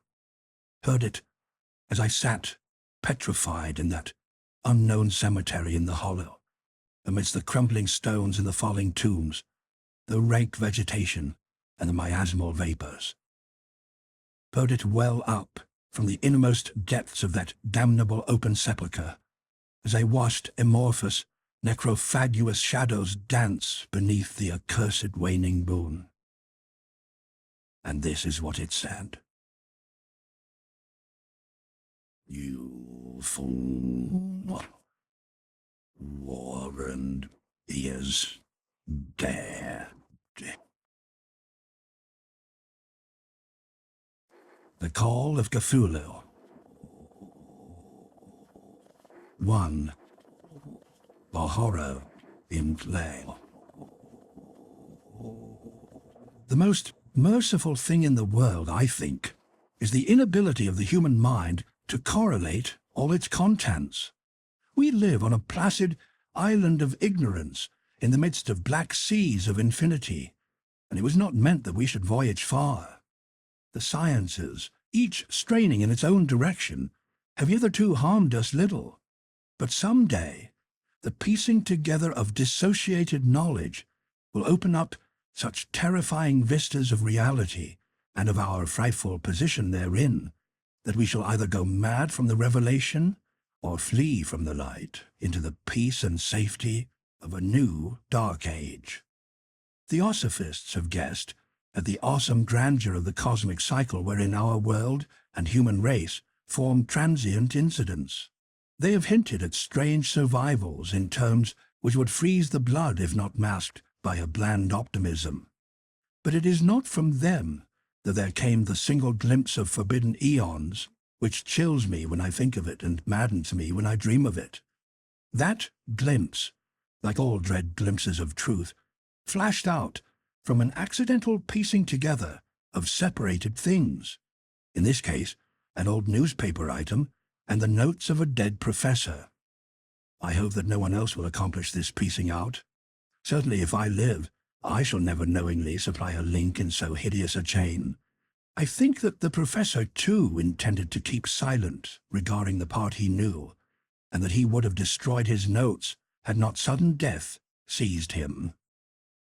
My knowledge of the thing began in the winter of 1926-27, with the death of my granduncle, George Gamel Angell, Professor Emeritus of Semitic Languages in Brown University, Providence, Rhode Island. Professor Angell was widely known as an authority on ancient inscriptions, and had frequently been resorted to by the heads of prominent museums, so that his passing, at the age of 92, may be recalled by many. Locally, interest was intensified by the obscurity of the cause of death. The professor had been stricken whilst returning from the Newport boat, falling suddenly, as witnesses said, after having been jostled by a nautical-looking Negro who had come from one of the queer dark courts on the precipitous hillside which formed a short cut from the waterfront to the deceased's home in William Street. Physicians were unable to find any visible disorder, but concluded after perplexed debate that some obscure lesion of the heart, induced by the brisk ascent of so steep a hill by so elderly a man, was responsible for the end. At the time I saw no reason to dissent from this dictum, but latterly I am inclined to wonder, and more than wonder. As my granduncle's heir and executor, for he died a childless widower, I was expected to go over his papers with some thoroughness, and for that purpose moved his entire set of files and boxes to my quarters in Boston. Much of the material which I correlated will be later published by the American Archaeological Society, but there was one box which I found exceedingly puzzling, and which I felt much averse from showing to other eyes. It had been locked, and I did not find the key till it occurred to me to examine the personal ring which the professor carried always in his pocket. Then indeed I succeeded in opening it. When I did so, seemed only to be confronted by a greater and more closely locked barrier. For what could be the meaning of the queer clay bas-relief and the disjointed jottings, ramblings, and cuttings which I found? Had my uncle, in his latter years, become credulous of the most superficial impostures? I resolved to search out the eccentric sculpture responsible for this apparent disturbance of an old man's peace of mind.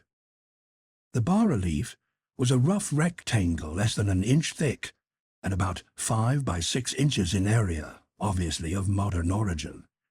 Its designs, however, were far from modern in atmosphere and suggestion, for, although the vagaries of cubism and futurism are many and wild, they do not often produce that cryptic regularity which lurks in prehistoric writing, and writing of some kind the bulk of these designs seemed certainly to be, though my memory, despite much familiarity with the papers and collections of my uncle, failed in any way to identify this particular species, or even hint at its remotest affiliations. Above these apparent hieroglyphics was a figure of evidently pictorial intent, though its impressionistic execution forbade a very clear idea of its nature. It seemed to be a sort of monster, or symbol representing a monster, of a form which only a diseased fancy could conceive.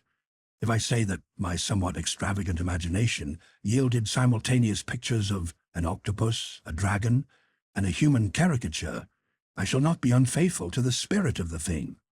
A pulpy, tentacled head surmounted a grotesque and scaly body with rudimentary wings, but it was the general outline of the whole which made it most shockingly frightful. Behind the figure was a vague suggestion of a cyclopean architectural background. The writing accompanying this oddity was, aside from a stack of press cuttings, in Professor Angel's most recent hand, and made no pretense to literary style. What seemed to be the main document was headed Cthulhu Cult, in characters painstakingly printed to avoid the erroneous reading of a word so unheard of. This manuscript was divided into two sections, the first of which was headed 1925 Dream and Dream Work of H.A. Wilcox, 7 Thomas Street, Providence, Rhode Island, and the second, Narrative of Inspector John R. Legrassi, 121 Beanville Street, New Orleans, Louisiana, at 1908 AAS meeting. Notes on same and Professor Wedd's account. The other manuscript papers were all brief notes, some of them accounts of the queer dreams of different persons, some of them citations from theosophical books and magazines, notably W. Scott Eliot's Atlantis and the Lost Lemuria. And the rest comments on long-surviving secret societies and hidden cults, with references to passages in such mythological and anthropological sourcebooks as Fraser's Golden Bough and Miss Murray's Witch Cults in Western Europe. The cuttings largely alluded to outre mental illness and outbreaks of group folly or mania in the spring of 1925. The first half of the principal manuscript told a very peculiar tale. It appears that on March 1st, 1925, a thin, dark man of neurotic and excited aspect had called on Professor Angell, bearing the singular clay bas-relief, which was then exceedingly damp and fresh. His card bore the name of Henry Anthony Wilcox, and my uncle had recognized him as the youngest son of an excellent family slightly known to him, who had latterly been studying sculpture at the Rhode Island School of Design and living alone at the Fleur-de-Lis building near that institution. Wilcox was a precocious youth of known genius but great eccentricity, and had from childhood excited attention through the strange stories and odd dreams he was in the habit of relating. He called himself psychically hypersensitive, but the staid folk of the ancient commercial city dismissed him as merely queer. Never mingling much with his kind, he had dropped gradually from social visibility and was now known only to a small group of aesthetes from other towns. Even the Providence Art Club, anxious to preserve its conservatism, had found him quite hopeless. On the occasion of the visit, ran the professor's manuscript, the sculptor abruptly asked for the benefit of his host's archaeological knowledge in identifying the hieroglyphics on the bas-relief. He spoke in a dreamy, stilted manner, which suggested pose and alienated sympathy, and my uncle showed some sharpness in replying, for the conspicuous freshness of the tablet implied kinship with anything but archaeology. Young Wilcox's rejoinder, which impressed my uncle enough to make him recall and record it verbatim, was of a fantastically poetic cast, which must have typified his whole conversation, and which I have since found highly characteristic of him. He said, "It is new, indeed, for I made it last night in a dream of strange cities, and dreams are older than brooding Tyre, or the contemplative Sphinx, or the garden-girded Babylon." It was then that he began that rambling tale, which suddenly played upon a sleeping memory and won the fevered interest of my uncle. There had been a slight earthquake tremor the night before, the most considerable felt in New England for some years, and Wilcox's imagination had been keenly affected. Upon retiring, he had had an unprecedented dream of great cyclopean cities of titan blocks and sky-flung monoliths, all dripping with green ooze and sinister with latent horror. Hieroglyphics had covered the walls and pillars, and from some undetermined point below had come a voice that was not a voice, a chaotic sensation which only fancy could transmute into sound, but which he attempted to render by the almost unpronounceable jumble of letters Cthulhu Phtagon. This verbal jumble was the key to the recollection which excited and disturbed Professor Angell. He questioned the sculptor with scientific minuteness and studied with almost frantic intensity the bas-relief on which the youth had found himself working, chilled and clad only in his night-clothes, when waking had stolen bewilderingly over him. My uncle blamed his old age, Wilcox afterwards said, for his slowness in recognizing both hieroglyphics and pictorial design.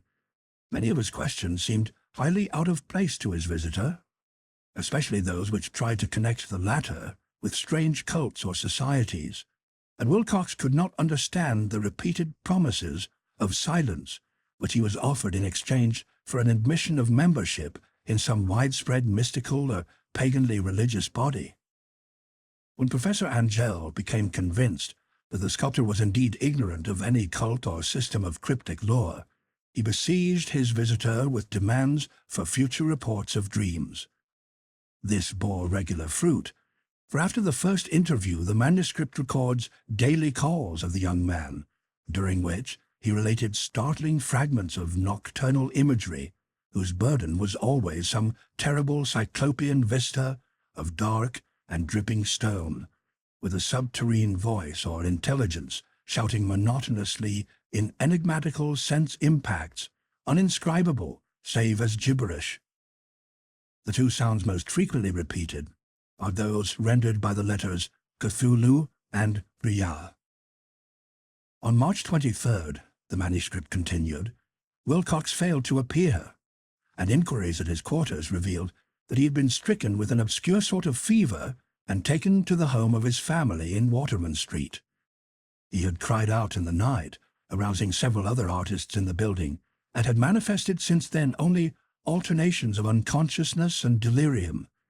My uncle had once telephoned the family, and from that time forward kept close watch of the case, calling often at the Thayer Street office of Dr. Toby, whom he learned to be in charge.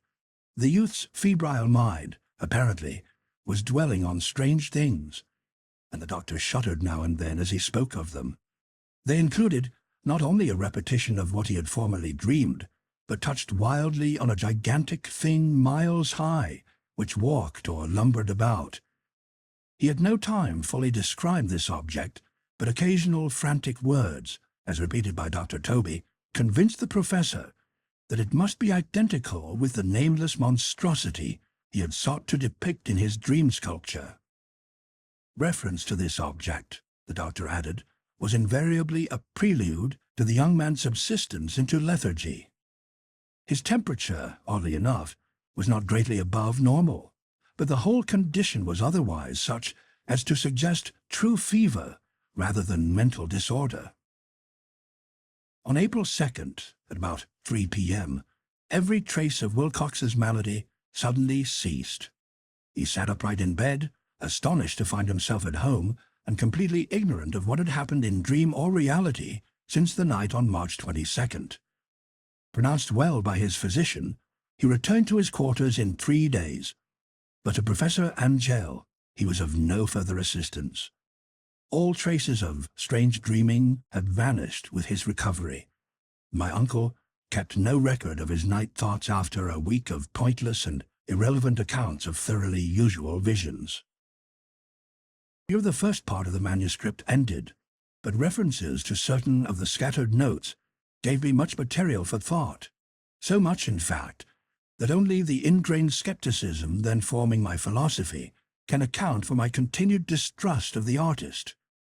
The notes in question were those descriptive of the dreams of various persons covering the same period as that in which young Wilcox had had his strange visitations.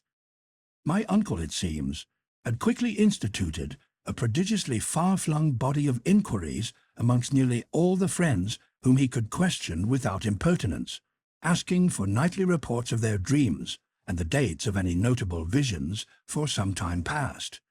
The reception of his request seems to have been varied, but he must at the very least have received more responses than an ordinary man could have handled without a secretary.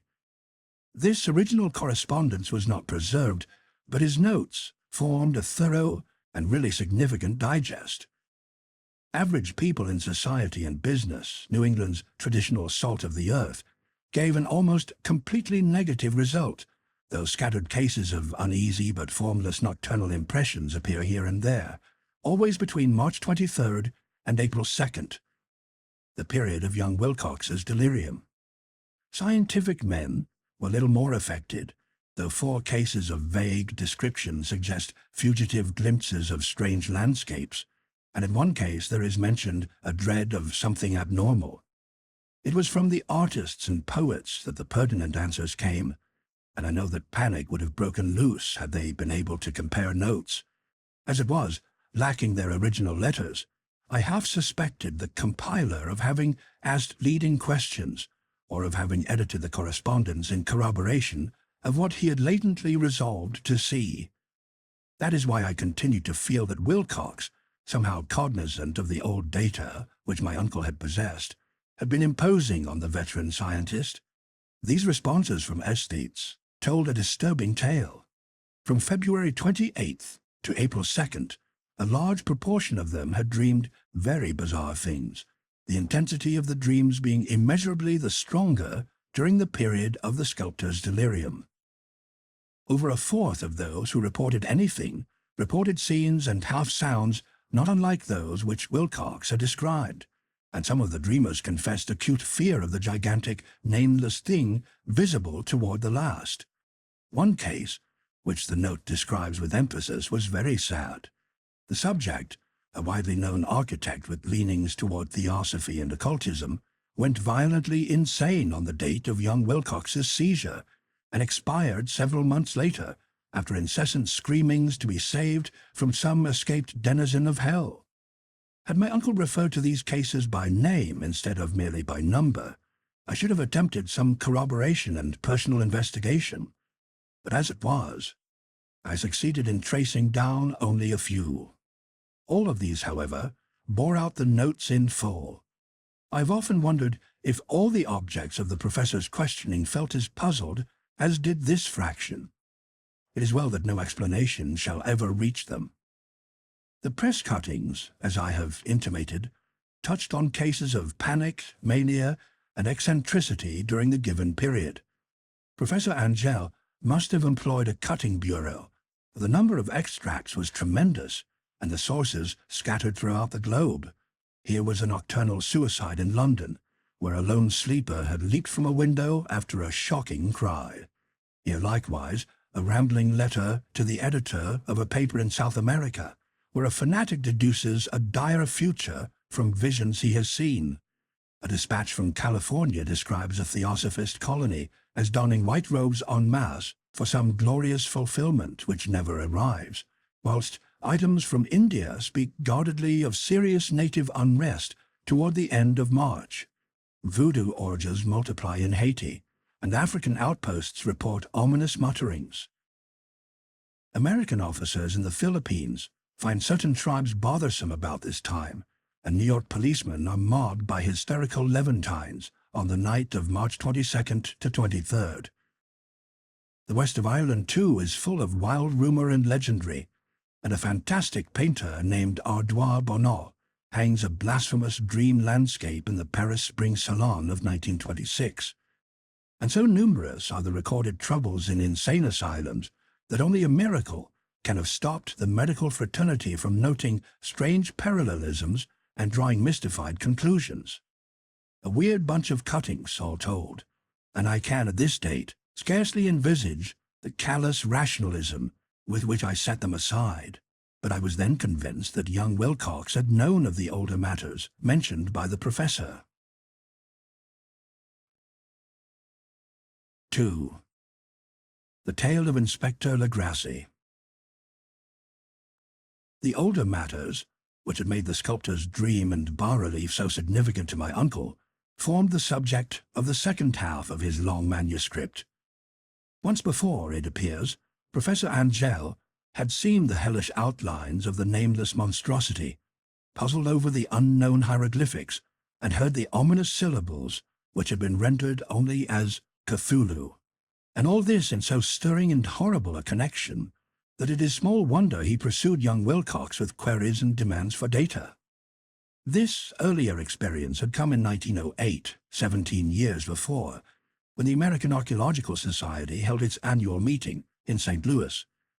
Professor Angell, as befitted one of his authority and attainments, had had a prominent part in all the deliberations, and was one of the first to be approached by the several outsiders who took advantage of the convocation to offer questions for correct answering and problems for expert solution. The chief of these outsiders, and in a short time the focus of interest for the entire meeting, was a commonplace-looking middle-aged man who had traveled all the way from New Orleans for certain special information unobtainable from any local source.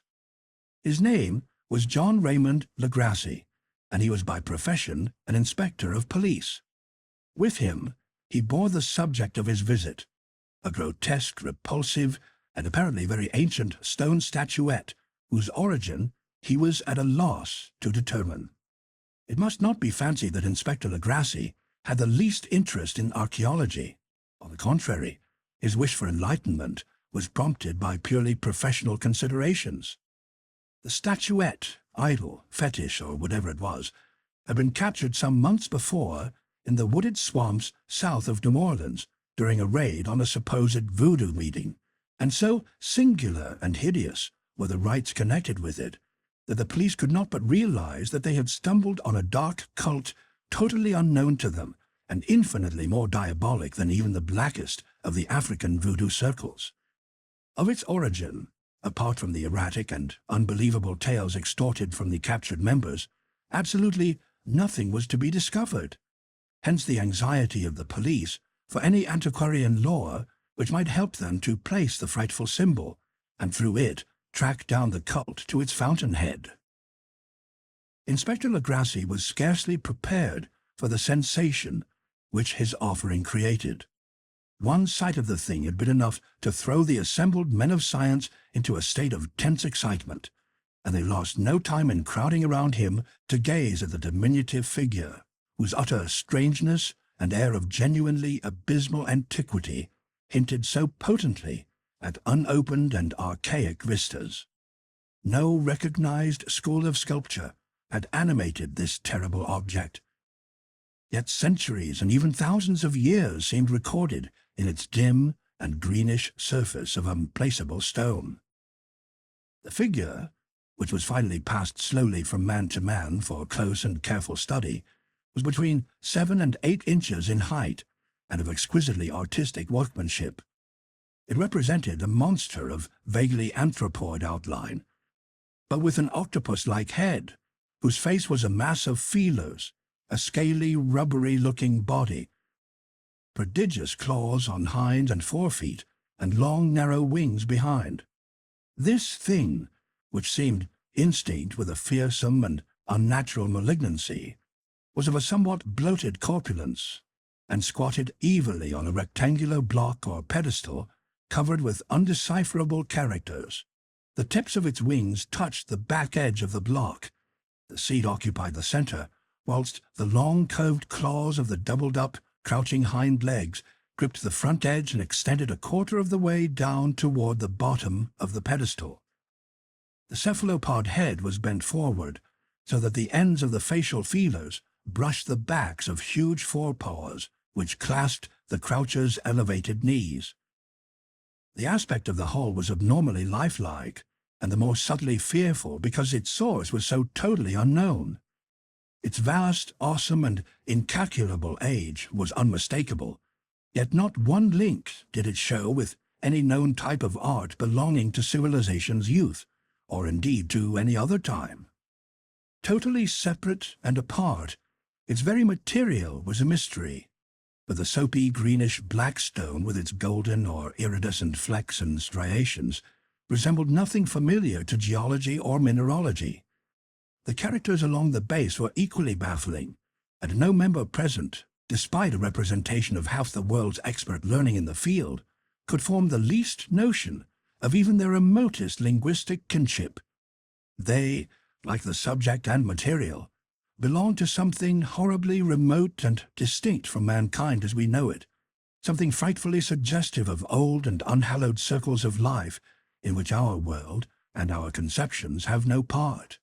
And yet, as the members severally shook their heads and confessed defeat at the inspector's problem, there was one man in that gathering who suspected a touch of bizarre familiarity in the monstrous shape and writing, and who presently told with some diffidence of the odd trifle he knew. The person was the late William Channing Webb, professor of anthropology in Princeton University, and an explorer of no slight note. Professor Webb had been engaged, 48 years before, in a tour of Greenland and Iceland in search of some runic inscriptions which he failed to unearth, and whilst high up on the West Greenland coast had encountered a singular tribe or cult of degenerate Eskimos, whose religion, a curious form of devil worship, chilled him with its deliberate bloodthirstiness and repulsiveness. It was a faith of which other Eskimos knew little, and which they mentioned only with shudders, saying that it had come down from horribly ancient eons before ever the world was made. Besides nameless rites and human sacrifices, there were certain queer hereditary rituals addressed to a supreme elder devil, or Tornasuk, and of this Professor Webb had taken a careful phonetic copy from an aged Angakok, or wizard priest, expressing the sounds in Roman letters as best he knew how. But just now, of prime significance, was the fetish which this cult had cherished, and around which they danced when the aurora leaped high over the ice cliffs. It was, the professor stated, a very crude bas-relief of stone, comprising a hideous picture and some cryptic writing, and as far as he could tell, it was a rough parallel in all essential features of the bestial thing now lying before the meeting. These data, received with suspense and astonishment by the assembled members, proved doubly exciting to Inspector Legrassi, and he began at once to ply his informant with questions. Having noted and copied an oral ritual among the swamp cult worshippers his men had arrested, he besought the professor to remember as best he might the syllables taken down amongst the diabolist Eskimos. There then followed an exhaustive comparison of details, and a moment of really odd silence when both detective and scientist agreed on the virtual identity of the phrase common to two hellish rituals so many worlds of distance apart. What in substance both the Eskimo wizards and the Louisiana swamp priests had chanted to their kindred idols was something very like this, the word divisions being guessed at from traditional breaks in the phrase as chanted aloud: Noblui, Nglafen, Cthulhu, Ria, Ganado, Fatagan. Legrassi had one point in advance of Professor Webb, for several among his mongrel prisoners had repeated to him what older celebrants had told them the words meant. This text, as given, ran something like this: In his house at Ria, dead Cthulhu waits, dreaming. And now, in response to a general urgent demand, Inspector Legrassi related as fully as possible his experience with the swamp worshippers, telling a story to which I could see my uncle attached profound significance. It savored of the wildest dreams of myth-maker and theosophist, and disclosed an astonishing degree of cosmic imagination among such half-castes and pariahs as might be least expected to possess it. Sit-up Street. On November 1st, 1907, there had come to New Orleans police a frantic summons from the swamp and lagoon country to the south. The squatters there, mostly primitive but good-natured descendants of Lafitte's men, were in a grip of stark terror from an unknown thing which had stolen upon them in the night. It was voodoo, apparently, but voodoo of a more terrible sort than they had ever known, and some of their women and children had disappeared since the malevolent tom-tom had begun its incessant beating far within the black, haunted woods where no dweller ventured. There were insane shouts and harrowing screams, soul-chilling chants, and dancing devil flames. And, the frightened messenger added, the people could stand it no more. So a body of 20 police, filling 2 carriages and an automobile, had set out in the late afternoon with the shivering squatter as a guide. At the end of the passable road they alighted, and for miles splashed on in silence through the terrible cypress woods where day never came. Ugly roots and malignant hanging nooses of Spanish moss beset them, and now and then a pile of dank stones or fragments of a rotting wall intensified by its hint of morbid habitation a depression which every malformed tree and every fungus islet combined to create. At length, the squatter's settlement, a miserable huddle of huts, hove in sight, and hysterical dwellers ran out to cluster around the group of bobbing lanterns. The muffled beat of tom-toms was now faintly audible far, far ahead, and a curdling shriek came at infrequent intervals when the wind shifted. A reddish glare, too, seemed to filter through the pale undergrowth beyond endless avenues of forest night. Reluctant even to be left alone again, each one of the cowed squatters refused point-blank to advance another inch toward the scene of unholy worship. So Inspector Legrassi and his 19 colleagues plunged on unguided into black arcades of horror that none of them had ever trod before. The region now entered by the police was one of traditionally evil repute, substantially unknown and untraversed by white men. There were legends of a hidden lake unglimpsed by mortal sight, in which dwelt a huge, formless, white polyphus thing with luminous eyes, and squatters whispered that bat-winged devils flew up out of caverns in inner earth to worship it at midnight. They said it had been there before d'Iberville, before La Salle, before the Indians, and before even the wholesome beasts and birds of the woods. It was nightmare itself, and to see it was to die. But it made men dream, and so they knew enough to keep away. The present voodoo orgy was, indeed, on the merest fringe of this abhorred area, but their location was bad enough. Hence, perhaps, the very place of the worship had terrified the squatters more than the shocking sounds and incidents. Only poetry or madness could do justice to the noises heard by Legrassi's men as they ploughed on through the black morass toward the red glare and the muffled tom-toms. There are vocal qualities peculiar to men and vocal qualities peculiar to beasts, and it is terrible to hear the one when the source should yield the other.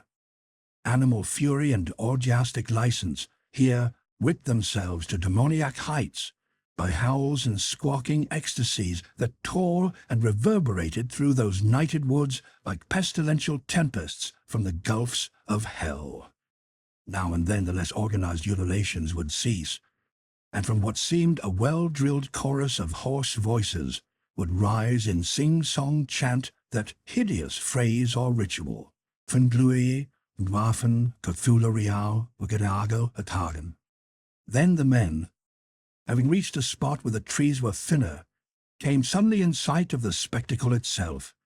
4 of them reeled, 1 fainted, and 2 were shaken into a frantic cry, which the mad cacophony of the orgy fortunately deadened. The grassy dashed swamp water on the face of the fainting men, and all stood trembling and nearly hypnotized with horror. In a natural glade of the swamp stood a grassy island of perhaps an acre's extent, clear of trees and tolerably dry. On this now leaped and twisted a more indescribable horde of human abnormality than any but a Sime or an Angarola could paint. Void of clothing, this hybrid spawn were braying, bellowing and writhing about a monstrous ring-shaped bonfire, in the center of which, revealed by occasional rifts in the curtain of flame, stood a great granite monolith, some 8 feet in height, on top of which, incongruous in its diminutiveness, rested the noxious carven statuette. From a wide circle of 10 scaffolds, set up at regular intervals with the flame-girt monolith as a center hung, head downward, the oddly marred bodies of the helpless squatters who had disappeared. It was inside this circle that the ring of worshippers jumped and roared, the general direction of the mass motion being from left to right, in endless bacchanal between the ring of bodies and the ring of fire. It may have been only imagination. It may have been only echoes which induced one of the men, an excitable Spaniard, to fancy he heard antiphonal responses to the ritual, but some far and unillumined spot deeper within the wood of ancient legendary and horror. This man, Joseph D. Galvez, I later met and questioned, and he proved distractingly imaginative. He indeed went so far as to hint of the faint beating of great wings, and of a glimpse of shining eyes and mountainous white bulk beyond the remotest trees. But I suppose he had been hearing too much native superstition. Actually, the horrified pause of the men was of comparatively brief duration. Duty came first, and although there must have been nearly 100 mongrel celebrants in the throng, the police relied on their firearms and plunged determinedly into the nauseous rout. For 5 minutes the resultant din and chaos were beyond description. Wild blows were struck, shots were fired, and escapes were made, but in the end, Legrassi was able to count some 47 sullen prisoners, who he forced to dress in haste and fall into line between 2 rows of policemen. 5 of the worshippers lay dead, and 2 severely wounded ones were carried away on improvised stretchers by their fellow prisoners. The image on the monolith, of course, was carefully removed and carried back by Legrassi. Examined at headquarters after a trip of intense strain and weariness, the prisoners all proved to be men of a very low, mixed-blooded and mentally aberrant type. Most were seamen, and a sprinkling of Negroes and mulattoes, largely West Indians or Brava Portuguese, from the Cape Verde Islands, gave a coloring of voodooism to the heterogeneous cult. But before many questions were asked, it became manifest that something far deeper and older than Negro fetishism was involved. Degraded and ignorant as they were, the creatures held with surprising consistency to the central idea of their loathsome faith. They worshipped, so they said, the great old ones who lived ages ago before there were any men, and who came to the young world out of the sky. These old ones were gone now, inside the earth and under the sea, but their dead bodies had told their secrets in dreams to the first man, who formed a cult which had never died. This was that cult, and the prisoner said it had always existed and always would exist, hidden in distant wastes and dark places all over the world, until the time when the great priest Cthulhu, from his dark house in the mighty city of Uya under the waters, should rise and bring the earth again beneath his sway. Some say he would call when the stars were ready, and the secret cult would always be waiting to liberate him. Meanwhile, no more must be told. There was a secret which even torture could not extract. Mankind was not absolutely alone among the conscious things of the earth, for shapes came out of the dark to visit the faithful few. But these were not the great old ones. No man had ever seen the old ones. The carven idol was great Cthulhu, but none might say whether or not the others were precisely like him. No one could read the old writing now, but things were told by word of mouth. The chanted ritual was not the secret. That was never spoken aloud, only whispered. The chant meant only this: in his house at Riyah, dead Cthulhu waits, dreaming. Only 2 of the prisoners were found sane enough to be hanged, and the rest were committed to various institutions. All denied a part in the ritual murders, and averred that the killing had been done by black-winged ones, which had come to them from their immemorial meeting place in the haunted wood. But of those mysterious allies no coherent account could ever be gained. What the police did extract came mainly from an immensely aged mestizo named Castro, who claimed to have sailed to strange ports and taught with undying leaders of the cult in the mountains of China. Old Castro remembered bits of hideous legend that paled the speculations of theosophists and made man and the world seem recent and transient indeed. There had been eons where other things ruled the earth, and they had had great cities. Remains of them, he said the deathless Chinaman had told him, were still to be found as cyclopean stones in the islands of the Pacific. They all died vast epochs of time before man came, but there were aurids which could revive them when the stars had come round again to their right position in the cycle of eternity. They had indeed come themselves from the stars and brought their images with them. These great old ones, Castro continued, were not composed altogether of flesh and blood. They had shape. For did not this star-fashioned image prove it? But that shape was not made of matter. When the stars were right, they could plunge from world to world through the sky. But when the stars were wrong, they could not live.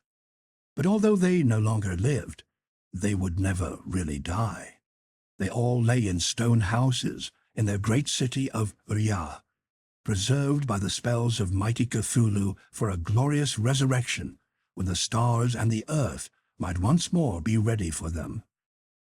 But at that time, some force from outside must serve to liberate their bodies. The spells that preserved them intact likewise prevented them from making an initial move, and they could only lie awake in the dark and think whilst uncounted millions of years rolled by. They knew all that was occurring in the universe, for their mode of speech was transmitted thought. Even now they talked in their tombs. When, after infinities of chaos, the first man came, the great old ones spoke to the sensitive among them by moulding their dreams, for only thus could their language reach the fleshy minds of mammals. Then, whispered Castro, those first men formed the cult around tall idols, which the great ones showed them, idols brought in dim areas from dark stars. That cult would never die, till the stars came right again, and the secret priests would take great Cthulhu from his tomb and revive his subjects and resume his rule of earth. The time would be easy to know, for then mankind would have become as the great old ones, free and wild and beyond good and evil, with laws and morals thrown aside and all men shouting and killing and reveling in joy. Then the liberated old ones would teach them new ways to shout and kill and revel and enjoy themselves, and all the earth would flame with a holocaust of ecstasy and freedom. Meanwhile, the cult, by appropriate rites, must keep alive the memory of those ancient ways and shadow forth the prophecy of their return. In the elder time, chosen men had taught with the entombed old ones in dreams. But then something had happened.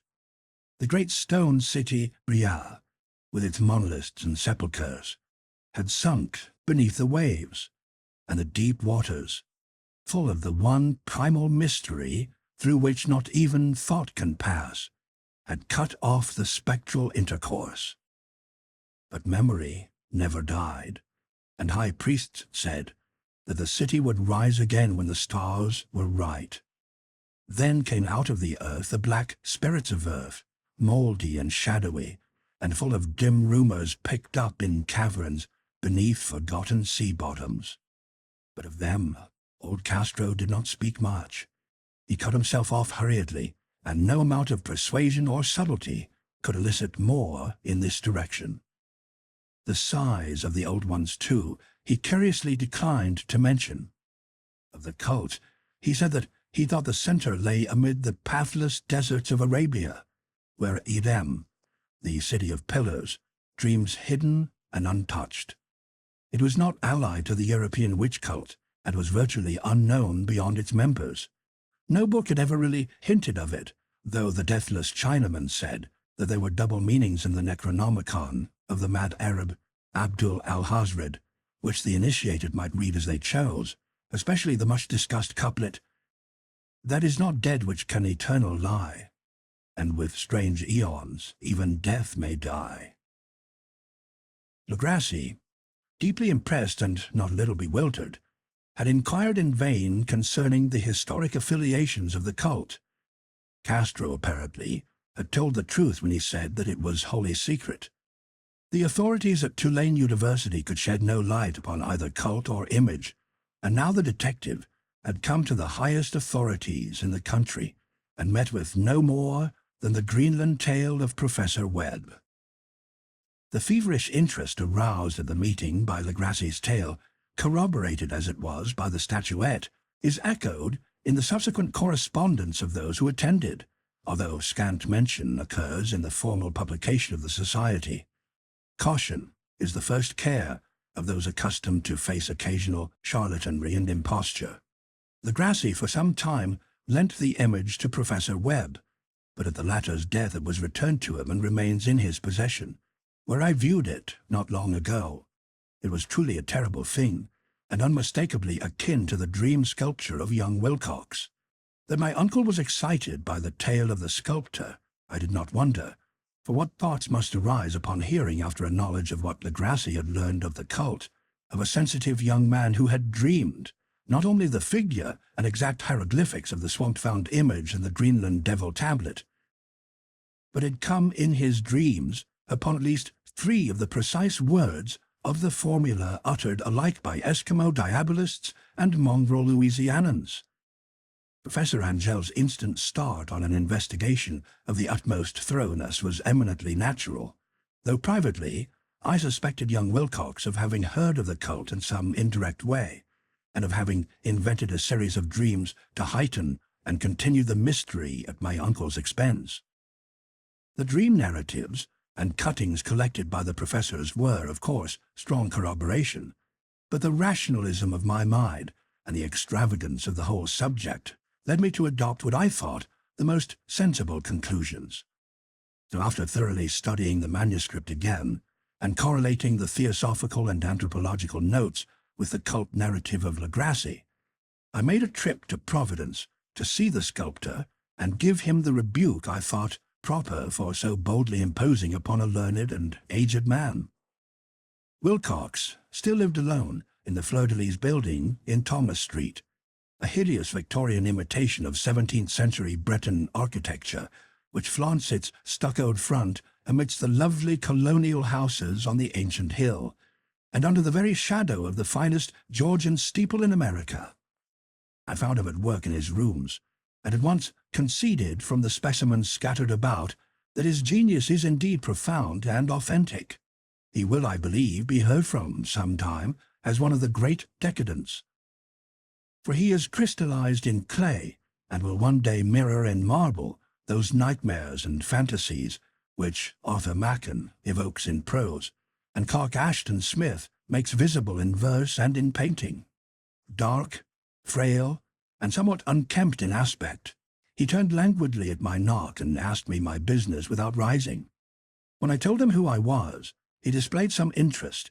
My uncle had excited his curiosity in probing his strange dreams, yet had never explained the reason for the study.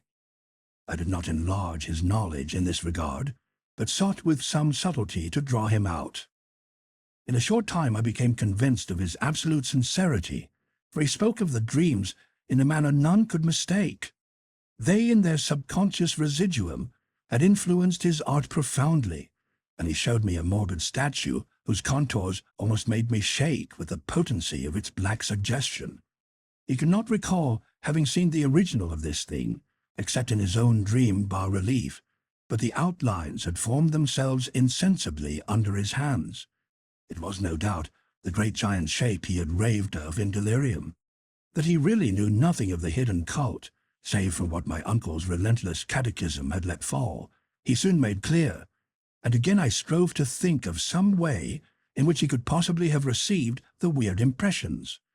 He talked of his dreams in a strangely poetic fashion, making me see with terrible vividness the damp cyclopean city of slimy green stone, whose geometry, he oddly said, was all wrong, and hear with frightened expectancy the ceaseless, half-mental calling from underground, Cthulhu vertagen, Cthulhu vertagen. These words had formed part of that dread ritual which told of dead Cthulhu's dream vigil in his stone vault at Rhea, and I felt deeply moved despite my rational beliefs.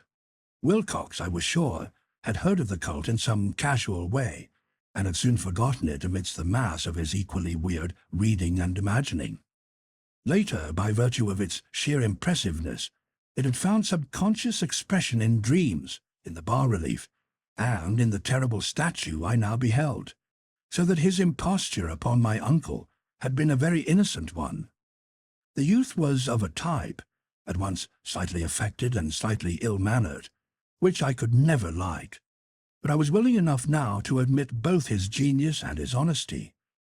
I took leave of him amicably, and wish him all the success his talent promises. The matter of the cult still remained to fascinate me, and at times I had visions of personal fame from researchers into its origin and connections.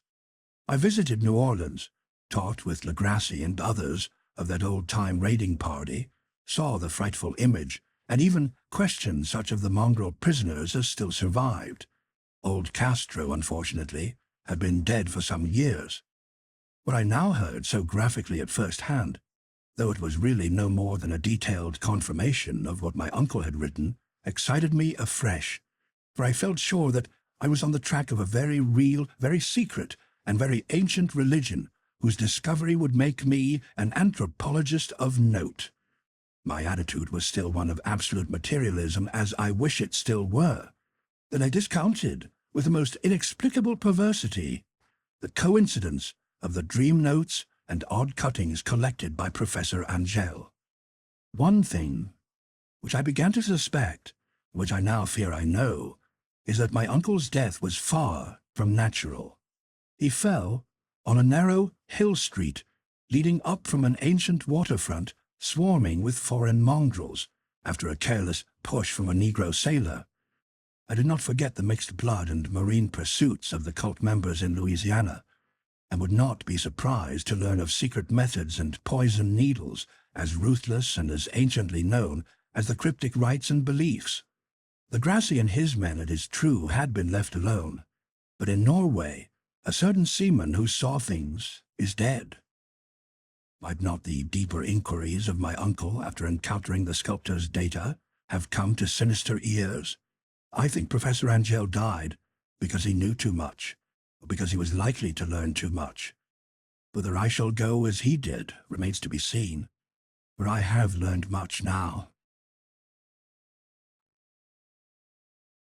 3. The Madness from the Sea. If heaven ever wishes to grant me a boon, it'll be a total effacing of the results of a mere chance which fixed my eye on a certain stray piece of shelf paper.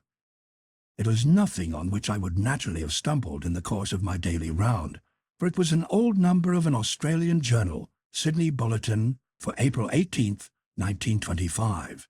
It had escaped even the Cutting Bureau, which had at the time of its issuance been avidly collecting material for my uncle's research. I had largely given over my inquiries into what Professor Angell called the Cthulhu cult, and was visiting a learned friend of Paterson, New Jersey, the curator of a local museum and a mineralogist of note. Examining one day the reserved specimens roughly set on the storage shelves in a rear room of the museum, my eye was caught by an odd picture in one of the old papers spread beneath the stones.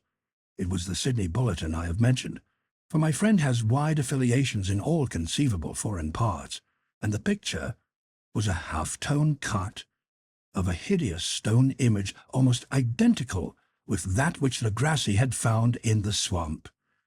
Eagerly clearing the sheet of its precious contents, I scanned the item in detail and was disappointed to find it of only moderate length. What it suggested, however, was of portentous significance to my flagging quest, and I carefully tore it out for immediate action. It read as follows: Mystery derelict found at sea. Vigilant arrives with helpless armed New Zealand yacht in tow. One survivor and dead man found aboard. Tale of desperate battle and depths at sea. Rescued seaman refuses particulars of strange experience. Odd idol found in his possession. Inquiry to follow. The Morrison Company's freighter Vigilant, bound from Valparaiso, arrived this morning at its wharf in Darling Harbour, having in tow the battled and disabled but heavily armed steam yacht Alert of Dunedin, New Zealand, which was sighted April 12th in southern latitude 34 degrees 21 minutes, west longitude 152 degrees 17 minutes, with 1 living and 1 dead man aboard. The Vigilant left Valparaiso March 25th, and on April 2nd was driving considerably south of her course by exceptionally heavy storms and monster waves. On April 12th, the derelict was sighted, and though apparently deserted, was found upon boarding to contain 1 survivor in a half-delirious condition and 1 man who had evidently been dead for more than a week. The living man was clutching a horrible stone idol of unknown origin, about a foot in height, regarding whose nature authorities at Sydney University, the Royal Society, and the museum in College Street all profess complete bafflement, and which the survivor says he found in the cabin of the yacht, in a small carved shrine of common pattern. The man, after recovering his senses, told an exceedingly strange story of piracy and slaughter. He is Gustaf Johansen, a Norwegian of some intelligence, and had been second mate of the 2-masted schooner Emma of Auckland, which sailed for Callao February 20th, with a complement of 11 men.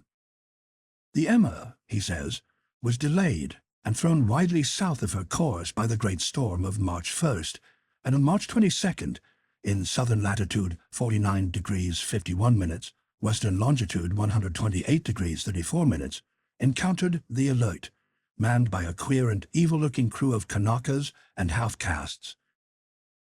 Being ordered peremptorily to turn back, Captain Collins refused, whereupon the strange crew began to fire savagely and without warning upon the schooner with a peculiarly heavy battery of brass cannon forming part of the yacht's equipment. The Emma's men showed fight, says the survivor, and though the schooner began to sink from shots beneath the waterline, they managed to heave alongside their enemy and board her, grappling with the savage crew on the yacht's deck, and being forced to kill them all, the number being slightly superior because of their particularly abhorrent and desperate, though rather clumsy, mode of fighting. 3 of the Emma's men, including Captain Collins and First Mate Green, were killed, and the remaining 8 under Second Mate Johansen proceeded to navigate the captured yacht, going ahead in their original direction to see if any reason for their ordering back had existed. The next day, it appears, they raised and landed on a small island, although none is known to exist in that part of the ocean, and 6 of the men somehow died ashore, though Johansen is queerly reticent about this part of his story and speaks only of their falling into a rock chasm. Later, it seems, he and 1 companion boarded the yacht and tried to manage her, but were beaten about by the storm of April 2nd. From that time till his rescue on the 12th, the man remembers little, and he does not even recall when William Bryden, his companion, died. Bryden's death reveals no apparent cause, and is probably due to excitement or exposure.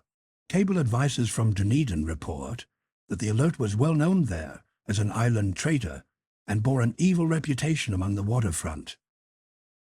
It was owned by a curious group of half-castes whose frequent meetings and night trips to the woods attracted no little curiosity, and it had set sail in great haste just after the storm and early tremors of March 1st. Our Auckland correspondent gives the Emma and her crew an excellent reputation, and Johansen is described as a sober and worthy man. The Admiralty will institute an inquiry on the whole matter beginning tomorrow, at which every effort will be made to induce Johansen to speak more freely than he has done hitherto. This was all, together with the picture of the hellish image, but what a train of ideas it started in my mind. Here were new treasuries of data on the Cthulhu cult, and evidence that it had strange interests at sea as well as on land. What motive prompted the hybrid crew to order back the Emma as they sailed about with their hideous idol? What was the unknown island on which 6 of the Emma's crew had died, and about which the Major Johansen was so secretive? What had the Vice-Admiralty's investigation brought out, and what was known of the noxious cult at Dunedin? And most marvelous of all, what deep and more than natural linkage of dates was this which gave a malign and now undeniable significance to the various turns of event so carefully noted by my uncle? March 1st, our February 28th, according to the international dateline, The earthquake and storm had come. From Dunedin, the Alert and her noisome crew had darted eagerly forth as if imperiously summoned, and on the other side of the earth, poets and artists had begun to dream of a strange, dank, cyclopean city, whilst a young sculptor had moulded in his sleep the form of the dreaded Cthulhu. March 23rd, the crew of the Emma landed on an unknown island and left 6 men dead, and on that date the dreams of sensitive men assumed a heightened vividness and darkened with dread of a great giant's malign pursuit, whilst an architect had gone mad and a sculptor had lapsed suddenly into delirium. And what of this storm of April 2nd, the date of which all dreams of the dank city ceased, and Wilcox emerged unharmed from the bondage of strange fever? What of all this, and of those hints of old Castro about the sunken, star-born old ones, and their coming reign, their faithful cult, and their mastery of dreams? Was I tottering on the brink of cosmic horrors beyond man's power to bear? If so, they must be horrors of the mind alone, for in some way the 2nd of April had to put a stop to whatever monstrous menace had begun its siege of mankind's soul. That evening, after a day of hurried cabling and arranging, I bade my host adieu and took a train for San Francisco. In less than a month, I was in Dunedin, where, however, I found that little was known of the strange cult members who had lingered in the old sea taverns. Waterfront scum was far too common for special mention, though there was vague talk about one inland trip these mongrels had made, during which faint drumming and red flame were noted on the distant hills. In Auckland I learned that Johansen had returned with yellow hair turned white, after a perfunctory and inconclusive questioning at Sydney, and had thereafter sold his cottage in West Street and sailed with his wife to his old home in Oslo. Of his stirring experience he would tell his friends no more than he had told the Admiralty officials, and all they could do was to give me his Oslo address. After that, I went to Sydney and talked profitlessly with seamen and members of the Vice Admiralty Court. I saw the Alert, now sold and in commercial use, at Circular Quay in Sydney Cove, but gained nothing from its non-committal bulk.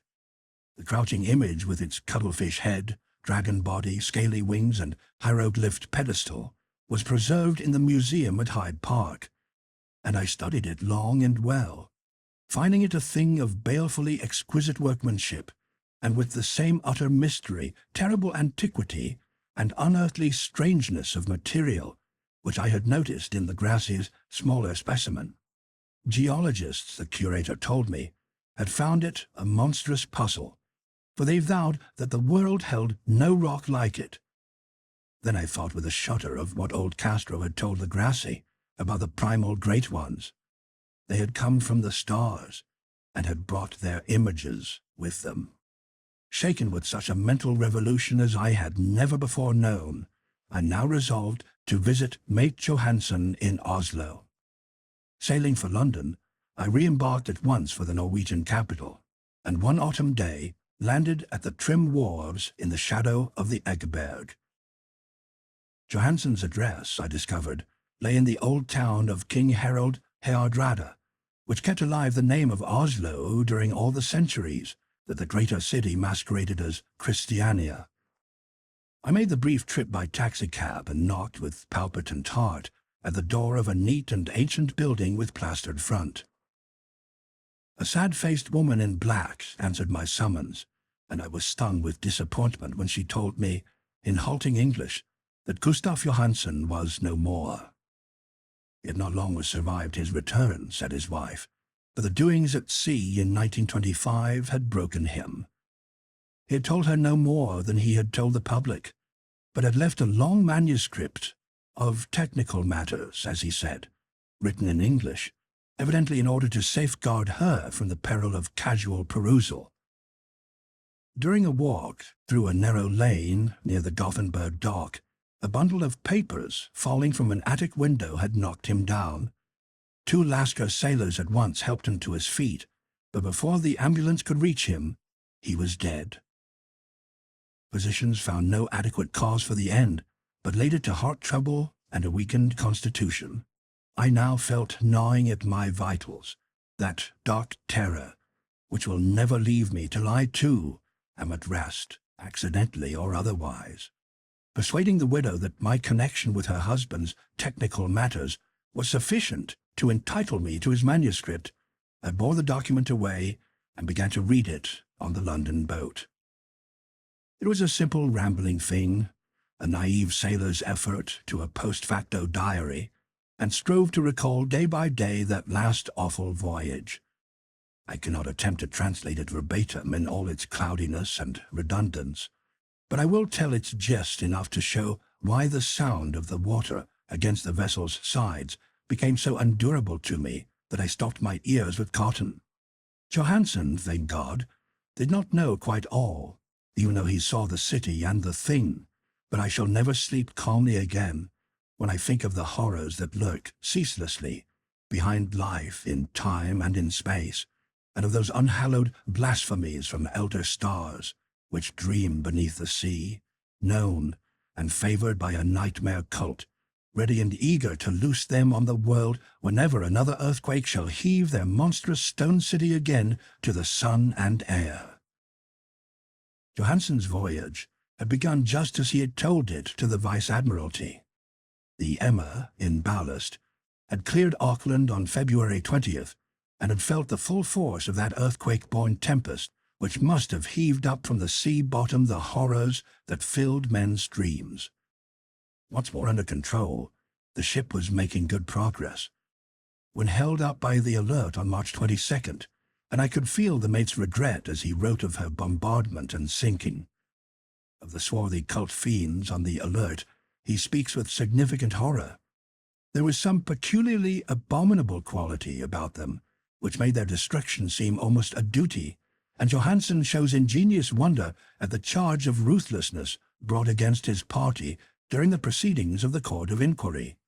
Then, driven ahead by curiosity in their captured yacht under Johansen's command, the men sight a great stone pillar sticking out of the sea, and in southern latitude 47 degrees 9 minutes, western longitude 126 degrees 43 minutes, come upon a coastline of mingled mud, ooze, and weedy cyclopean masonry, which can be nothing less than the tangible substance of Earth's supreme terror, the nightmare corpse city of Rhea, that was built in measureless eons, behind history by the vast, loathsome shapes that seeped down from the dark stars.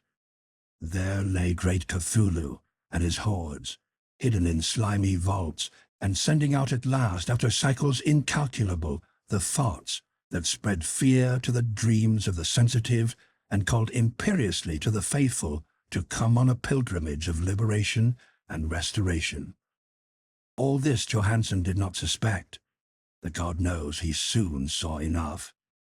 I suppose that only a single mountain top, the hideous monolith-crowned citadel whereon great Cthulhu was buried, actually emerged from the waters.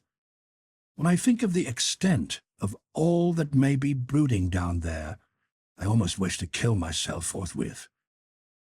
Johansen and his men were awed by the cosmic majesty of this dripping Babylon of elder demons, and must have guessed without guidance that it was nothing of this or of any sane planet. Awe at the unbelievable size of the greenish stone blocks and the dizzying height of the great carven monolith, and at the stupefying identity of the colossal statues and bas-reliefs with the queer image found in the shrine on the Alert, is poignantly visible in every line of the mate's frightened description. Without knowing what futurism is like, Johansen achieved something very close to it when he spoke of the city. For instead of describing any definite structure of building, he dwells only on the broad impressions of vast angles and stone surfaces, surfaces too great to belong to anything right or proper for this earth, and impious with horrible images and hieroglyphs. I mention his talk about angles because it suggests something Wilcox had told me of his awful dreams. He had said that the geometry of the dream place he saw was abnormal, non-Euclidean, and loathsomely redolent of spheres and dimensions apart from ours. Now an unlettered seaman felt the same thing whilst gazing at the terrible reality. Johansen and his men landed at a sloping mud bank on this monstrous acropolis and clambered slipperily up over Titan oozy blocks, which could have been no mortal staircase. The very Son of Heaven seemed distorted when viewed through the polarizing miasma, welling out from the sea-soaked perversion, and twisted menace and suspense lurked leeringly in those crazily elusive angles of carven rock, where a second glance showed concavity after the first showed convexity.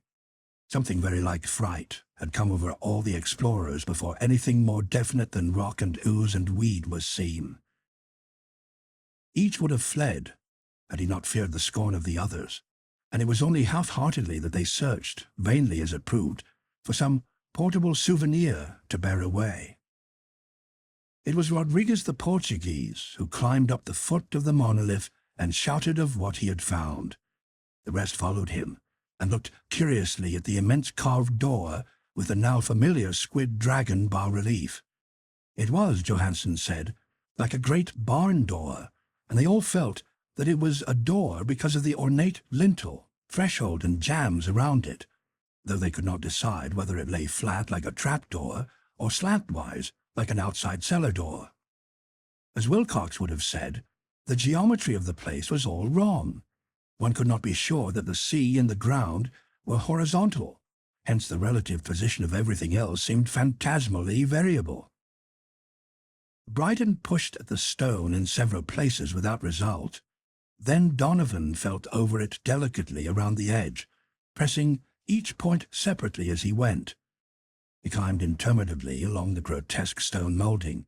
That is, one would call it climbing if the thing was not after all horizontal, and the men wondered how any door in the universe could be so vast. Then, very softly and slowly, the acre-great panel began to give inward at the top, and they saw that it was balanced. Donovan slid or somehow propelled himself down or among the jamb and rejoined his fellows, and everyone watched the queer recession of the monstrously carven portal. In this fantasy of prismatic distortion, it moved anomalously in a diagonal way, so that all the rules of matter and perspective seemed upset. The aperture was black, with a darkness almost material. That tenebriousness was indeed a positive quality, for it obscured such parts of the inner walls as ought to have been revealed, and actually burst forth like smoke from its eon-long imprisonment, visibly darkening the sun as it slunk its way into the shrunken and gibbous sky on flapping membranous wings. The odour arising from the newly opened depths was intolerable, and at length the quick-eared Hawkins thought he heard a nasty, slopping sound down there. Everyone listened, and everyone was listening still, when it lumbered sloveringly into sight and gropingly squeezed this gelatinous green immensity through the black doorway into the tainted outside air of that poisoned city of madness. Poor Johansen's handwriting almost gave out when he wrote this. Of the 6 men who never reached the ship, he thinks 2 perished of pure fright in that accursed instant.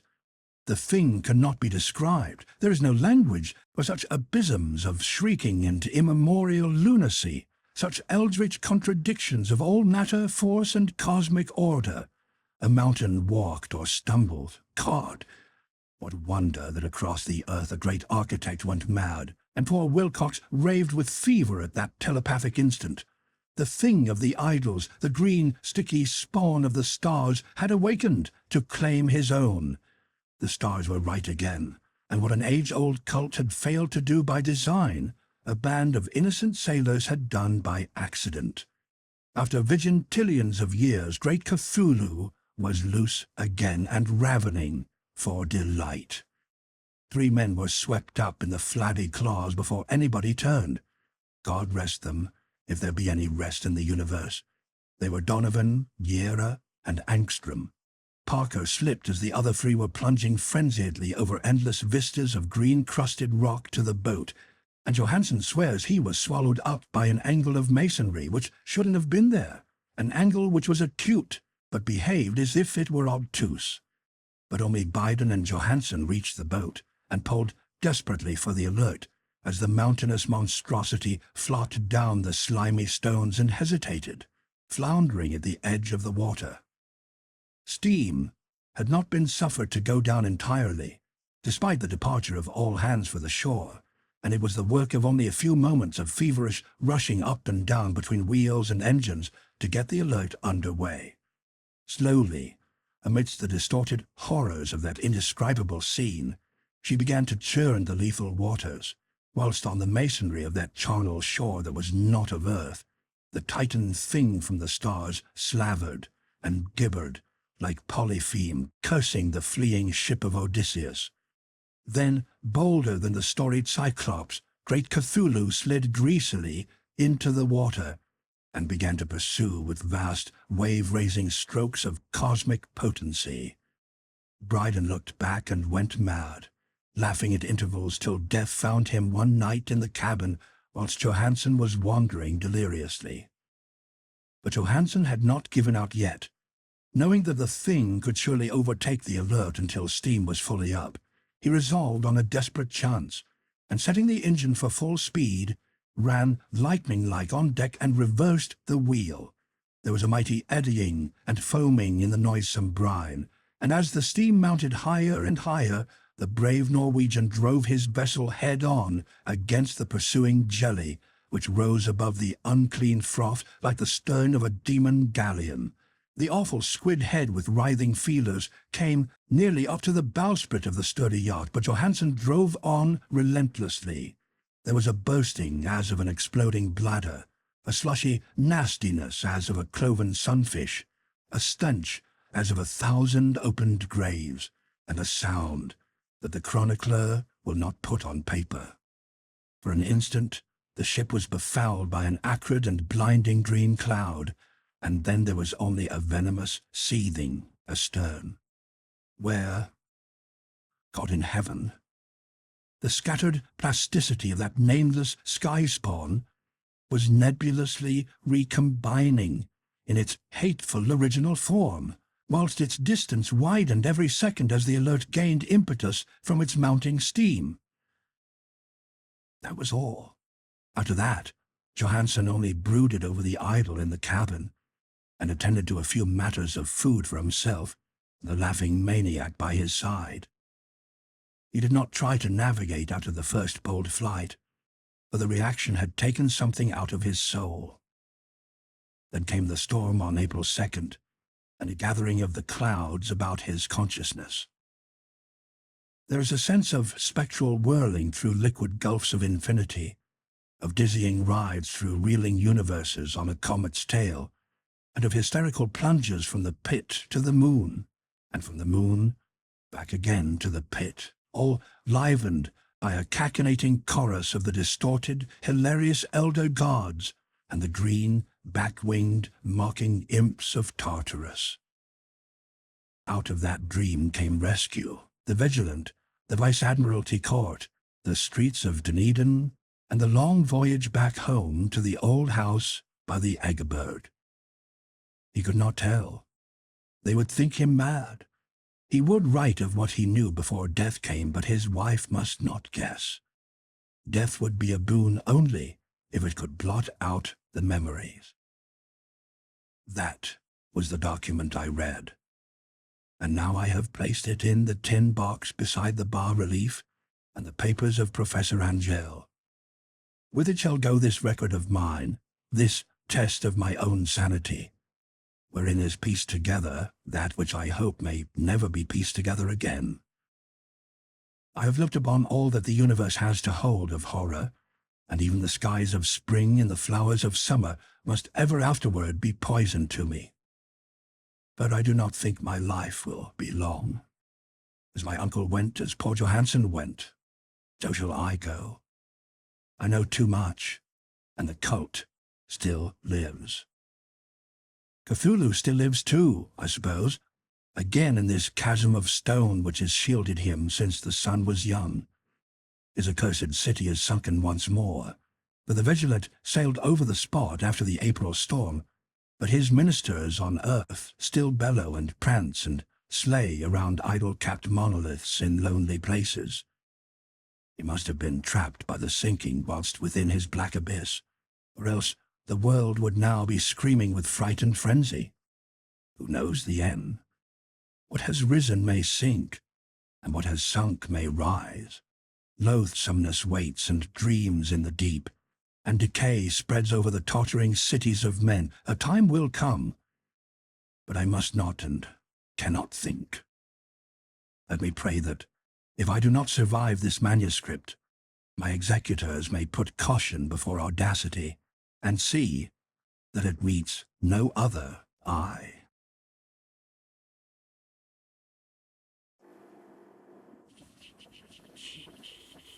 In the Walls of Eryx, by H.P. Lovecraft and Kenneth Sterling. Later, afternoon, 6:13. There has been more trouble than I expected. I am still in the building, and will have to work quickly and wisely if I expect to rest on dry ground tonight. It took me a long time to get to sleep, and I did not wake till almost noon today. As it was, I would have slept longer, but for the glare of the sun through the haze. The corpse was a rather bad sight, riddling with Siphocles, and with a cloud of farneth flies around it. Something had pushed the helmet away from the face, and it was better not to look at it. I was doubly glad of my oxygen mask when I thought of the situation. At length I shook and brushed myself dry, took a couple of food tablets, and put a new potassium chlorate cube in the electrolyzer of the mask. I am using these cubes slowly, but wish I had a larger supply. I felt much better after my sleep, and expected to get out of the building very shortly. Consulting the notes and sketches I had jotted down, I was impressed by the complexity of the hallways, and by the possibility that I had made a fundamental error. Of the 6 openings leading out of the central space, I had chosen a certain one as that by which I had entered, using a sighting arrangement as a guide.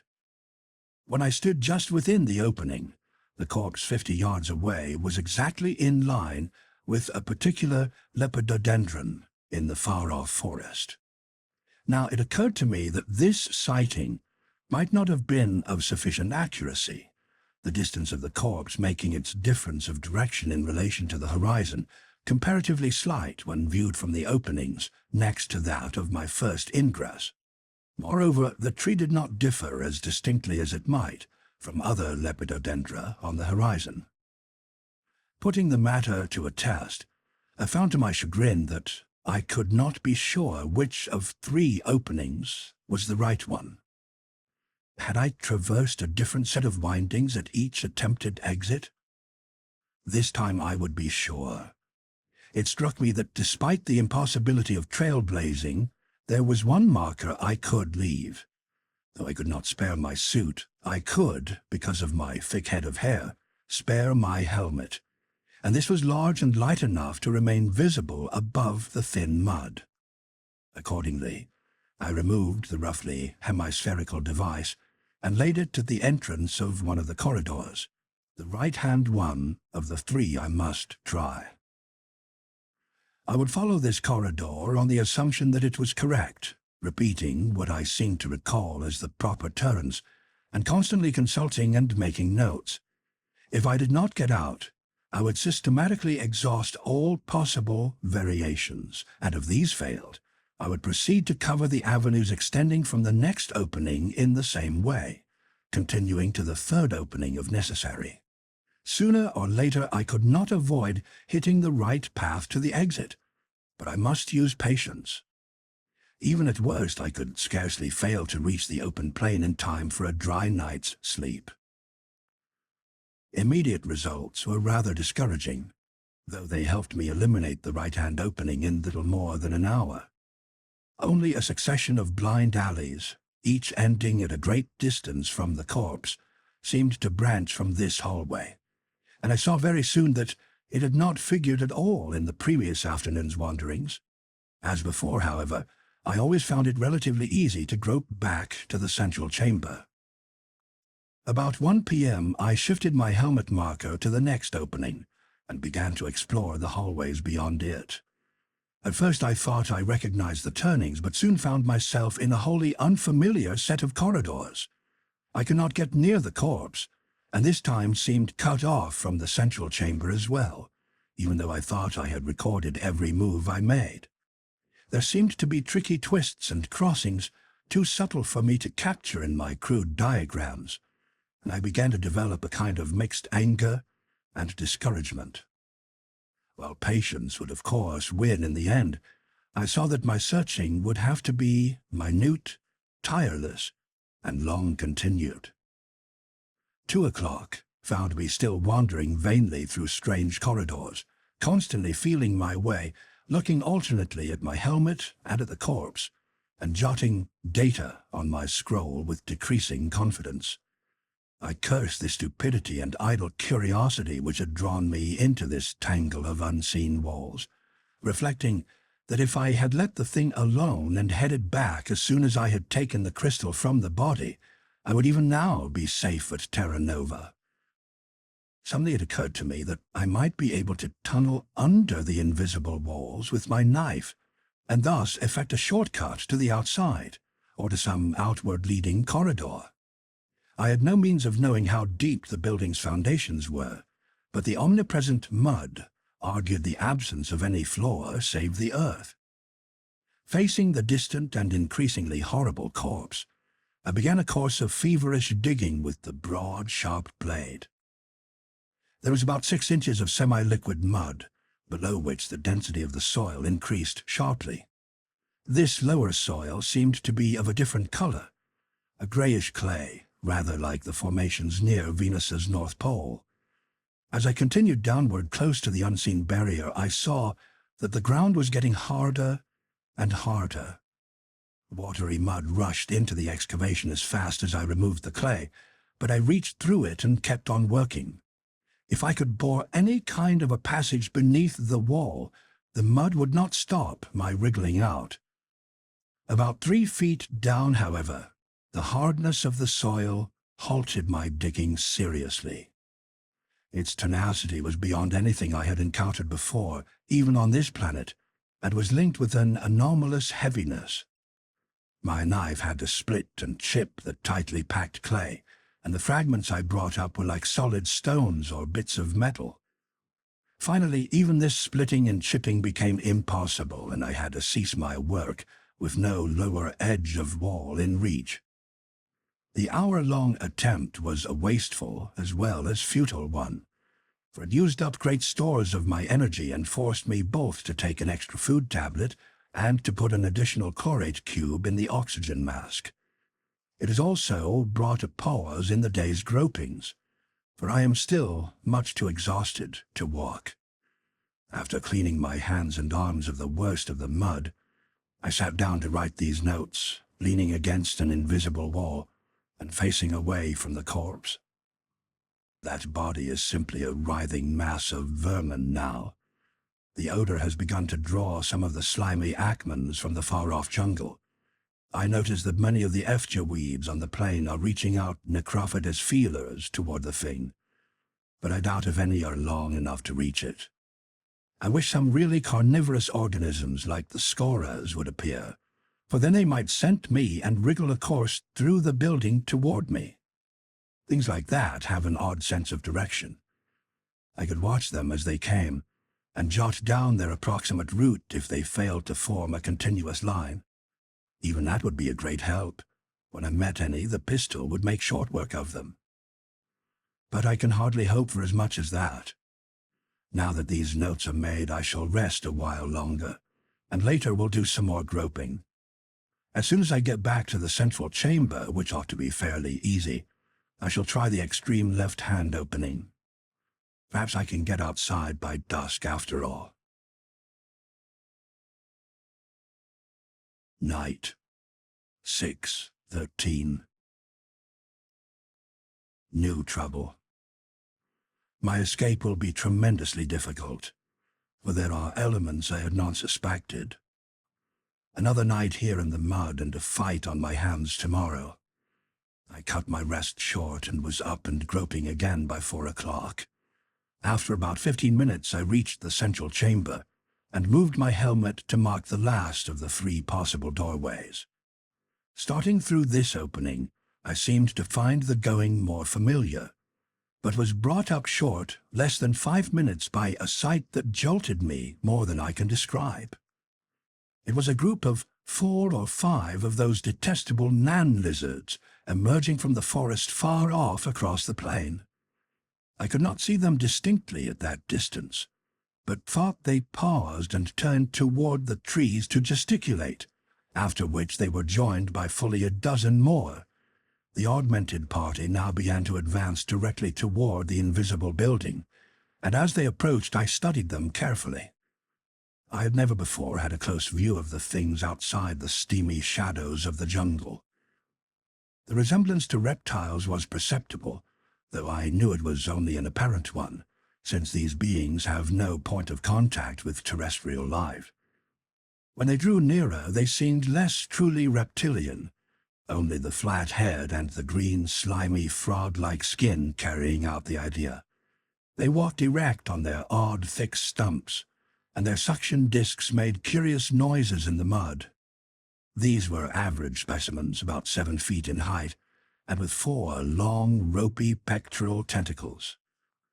The motions of those tentacles, if the theories of Fogg, Ekberg, and Janet are right, which I formerly doubted but am now more ready to believe, indicate that the things were in animated conversation. I drew my flame pistol and was ready for a hard fight. The odds were bad, but the pistol gave me a certain advantage. If the things knew this building, they would come through it after me, and in this way would form a key to getting out, just as carnivorous scorers might have done. That they would attack me seemed certain, for even though they could not see the crystal in my pouch, they could divine its presence through that special sense of theirs. Yet, surprisingly enough, they did not attack me. Instead, they scattered and formed a vast circle around me, at a distance which indicated that they were pressing close to the unseen wall. Standing there in a ring, the beings stared silently and inquisitively at me, waving their tentacles and sometimes nodding their heads and gesturing with their upper limbs. After a while I saw others issue from the forest, and these advanced and joined the curious crowd. Those near the corpse looked briefly at it, but made no move to disturb it. It was a horrible sight. Yet the man-lizards seemed quite unconcerned. Now and then one of them would brush away the farneth flies with its limbs or tentacles, or crush a wriggling syphiligae or acman, or an outreaching efja weed with the suction discs on its stumps. Staring back at these grotesque and unexpected intruders, and wondering uneasily why they did not attack me at once, I lost for the time being the willpower and nervous energy to continue my search for a way out. Instead, I leaned limply against the invisible wall of the passage where I stood, letting my wonder merge gradually into a chain of the wildest speculations. 100 mysteries which had previously baffled me seemed all at once to take on a new and sinister significance, and I trembled with an acute fear unlike anything I had experienced before. I believed I knew why these repulsive beings were hovering expectantly around me. I believed, too, that I had the secret of the transparent structure at last, the alluring crystal which I had seized, the body of the man who had seized it before me. All these things began to acquire a dark and threatening meaning. It was no common series of mischances which had made me lose my way in this ruthless, unseen tangle of corridors. Far from it. Beyond doubt the place was a genuine maze, a labyrinth, deliberately built by these hellish things, whose craft and mentality I had so badly underestimated. Might I not have suspected this before, knowing of their uncanny architectural skill? The purpose was all too plain. It was a trap set to catch human beings, and with the crystal spheroid as bait. These reptilian things and their war on the takers of crystals had turned to strategy and were using our own cupidity against us. Dwight, if this rotting corpse were indeed he, was a victim. He must have been trapped some time ago and had failed to find his way out. Lack of water had doubtless maddened him, and probably he had run out of chlorate cubes as well. Probably his mask had not slipped accidentally after all. Suicide was a likelier thing. Rather than face a lingering death, he had solved the issue by removing the mask deliberately and letting the lethal atmosphere do its work at once.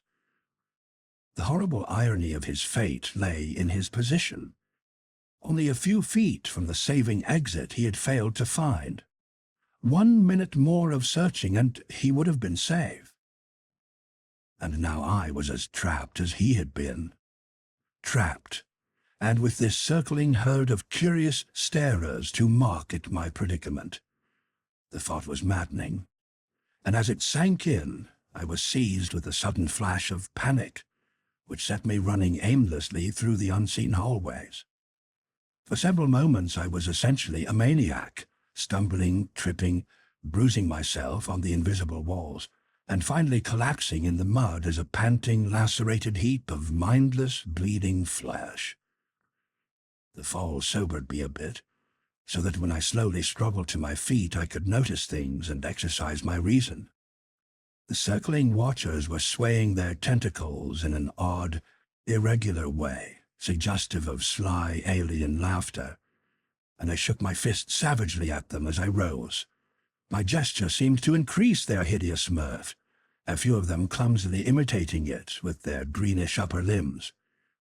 Shamed into sense, I tried to collect my faculties and take stock of the situation. After all, I was not as badly off as Dwight had been. Unlike him, I knew what the situation was, and forewarned is forearmed. I had proof that the exit was attainable in the end, and would not repeat his tragic act of impatient despair. The body, or skeleton, as it would soon be, was constantly before me as a guide to the sought-for aperture, and dogged patience would certainly take me to it if I worked long and intelligently enough. I had, however, the disadvantage of being surrounded by these reptilian devils. Now that I realized the nature of the trap, whose invisible material argued a science and technology beyond anything on Earth, I could no longer discount the mentality and resources of my enemies. Even with my flame pistol I would have a bad time getting away, though boldness and quickness would doubtless see me through in the long run. But first I must reach the exterior, unless I could lure or provoke some of the creatures to advance toward me. As I prepared my pistol for action and counted over my generous supply of ammunition, it occurred to me to try the effect of its blasts on the invisible walls. Had I overlooked a feasible means of escape? There was no clue to the chemical composition of the transparent barrier, and conceivably, it might be something which a tongue of fire could cut like cheese. Choosing a section facing the corpse, I carefully discharged the pistol at close range and felt with my knife where the blast had been aimed. Nothing was changed. I had seen the flame spread when it struck the surface, and now I realized that my hope had been vain. Only a long, tedious search for the exit would ever bring me to the outside. So, swallowing another food tablet and putting another cube in the electrolyzer of my mask, I recommenced the long quest, retracing my steps to the central chamber and starting out anew. I constantly consulted my notes and sketches and made fresh ones, taking one false turn after another, but staggering on in desperation till the afternoon light grew very dim. As I persisted in my quest, I looked from time to time at the silent circle of mocking stares, and noticed a gradual replacement in their ranks. Every now and then a few would return to the forest, while others would arrive to take their places. The more I thought of their tactics, the less I liked them, for they gave me a hint of the creature's possible motives. At any time, these devils could have advanced and fought me, but they seemed to prefer watching my struggles to escape. I could not but infer that they enjoyed the spectacle, and this made me shrink with double force from the prospect of falling into their hands. With the dark, I ceased my searching, and sat down in the mud to rest. Now I am writing in the light of my lamp, and will soon try to get some sleep. I hope tomorrow will see me out, for my canteen is low, and Lacol tablets are a poor substitute for water. I would hardly dare to try the moisture in this slime, for none of the water in the mud regions is potable except when distilled. That is why we run such long pipelines to the yellow clay regions, or depend on rainwater when those devils find and cut our pipes. I have none too many chlorate cubes either, and must try to cut down my oxygen consumption as much as I can. My tunneling attempt of the early afternoon and my later panic flight burned up a perilous amount of air. Tomorrow I will reduce physical exertion to the barest minimum until I meet the reptiles and have to deal with them. I must have a good cube supply for the journey back to Terra Nova. My enemies are still on hand. I can see a circle of their feeble glow torches around me. There is a horror about those lights which will keep me awake. Night, 6:14. Another full day of searching, and still no way out. I am beginning to be worried about the water problem, for my canteen went dry at noon. In the afternoon there was a burst of rain, and I went back to the central chamber for the helmet, which I had left as a marker, using this as a bowl and getting about 2 cupfuls of water. I drank most of it, but have put the slight remainder in my canteen. Lacol tablets make little headway against real thirst, and I hope there will be more rain in the night. I am leaving my helmet bottom up to catch any that falls. Food tablets are none too plentiful, but not dangerously low.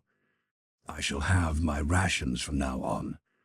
The chlorate cubes are my real worry, for even without violent exercise, the day's endless tramping burned a dangerous number.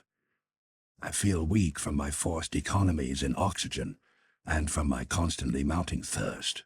When I reduce my food, I suppose I shall feel still weaker.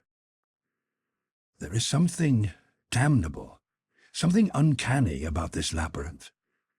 I could swear that I had eliminated certain turns through charting, and yet each new trial belies some assumption I had thought established. Never before did I realize how lost we are without visual landmarks. A blind man might do better, but for most of us, sight is the king of the senses. The effects of all these fruitless wanderings is one of profound discouragement. I can understand how poor Dwight must have felt.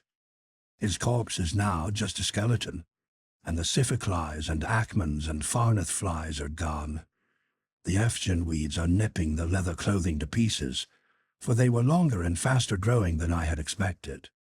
And all the while those relays of tentacled starers stand gloatingly around the barrier, laughing at me and enjoying my misery. Another day, and I shall go mad if I do not drop dead from exhaustion. However, there is nothing to do but persevere. Dwight would have got out if he had kept on a minute longer. It is just possible that somebody from Terra Nova will come looking for me before long, although this is only my 3rd day out. My muscles ache horribly, and I can't seem to rest at all, lying down in this loathsome mud. Last night, despite my terrific fatigue, I slept only fitfully, and tonight I fear will be no better. I live in an endless nightmare, poised between waking and sleeping, yet neither truly awake nor truly asleep. My hand shakes. I can write no more for the time being. That circle of feeble glow torches is hideous. late afternoon. 6:15. Substantial progress. Looks good. Very weak, and did not sleep much till daylight. Then I dozed till noon, though without being at all rested. No rain, and thirst leaves me very weak. Ate an extra food tablet to keep me going, but without water it didn't help much. I dared to try a little of the slime water just once, but it made me violently sick and left me even thirstier than before. Must save chlorate cubes, so am nearly suffocating for lack of oxygen. Can't walk much of the time, but manage to crawl in the mud. About 2 p.m. I thought I recognized some passages and got substantially nearer to the corpse, or skeleton, than I had been since the first day's trials. I was sidetracked once in a blind alley, but recovered the main trail with the aid of my chart and notes. The trouble with these jottings is that there are so many of them. They must cover 3 feet of the record scroll, and I have to stop for long periods to untangle them. My head is weak from thirst, suffocation, and exhaustion, and I cannot understand all I have set down. Those damnable green things keep staring and laughing with their tentacles, and sometimes they gesticulate in a way that makes me think they share some terrible joke just beyond my perception. It was 3 o'clock when I really struck my stride. There was a doorway which, according to my notes, I had not traversed before, and when I tried it, I found I could crawl circuitously toward the weed-twined skeleton. The route was a sort of spiral, much like that by which I had first reached the central chamber. Whenever I came to a lateral doorway or junction, I would keep to the course which seemed best to repeat that original journey. As I circled nearer and nearer to my gruesome landmark, the watchers outside intensified their cryptic gesticulations and sardonic silent laughter. Evidently they saw something grimly amusing in my progress, perceiving no doubt how helpless I would be in any encounter with them. I was content to leave them to their mirth, for although I realized my extreme weakness, I counted on the flame pistol and its numerous extra magazines to get me through the vile reptilian phalanx. Hope now soared high, but I did not attempt to rise to my feet. Better crawl now, and save my strength for the coming encounter with the man-lizards. My advance was very slow, and the danger of straying into some blind alley very great, but nonetheless, I seemed to curve steadily toward my osseous goal. The prospect gave me new strength, and for the nonce I ceased to worry about my pain, my thirst, and my scant supply of cubes. The creatures were now all massing around the entrance, gesturing, leaping, and laughing with their tentacles. Soon, I reflected, I would have to face the entire horde, and perhaps such reinforcements as they would receive from the forest. I am now only a few yards from the skeleton, and am pausing to make this entry before emerging and breaking through the noxious band of entities. I feel confident that with my last ounce of strength I can put them to flight, despite their numbers, for the range of this pistol is tremendous. Then a camp on the dry moss at the plateau's edge, and in the morning, a weary trip through the jungle to Terra Nova. I shall be glad to see living men and the buildings of human beings again. The teeth of that skull gleam and grin horribly. Toward night. 6:15. Horror and despair. Baffled again. After making the previous entry, I approached still closer to the skeleton, but suddenly encountered an intervening wall. I had been deceived once more, and was apparently back where I had been 3 days before, on my first futile attempt to leave the labyrinth. Whether I screamed aloud, I do not know. Perhaps I was too weak to utter a sound. I merely lay, dazed in the mud for a long period, while the greenish things outside leaped and laughed and gestured. After a time, I became more fully conscious. My thirst and weakness and suffocation were fast gaining on me, and with my last bit of strength I put a new cube in the electrolyzer, recklessly and without regard for the needs of my journey to Terra Nova. The fresh oxygen revived me slightly, and enabled me to look about more alertly. It seemed as if I were slightly more distant from poor Dwight than I had been at that first disappointment, and I dully wondered if I could be in some other corridor a trifle more remote. With this faint shadow of hope, I laboriously dragged myself forward, but after a few feet encountered a dead end as I had on the former occasion. This, then, was the end. 3 days had taken me nowhere, and my strength was gone. I would soon go mad from thirst, and I could no longer count on cubes enough to get me back. I feebly wondered why the nightmare things had gathered so thickly around the entrance as they mocked me. Probably this was part of the mockery, to make me think I was approaching an egress which they knew did not exist. I shall not last long, though I am resolved not to hasten matters as Dwight did. His grinning skull has just turned toward me, shifted by the groping of one of the Yevja weeds that are devouring his leather suit. The ghoulish stare of those empty eye sockets is worse than the staring of those lizard horrors.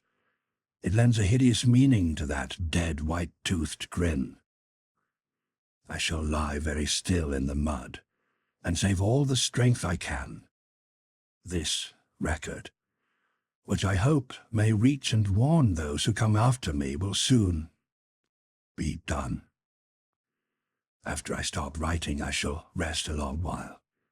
Then, when it is too dark for those frightful creatures to see, I shall muster up my last reserves of strength and try to toss the record scroll over the wall and the intervening corridor to the plain outside.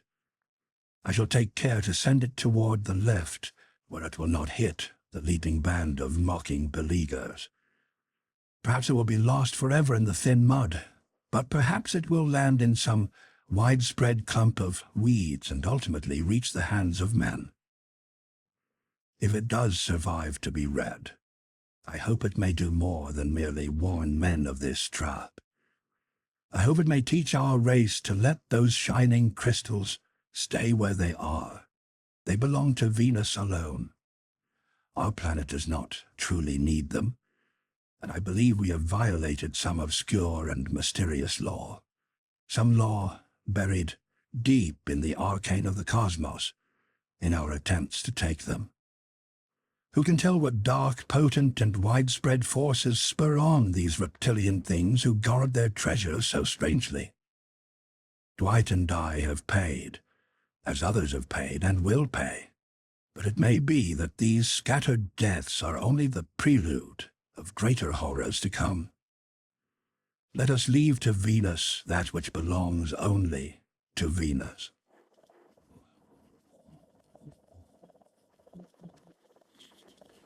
I am very near death now, and fear I may not be able to throw the scroll when dusk comes.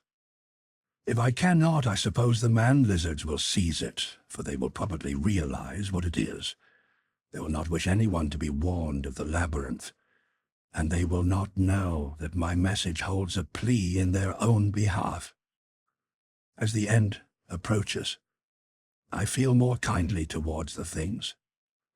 In the scale of cosmic entity, who can say which species stands higher, or more nearly approaches a space-wide organic norm?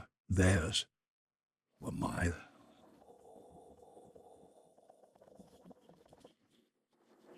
I have just taken the great crystal out of my pouch to look at in my last moments.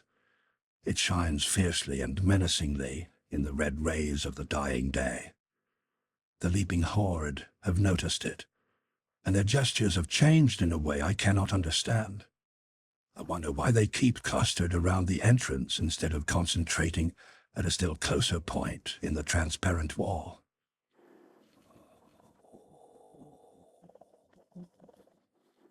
I am growing numb and cannot write much more.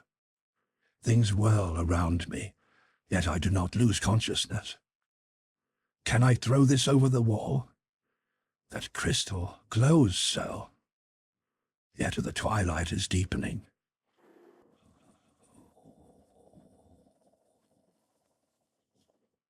Dark, very weak. They are still laughing and leaping around the doorway, and have started those hellish glow torches. Are they going away? I dreamed I heard a sound, a light in the sky.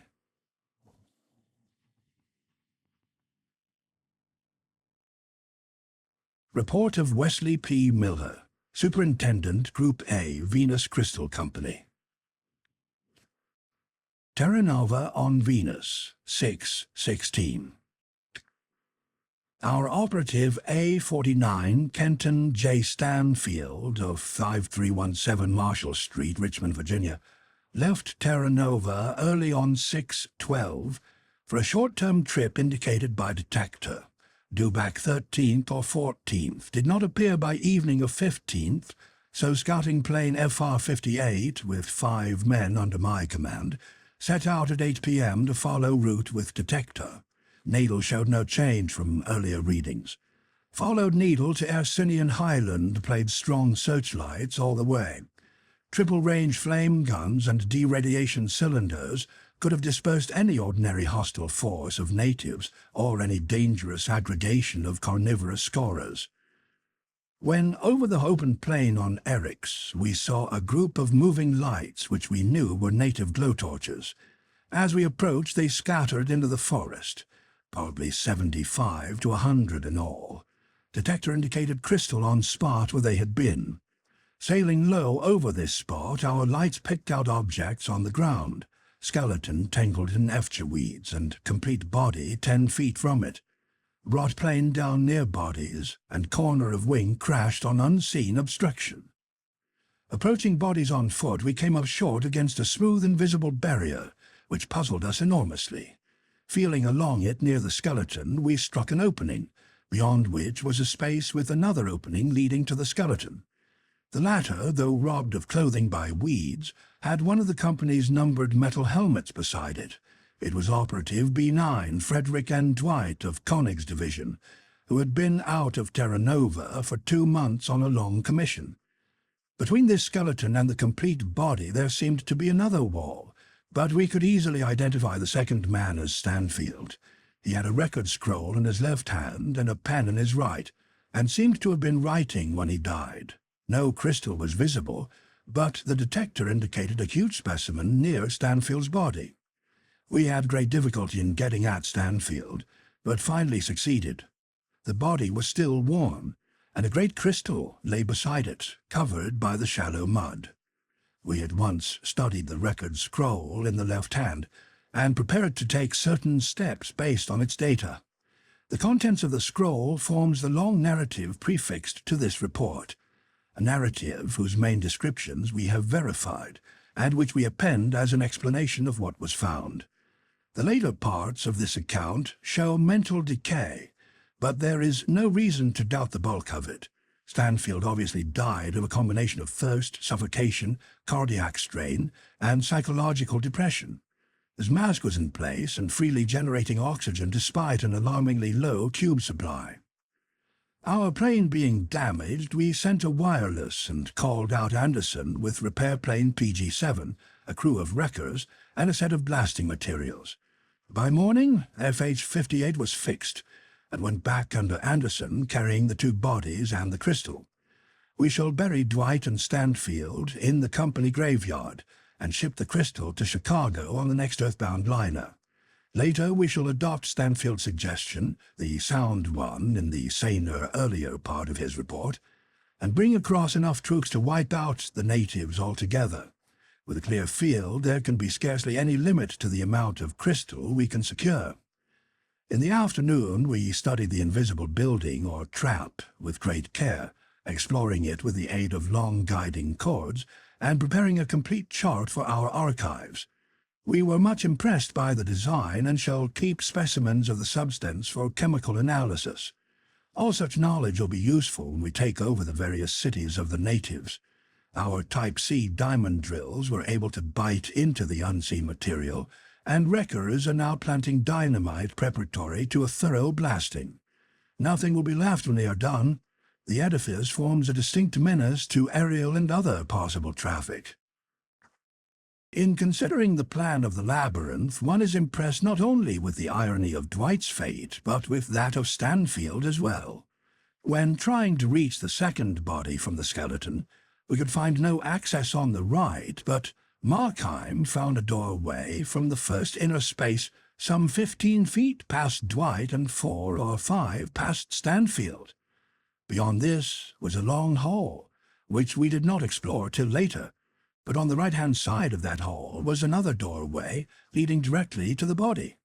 Stanfield could have reached the outside entrance by walking 22 or 23 feet if he had found the opening which lay directly behind him, an opening which he overlooked in his exhaustion and despair. Imprisoned with the Pharaohs. Ghost written by H.P. Lovecraft for Harry Houdini. Mystery attracts mystery. Ever since the wide appearance of my name as a performer of unexplained feats, I have encountered strange narratives and events which my calling has led people to link with my interests and activities. Some of these have been trivial and irrelevant, some deeply dramatic and absorbing, some productive of weird and perilous experiences, and some involving me in extensive scientific and historical research. Many of these matters I have told and shall continue to tell very freely, but there is one of which I speak with great reluctance, and which I am now relating only after a session of grilling persuasion from the publishers of this magazine, who have heard vague rumors of it from other members of my family. The hitherto guarded subject pertains to my non-professional visit to Egypt 14 years ago, and has been avoided by me for several reasons. For one thing, I am averse to exploiting certain unmistakably actual facts and conditions obviously unknown to the myriad tourists who throng about the pyramids and apparently secreted with much diligence by the authorities at Cairo, who cannot be wholly ignorant of them. For another thing, I dislike to recount an incident in which my own fantastic imagination must have played so great a part. What I saw, or thought I saw, certainly did not take place, but is rather to be viewed as a result of my then recent readings in Egyptology and of the speculations anent this theme which my environment naturally prompted. These imaginative stimuli, magnified by the excitement of an actual event terrible enough in itself, undoubtedly gave rise to the culminating horror of that grotesque night so long past. In January 1910, I had finished a professional engagement in England and signed a contract for a tour of Australian theatres.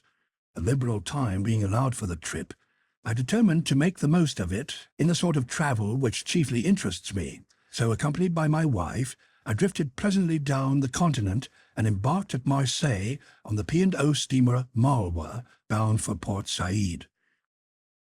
From that point, I proposed to visit the principal historical localities of Lower Egypt before leaving finally for Australia. The voyage was an agreeable one, and enlivened by many of the amusing incidents which befall a magical performer, apart from his work. I had intended, for the sake of quiet travel, to keep my name a secret, but was goaded into betraying myself by a fellow magician whose anxiety to astound the passengers with ordinary tricks tempted me to duplicate and exceed his feats in a manner quite destructive of my incognito. I mention this because of its ultimate effect, an effect I should have foreseen before unmasking to a shipload of tourists about to scatter throughout the Nile Valley.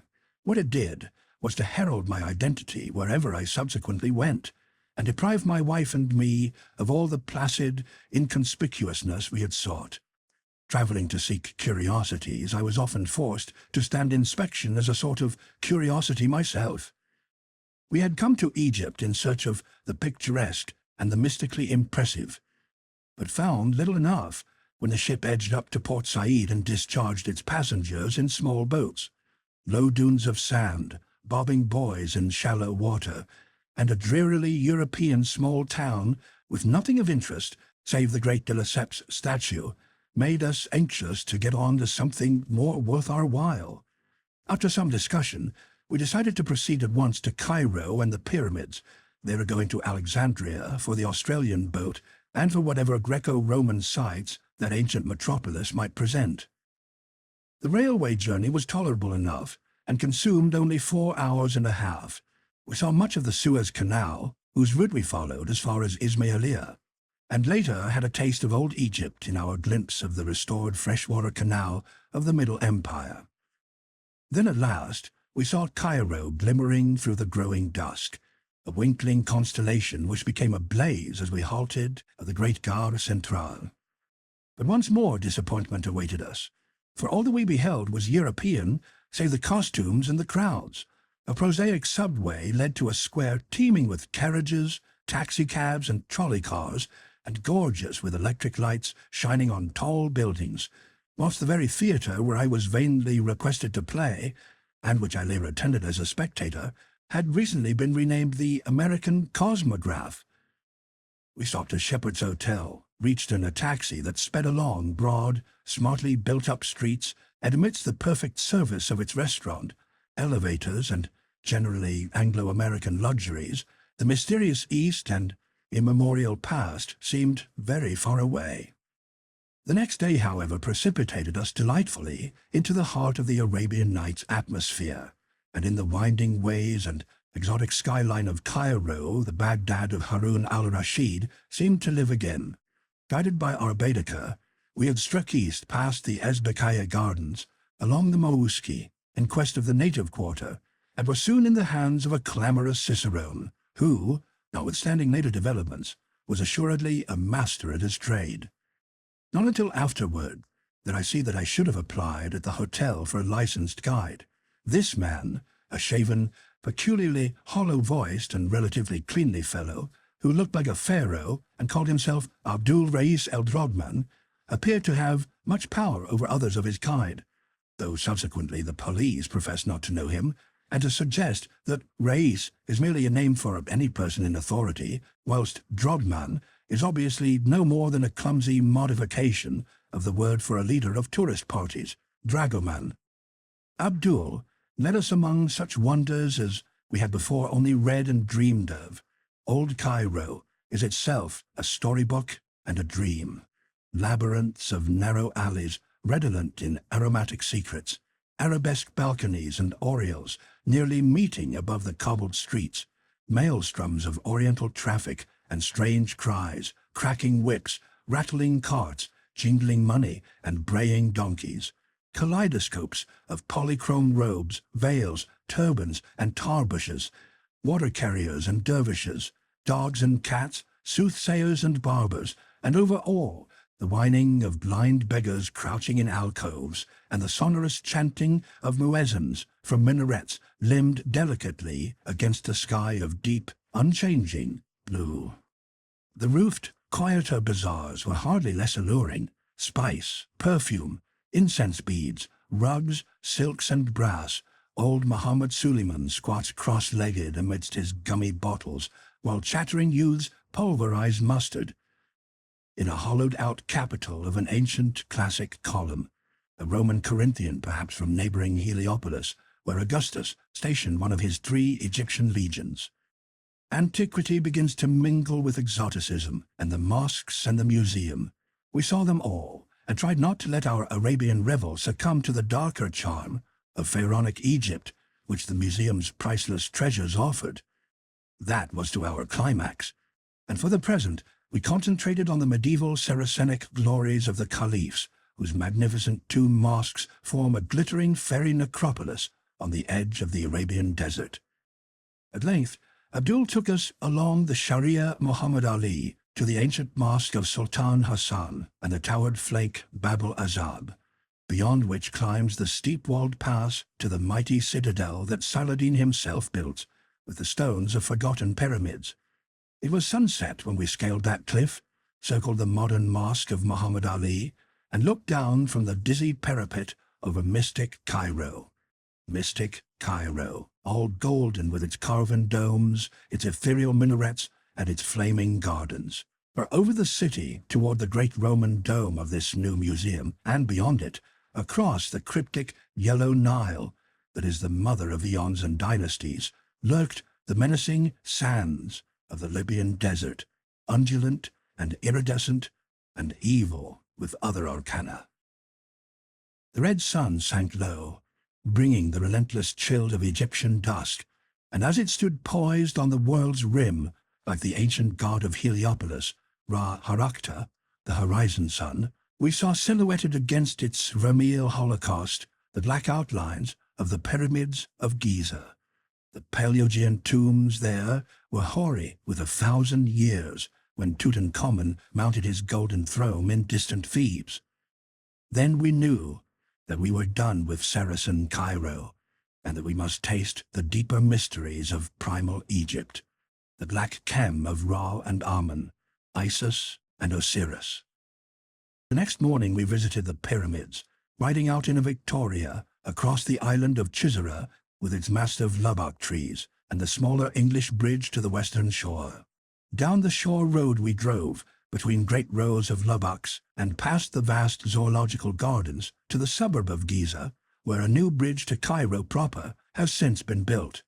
Then, turning inland among the Sharia el-Haram, we crossed the region of glassy canals and shabby native villages, till before us loomed the objects of our quest, cleaving the mists of dawn and forming inverted replicas in the roadside pools. 40 centuries, as Napoleon had told his campaigners there, indeed, looked down upon us. The road now rose abruptly, till we finally reached our place of transfer between the trolley station and the Mina House Hotel. Abdul Rais, who capably purchased our pyramid tickets, seemed to have an understanding with the crowding, yelling, and offensive Bedouins who inhabited a squalid mud village some distance away and pestiferously assailed every traveller, where he kept them very decently at bay and secured an excellent pair of camels for us, himself mounting a donkey and assigning the leadership of our animals to a group of men and boys more expensive than useful.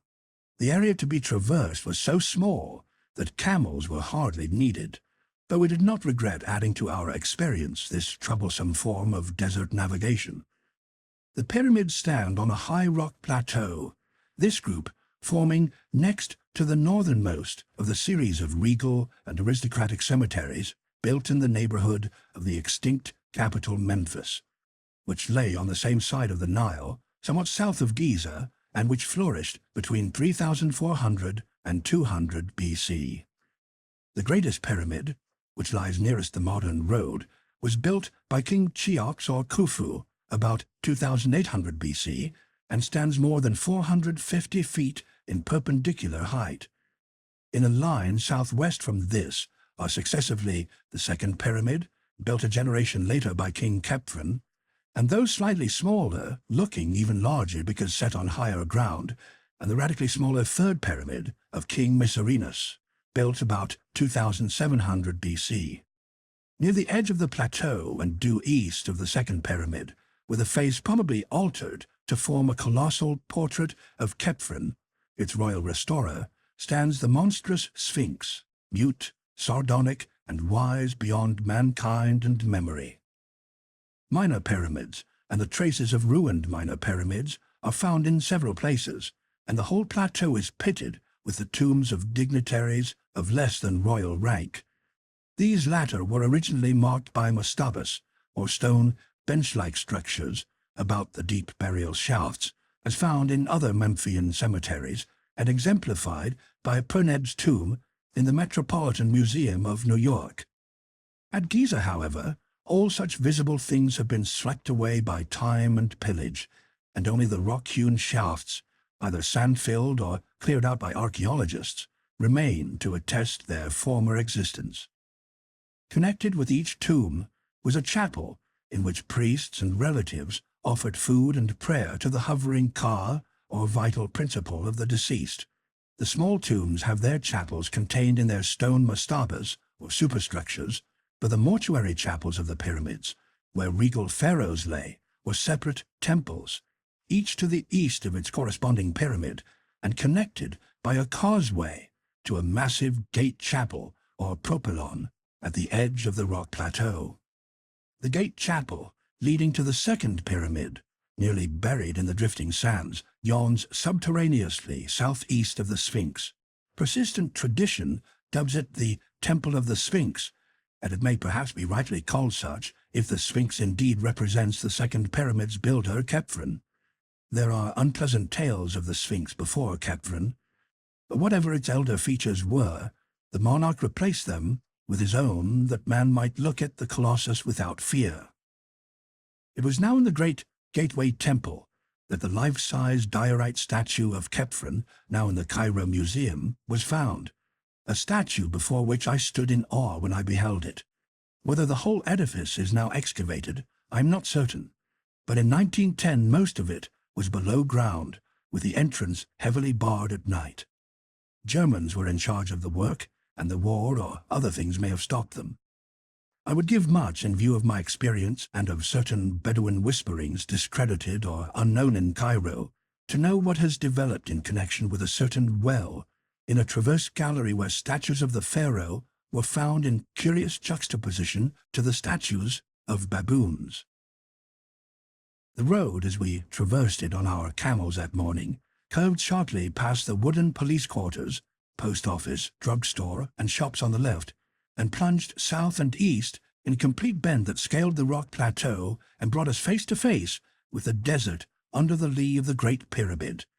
Past Cyclopean masonry we rode, rounding the eastern face and looking down ahead into a valley of minor pyramids, beyond which the eternal Nile glistened to the east and the eternal desert shimmered to the west. Very close loomed the three major pyramids, the greatest devoid of outer casing and showing its bulk of great stones, but the others retaining here and there the neatly fitted covering which made them smooth and finished in their day.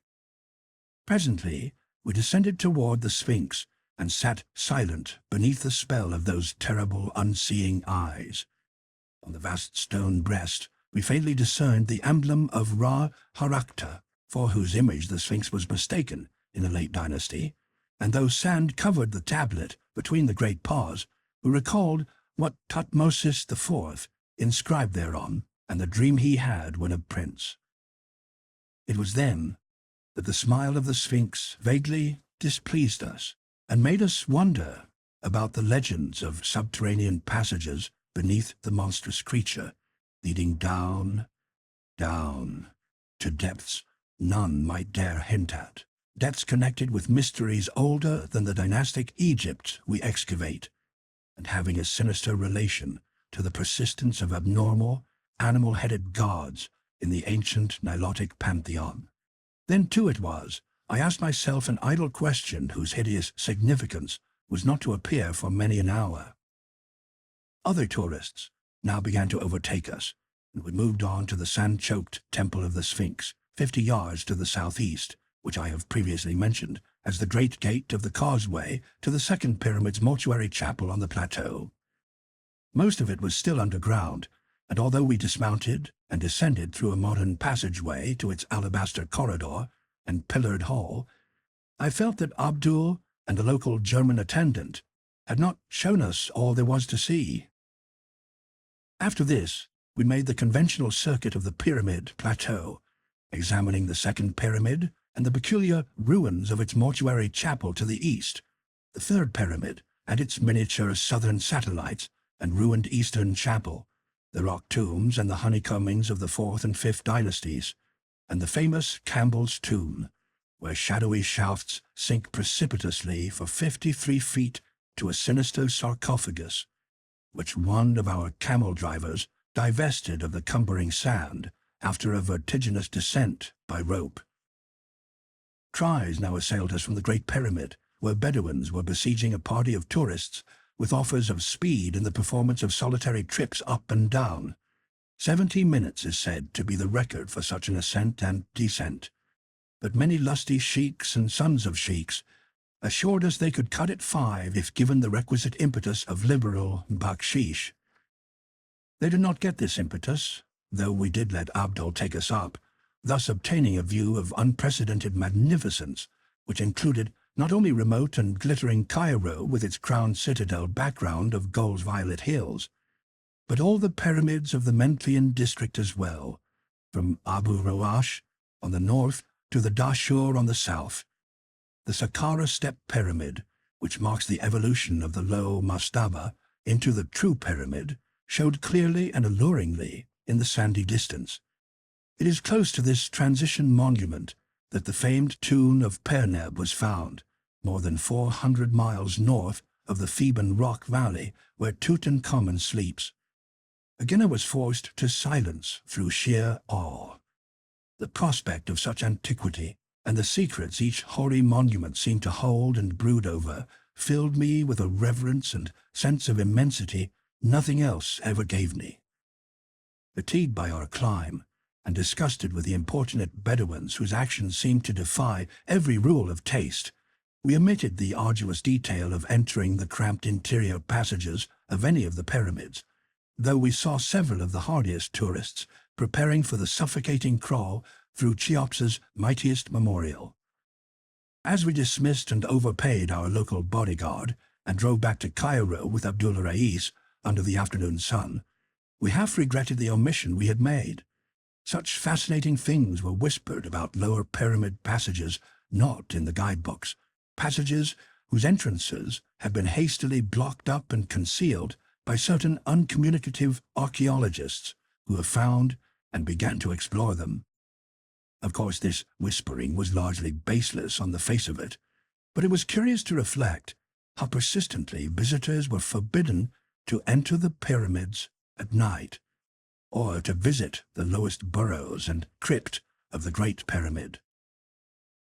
Perhaps in the latter case it was the psychological effect which was feared, the effort on the visitor of feeling himself huddled down beneath the gigantic world of solid masonry, joined to the life he has known by the merest tube in which he may only crawl, and which any accident or evil design might block.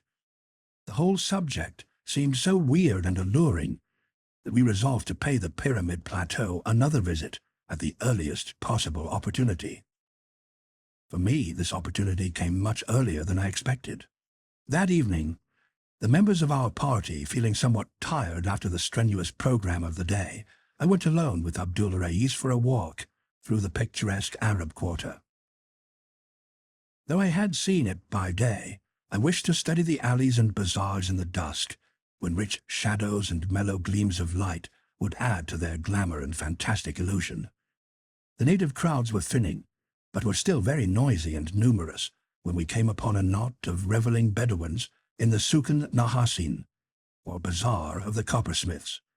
Their apparent leader, an insolent youth with heavy features and saucily cocked tarbush, took some notice of us and evidently recognized with no great friendliness my competent but admittedly supercilious and sneering disposed guide. Perhaps I thought he resented that odd reproduction of the Sphinx's half-smile, which I had often remarked with amused irritation, or perhaps he did not like the hollow and sepulchral resonance of Abdul's voice.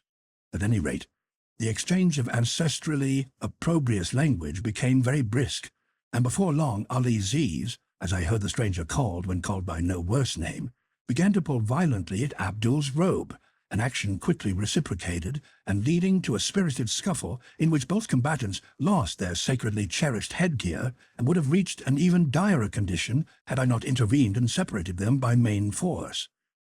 My interference, at first seemingly unwelcome on both sides, succeeded at last in effecting a truce.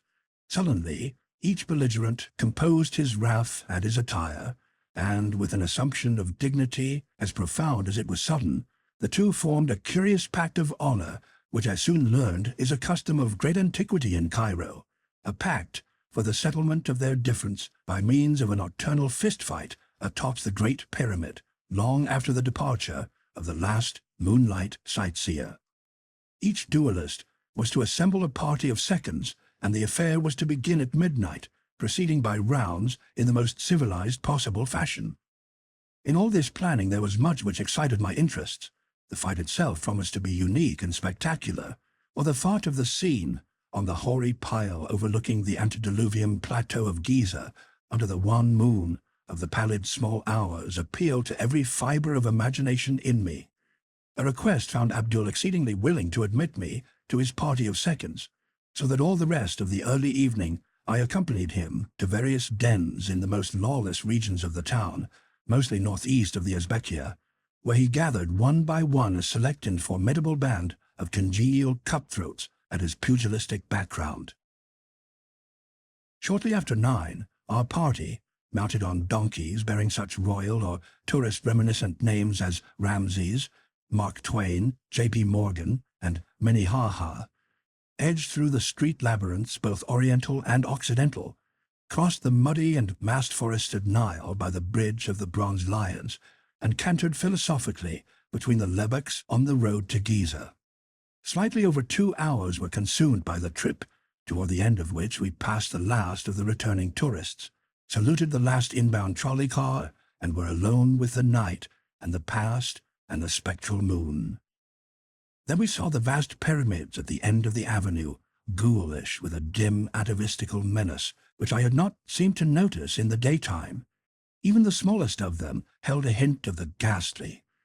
For was it not in this that they had buried Queen Nitocris, alive in the 6th dynasty? Subtle Queen Nitocris, who once invited all her enemies to a feast in a temple below the Nile and drowned them by opening the water gates? I recall that the Arabs whispered things about Nitocris and shunned the 3rd pyramid at several phases of the moon. It must have been over her that Thomas More was brooding when he wrote a thing muttered about by Memphian boatmen, the subterranean nymph that dwells mid sunless gems and glories hid, the lady of the pyramid. Early as we were, Ali Ziz and his party were ahead of us. We saw their donkeys outlined against the desert plateau of Kafr al-Haram, toward which squalid Arab settlements, close to the Sphinx, we had diverged instead of following the regular road to the Mina House, where some of the sleepy, inefficient police might have observed and halted us. Here, where filthy Bedouins stabled camels and donkeys in the rock tombs of Khephren courtiers, we were led up the rocks and over the sand to the Great Pyramid, up whose time-worn sides the Arabs swarmed eagerly, Abdul Rais offering me the assistance I did not need. As most travelers know, the actual apex of this structure has long been worn away, leaving a reasonably flat platform 12 yards square. On this eerie pinnacle, a squared circle was formed, and in a few moments the sardonic desert moon leered down upon a battle which, but for the minor quality of the ringside cries, might well have occurred at some minor athletic club in America. As I watched it, I felt that some of our less desirable institutions were not lacking. For every blow, feint, and defense bespoke stalling to my not inexperienced eye. It was quickly over, and despite my misgivings as to methods, I felt a sort of proprietary pride when Abdul Rais was adjudged the winner. Reconciliation was phenomenally rapid, and amidst the singing, fraternizing, and drinking which followed, I found it difficult to realize that a quarrel had ever occurred. Oddly enough, I myself seemed to be more a center of notice than the antagonists, and from my smattering of Arabic, I judged that they were discussing my professional performances and escapes from every sort of manacle and confinement, in a manner which indicated not only a surprising knowledge of me, but distinct hostility and skepticism concerning my feats of escape.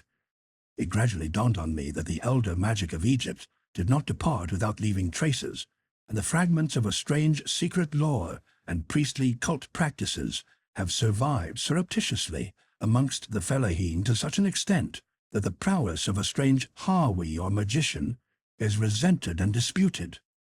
I thought of how much my hollow-voiced guide Abdul Rais looked like an old Egyptian priest or pharaoh, or smiling sphinx, and wondered.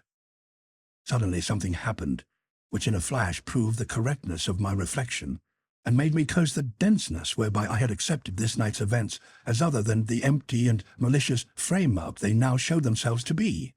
Without warning, and doubtless in answer to some subtle sign from Abdul, the entire band of Bedouins precipitated itself upon me, and having produced heavy ropes, soon had me bound as securely as I was ever bound in the course of my life, either on stage or off. I struggled at first, but soon saw that one man could make no headway against a band of over 20 sinewy barbarians. My hands were tied behind my back, my knees bent to their fullest extent, and my wrists and ankles stoutly linked together by unyielding cords. A stifling gag was forced into my mouth, and a blindfold fastened tightly over my eyes. Then, as Arabs bore me aloft on their shoulders and began a jouncing descent on the pyramid, I heard the taunts of my late guide Abdul, who mocked and jeered delightedly in his hollow voice, and assured me that I was soon to have my magic powers put to a supreme test, which would quickly remove any egotism I might have gained through triumphing over all the tests offered by America and Europe. Egypt, he reminded me, is very old, and full of inner mysteries and antique powers not even conceivable to the experts of today, whose devices had so uniformly failed to entrap me. How far or in what direction I was carried I cannot tell, for the circumstances were all against the formation of any accurate judgment. I know, however, that it could not have been a great distance, since my bearers at no point hastened beyond a walk, yet kept me aloft a surprisingly short time. It is this perplexing brevity which makes me feel almost like shuddering whenever I think of Giza and its plateau, for one is oppressed by hints of the closeness to everyday tourist routes of what exited then and must exit still. The evil abnormality I speak of did not become manifest at first. Setting me down on a surface which I recognized as sand rather than rock, my captors passed a rope around my chest and dragged me a few feet to a ragged opening in the ground, into which they presently lowered me with much rough handling. For apparent eons I bumped against the stony, irregular sides of a narrow-hewn well, which I took to be one of the numerous burial shafts of the plateau, until the prodigious, almost indescribable depth of it robbed me of all bases and conjecture. The horror of the experience deepened with every dragging second. That any descent through the sheer solid rock could be so vast without reaching the core of the planet itself, or that any rope made by man could be so long as to dangle me in these unholy and seemingly fathomless profundities of nether earth, were beliefs of such grotesqueness that it was easier to doubt my agitated senses than to accept them. Even now, I am uncertain, for I know how deceitful the sense of time becomes when one is removed or distorted, but I am quite sure that I preserved a logical consciousness that far, that at least I did not add any full-grown phantoms of imagination to a picture hideous enough in its reality, and explicable by a type of cerebral illusion vastly short of actual hallucination. All this was not the cause of my first bit of fainting. The shocking ordeal was cumulative, and the beginning of the latter terrors was a very perceptible increase in my rate of descent. They were paying out that infinitely long rope very swiftly now, and I scraped cruelly against the rough and constricted sides of the shaft as I shot madly downward. My clothing was in tatters, and I felt the trickle of blood all over, even above the mounting and excruciating pain. My nostrils, too, were assailed by a scarcely definable menace, a creeping odor of damp and staleness curiously unlike anything I had ever smelled before, and having faint overtones of spice and incense that lent an element of mockery. Then the mental cataclysm came. It was horrible, hideous beyond all articulate description, because it was all of the soul, with nothing of detail to describe. It was the ecstasy of nightmare and the summation of the fiendish. The suddenness of it was apocalyptic and demoniac. One moment I was plunged agonizingly down that narrow well of million-toothed torture, yet the next moment I was soaring on bat wings in the gulfs of hell, swinging, free, and swooping through illimitable miles of boundless, musty space, rising dizzily to measureless pinnacles of chilling ether, then diving, gasping, into sucking naders of ravenous, nauseous lower vacua. Thank God for the mercy that shut out in oblivion those clawing furies of consciousness, which half unhinged my faculties and tore harpy-like at my spirit. But one respite, short as it was, gave me the strength and sanity to endure those still greater subliminations of cosmic panic that lurked and gibbered on the road ahead. 2. It was very gradually that I regained my senses after that eldritch flight through Stygian space. The process was infinitely painful and colored by fantastic dreams in which my bound and gagged condition found singular embodiment. The precise nature of these dreams was very clear while I was experiencing them, but became blurred in my recollection almost immediately afterward, and was soon reduced to the merest outline by the terrible events, real or imaginary, which followed. I dreamed that I was in the grasp of a great and horrible paw, a yellow, hairy, 5-clawed paw, which had reached out of the earth to crush and engulf me. When I stopped to reflect what the paw was, it seemed to me that it was Egypt. In the dream I looked back at the events of the preceding weeks, and saw myself lured and enmeshed little by little, subtly and insidiously by some hellish ghoul spirit of the elder Nile sorcery, some spirit that was in Egypt before ever man was, and that will be when man is no more. I saw the horror and unwholesome antiquity of Egypt, and the grisly alliance it has always had with the tombs and temples of the dead. I saw phantom processions of priests with the heads of bulls, falcons, cats, and ibises. Phantom processions marching interminably through subterranean labyrinths and avenues of titanic propylia, beside which a man is a fly, and offering unnameable sacrifice to indescribable gods. Stone colossi marched in endless night and drove herds of grinning androsphinxes down to the shores of illimitable stagnant rivers of pitch. And behind it all, I saw the ineffable malignity of primordial necromancy, black and amorphous, and fumbling greedily after me in the darkness to choke out the spirit that had dared to mock it by emulation.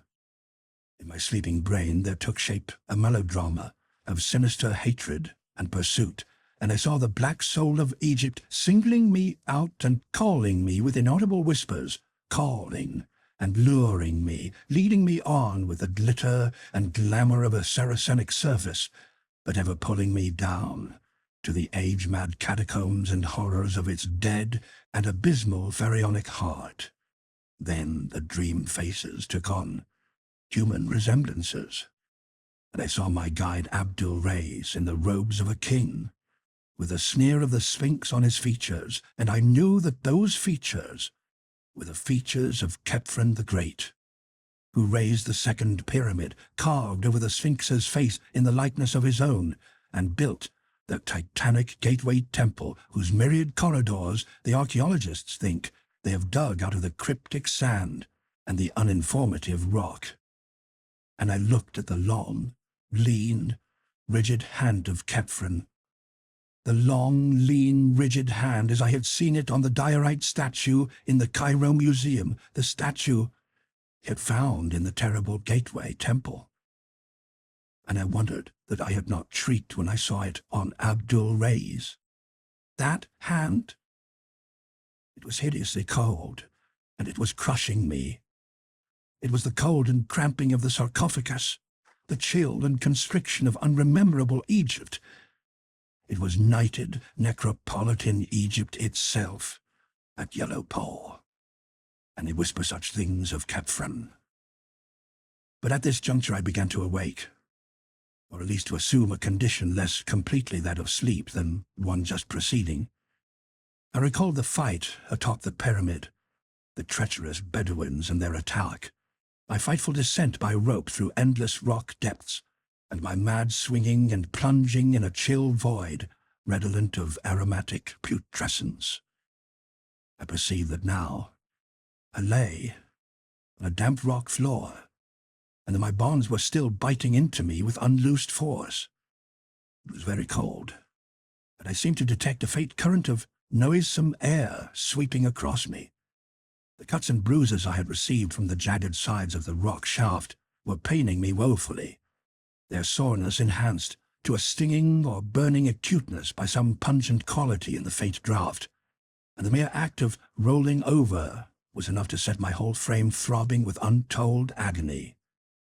As I turned, I felt a tug from above, and concluded that the rope, whereby I was lowered, still reached to the surface.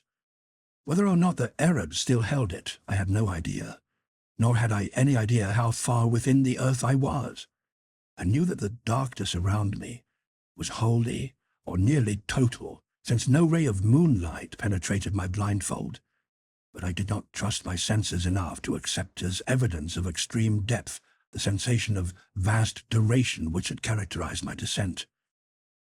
Knowing at least that I was in a space of considerable extent, reached from the surface directly above by an opening in the rock, I doubtfully conjectured that my prison was perhaps the buried gateway chapel of old Kephren, the temple of the Sphinx, perhaps some inner corridor which the guides had not shown me during my morning visit, and from which I might easily escape if I could find my way to the barred entrance. It would be labyrinthine wandering, but no worse than others out of which I had in the past found my way. The first step was to get free of my bonds, gag, and blindfold, and this I knew would be no great task, since subtler experts than these Arabs had tried every known species of fetter upon me during my long and varied career as an exponent of escape, yet had never succeeded in defeating my methods. Then it occurred to me that the Arabs might be ready to meet and attack me at the entrance upon any evidence of my probable escape from the binding cords, as would be furnished by any decided agitation of the rope which they probably held. This, of course, was taking for granted that my place of confinement was indeed Kepren's Temple of the Sphinx. The direct opening in the roof, wherever it might lurk, could not be beyond easy reach of the ordinary modern entrance near the Sphinx, if in truth it were any great distance at all on the surface. Since the total area known to visitors is not at all enormous, I had not noticed any such opening during my daytime pilgrimage, but knew that these things are easily overlooked amidst the drifting sands. Thinking these matters over, as I lay bent and bound on the rock floor, I nearly forgot the horrors of abysmal descent and cavernous swinging which had so lately reduced me to a coma. My present thought was to only outwit the Arabs, and I accordingly determined to work myself free as quickly as possible, avoiding any tug on the descent line which might betray ineffective or even problematical attempt at freedom. This, however, was more easily determined than effected. A few preliminary trials made it clear that little could be accomplished without considerable motion, and it did not surprise me when, after one especially energetic struggle, I began to feel the coils of falling rope as they piled up about me and upon me. Obviously, I have thought, the Bedouins had felt my movements and released their end of the rope, hastening, no doubt, to the temple's true entrance, to lie murderously in wait for me. The prospect was not pleasing, but I had faced worse in my time without flinching, and would not flinch now. At present, I must first of all free myself of bonds, then trust to ingenuity to escape from the temple unharmed. It is curious how implicitly I had come to believe myself in the old temple of Kephren beside the Sphinx, only a short distance below the ground. That belief was shattered, and every pristine apprehension of preternatural depth and demoniac mystery revived by a circumstance which grew in horror and significant even as I formulated my philosophical plan. I have said that the falling rope was piling up about and upon me. Now I saw that it was continuing to pile, as no rope of normal length could possibly do. It gained a momentum and became an avalanche of hemp, accumulating mountainously on the floor and half burying me beneath its swiftly multiplying coils. Soon I was completely engulfed and gasping for breath as the increasing convolutions submerged and stifled me. My senses tottered again, and I vainly tried to fight off a menace desperate and ineluctable. It was not merely that I was tortured beyond human endurance, not merely that life and breath seemed to be crushed slowly out of me. It was the knowledge of what those unnatural lengths of rope implied, and the consciousness of what unknown and incalculable gulfs of inner earth must at this moment be surrounding me? My endless descent and swinging flight through goblin space, then, must have been real. And even now I must be lying helpless in some nameless cavern world toward the core of the planet. Such a sudden confirmation of ultimate horror was insupportable, and a second time I lapsed into merciful oblivion. When I say oblivion, I do not imply that I was free from dreams. On the contrary, my absence from the conscious world was marked by visions of the most unutterable hideousness. God, if only I had not read so much Egyptology before coming to this land which is the fountain of all darkness and terror. This second spell of fainting filled my sleeping mind anew with shivering realization of the country and its archaic secrets. And through some damnable chance my dreams turned to the ancient notions of the dead and their sojournings in soul and body beyond those mysterious tombs, which were more houses than graves. I recalled in dream shapes, which it is well that I do not remember, the peculiar and elaborate construction of Egyptian sepulchres, and the exceedingly singular and terrific doctrines which determined this construction. All these people thought of was death and the dead. They conceived of a literal resurrection of the body, which made them mummify it with desperate care, and preserve all the vital organs in canopic jars near the corpse, whilst besides the body, they believed in two other elements, the soul, which after its weighing and approval by Osiris, dwelt in the land of the blessed, and the obscure and portentous Ka, or life principle, which wandered about the upper and lower worlds in a horrible way, demanding occasional access to the preserved body, consuming the food offerings brought by priests and pious relatives to the mortuary chapel, and sometimes, as men whispered, taking its body with a wooden double always buried beside it, and stalking noxiously abroad on errands peculiarly repellent. For thousands of years those bodies rested gorgeously encased and staring glassily upward, were not visited by the Ka, awaiting the day when Osiris should restore both Ka and soul, and lead forth the stiff legions of the dead from the sunken houses of sleep. It was to have been a glorious rebirth, but not all souls were approved, nor were all tombs inviolate, so that certain grotesque mistakes and fiendish abnormalities were to be looked for. Even today the Arabs murmur of unsanctified convocations and unwholesome worship in forgotten nether abysses, which only winged invisible Kas and soulless mummies may visit and return unscathed. Perhaps the most leeringly blood-congealing legends are those which relate to certain perverse products of decadent priestcraft, composite mummies, made by the artificial union of human trunks and limbs with the heads of animals in imitation of the elder gods. At all stages of history the sacred animals were mummified, so that consecrated bulls, cats, ibises, crocodiles, and the like might return some day to greater glory. But only in the decadence do they mix the human and animal in the same mummy, only in the decadence, when they did not understand the rights and prerogatives of the Ka and the soul. What happened to those composite mummies is not told of, at least publicly, and it is certain that no Egyptologist ever found one. The whispers of Arabs are very wild and cannot be relied upon. They even hint that old Khephren, he of the Sphinx, the second pyramid and the yawning gateway temple, lives far underground, wedded to the ghoul queen Nitocris, and ruling over the mummies that are neither of man nor of beast. It was of these, of Khephren and his consort and his strange armies of the hybrid dead, that I dreamed, and that is why I am glad the exact dream shapes have faded from my memory. My most horrible vision was connected with an idle question I had asked myself the day before when looking at the great carven riddle of the desert and wondering with what unknown depth a temple close to it might be secretly connected. That question, so innocent and whimsical then, assumed in my dream a meaning of frenetic and hysterical madness. What huge and loathsome abnormality was the Sphinx originally carven to represent?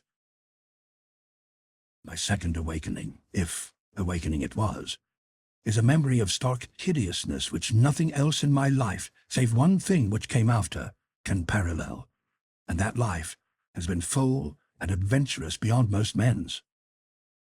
Remember that I had lost consciousness whilst buried beneath a cascade of falling rope whose immensity revealed the cataclysmic depth of my present position. Now, as perception returned, I felt the entire weight gone, and realized upon rolling over that although I was still tied, gagged, and blindfolded, some agent had removed completely the suffocating hempen landslide which had overwhelmed me.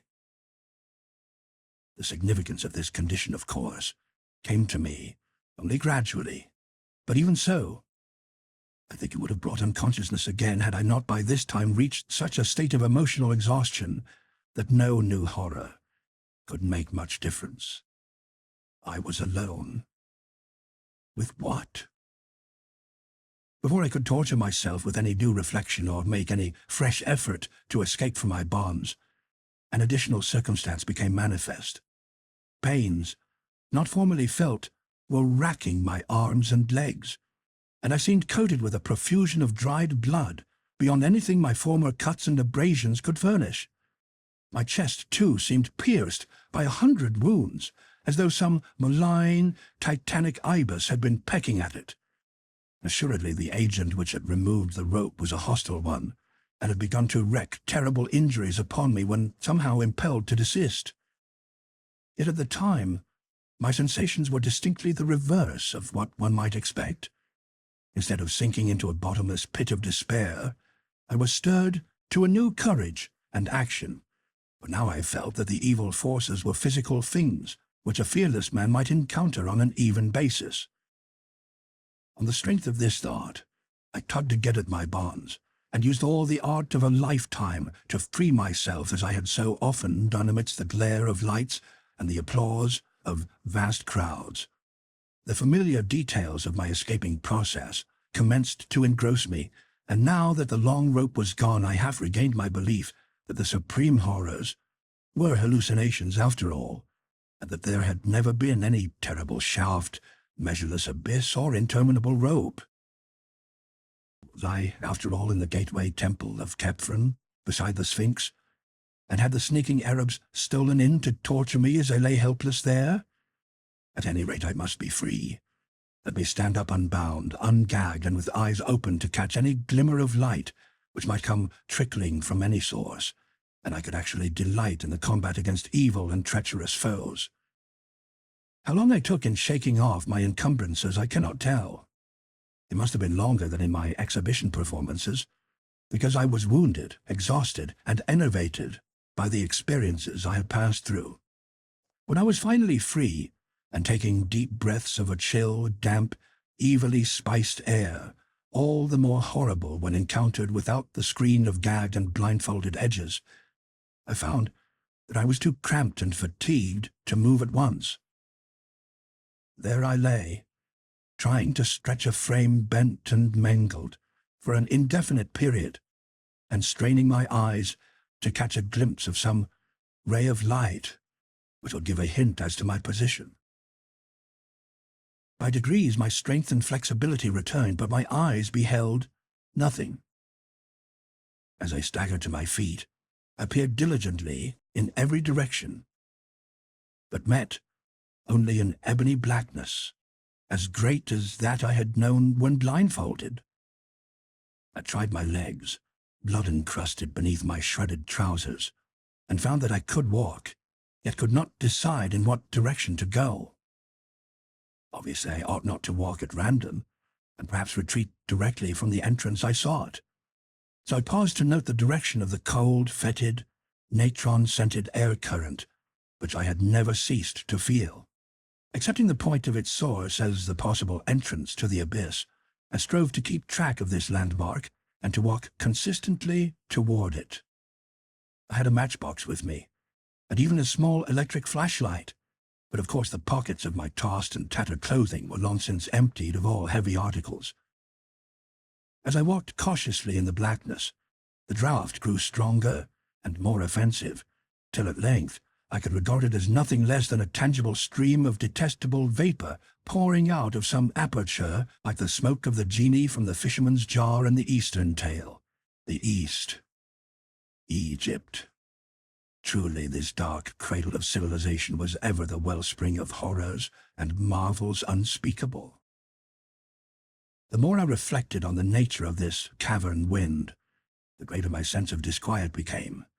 For although despite its odor I had sought its source as at least an indirect clue to the outer world, I now saw plainly that its foul emanation would have no admixture or connection whatsoever with the clean air of the Libyan desert, but must be essentially a thing vomited from sinister gulfs still lower down.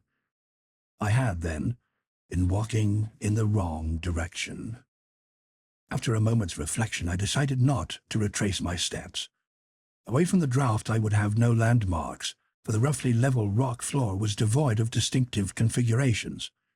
If, however, I followed up the strange current, I would undoubtedly arrive at an aperture of some sort, from whose gate perhaps I could work round the walls to the opposite side of this cyclopean and otherwise unnavigable hall.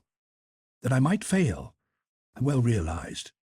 I saw how this was no part of Kepfan's gateway temple which tourists knew, and it struck me that this particular hall might be unknown even to archaeologists, and merely stumbled upon by the inquisitive and malignant Arabs who had imprisoned me. If so, was there any gate of escape to the unknown parts or the outer air? What evidence indeed did I now possess that this was the gateway temple at all? For a moment, all my wildest speculations rushed back upon me, and I thought of that vivid melange of impressions, the descent, suspension in space, the rope, my wounds, and the dreams that were frankly dreams. Was this the end of life for me? Or indeed, would it be merciful if this moment were the end? I could answer none of my own questions, but merely kept on, till fate, for a third time, reduced me to oblivion. This time there were no dreams.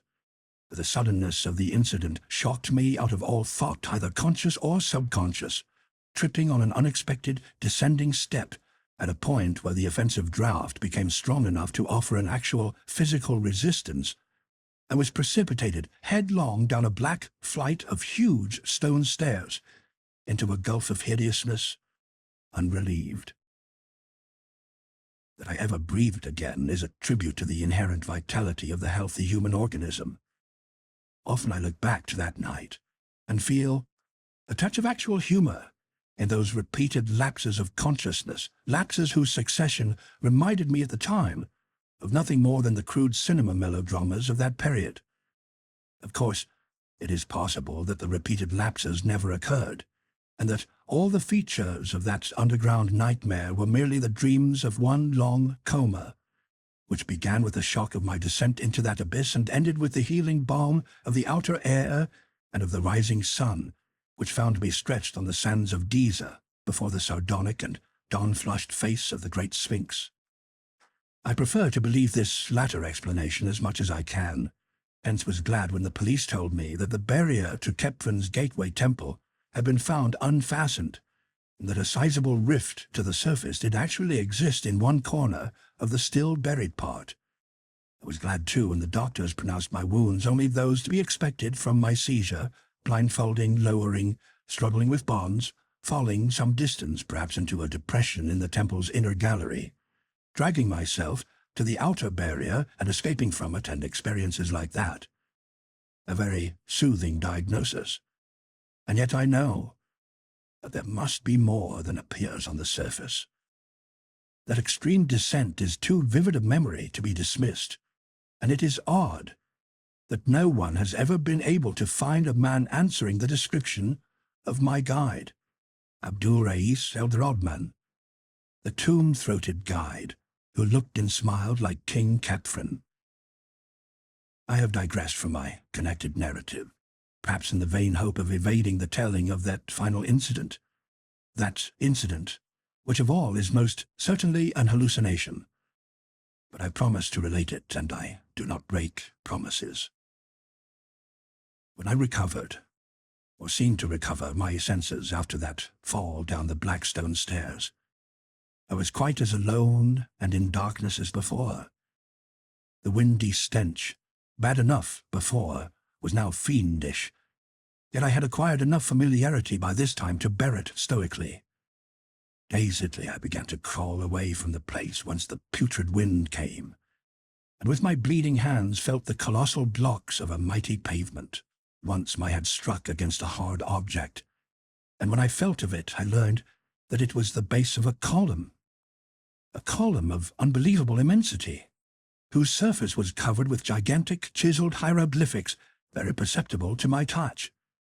Crawling on, I encountered other Titan columns at incomprehensible distances apart, when suddenly my attention was captured by the realization of something which must have been impinging on my subconscious hearing long before the conscious sense was aware of it. From some still lower chasm in Earth's bowels were proceeding certain sounds, measured and definite, and like nothing I have ever heard before. That they were very ancient and distinctly ceremonial, I felt almost intuitively, and much reading in Egyptology led me to associate them with the flute, the sambuc, the sistrum, and the tympanum. In their rhythmic piping, droning, rattling, and beating, I felt an element of terror, beyond all the known terrors of Earth. A terror peculiarly dissociated from personal fear and taking the form of a sort of objective pity for our planet, that it should hold within its depths such horrors as must lie beyond these agipanic cacophonies. The sounds increased in volume, and I felt that they were approaching. Then, and may all the gods of the pantheons unite to keep the light from my ears again, I began to hear, faintly, and afar off, the morbid and millennial tramping of the marching things. It was hideous that footfalls so dissimilar should move in such perfect rhythm. The training of unhallowed thousands of years must lie behind that march of Earth's inmost monstrosities. Padding, clicking, walking, stalking, rumbling, lumbering, crawling, and all to the abhorrent discords of those mocking instruments. And then, God keep the memory of those Arab legends out of my head. The mummies without souls, the meeting place of the wandering cars, the hordes of the devil-cursed pharaonic dead of 40 centuries. The composite mummies, led through the uttermost onyx voids by King Khephren and his ghoul queen Nitocris. The tramping drew nearer. Heaven save me from the sound of those feet and paws and hooves and pads and talons as it commenced to acquire detail.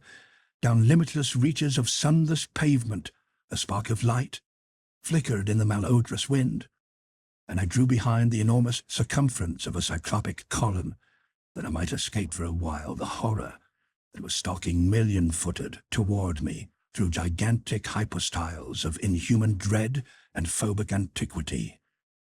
The flickers increased, and the tramping and dissonant rhythm grew sickeningly loud.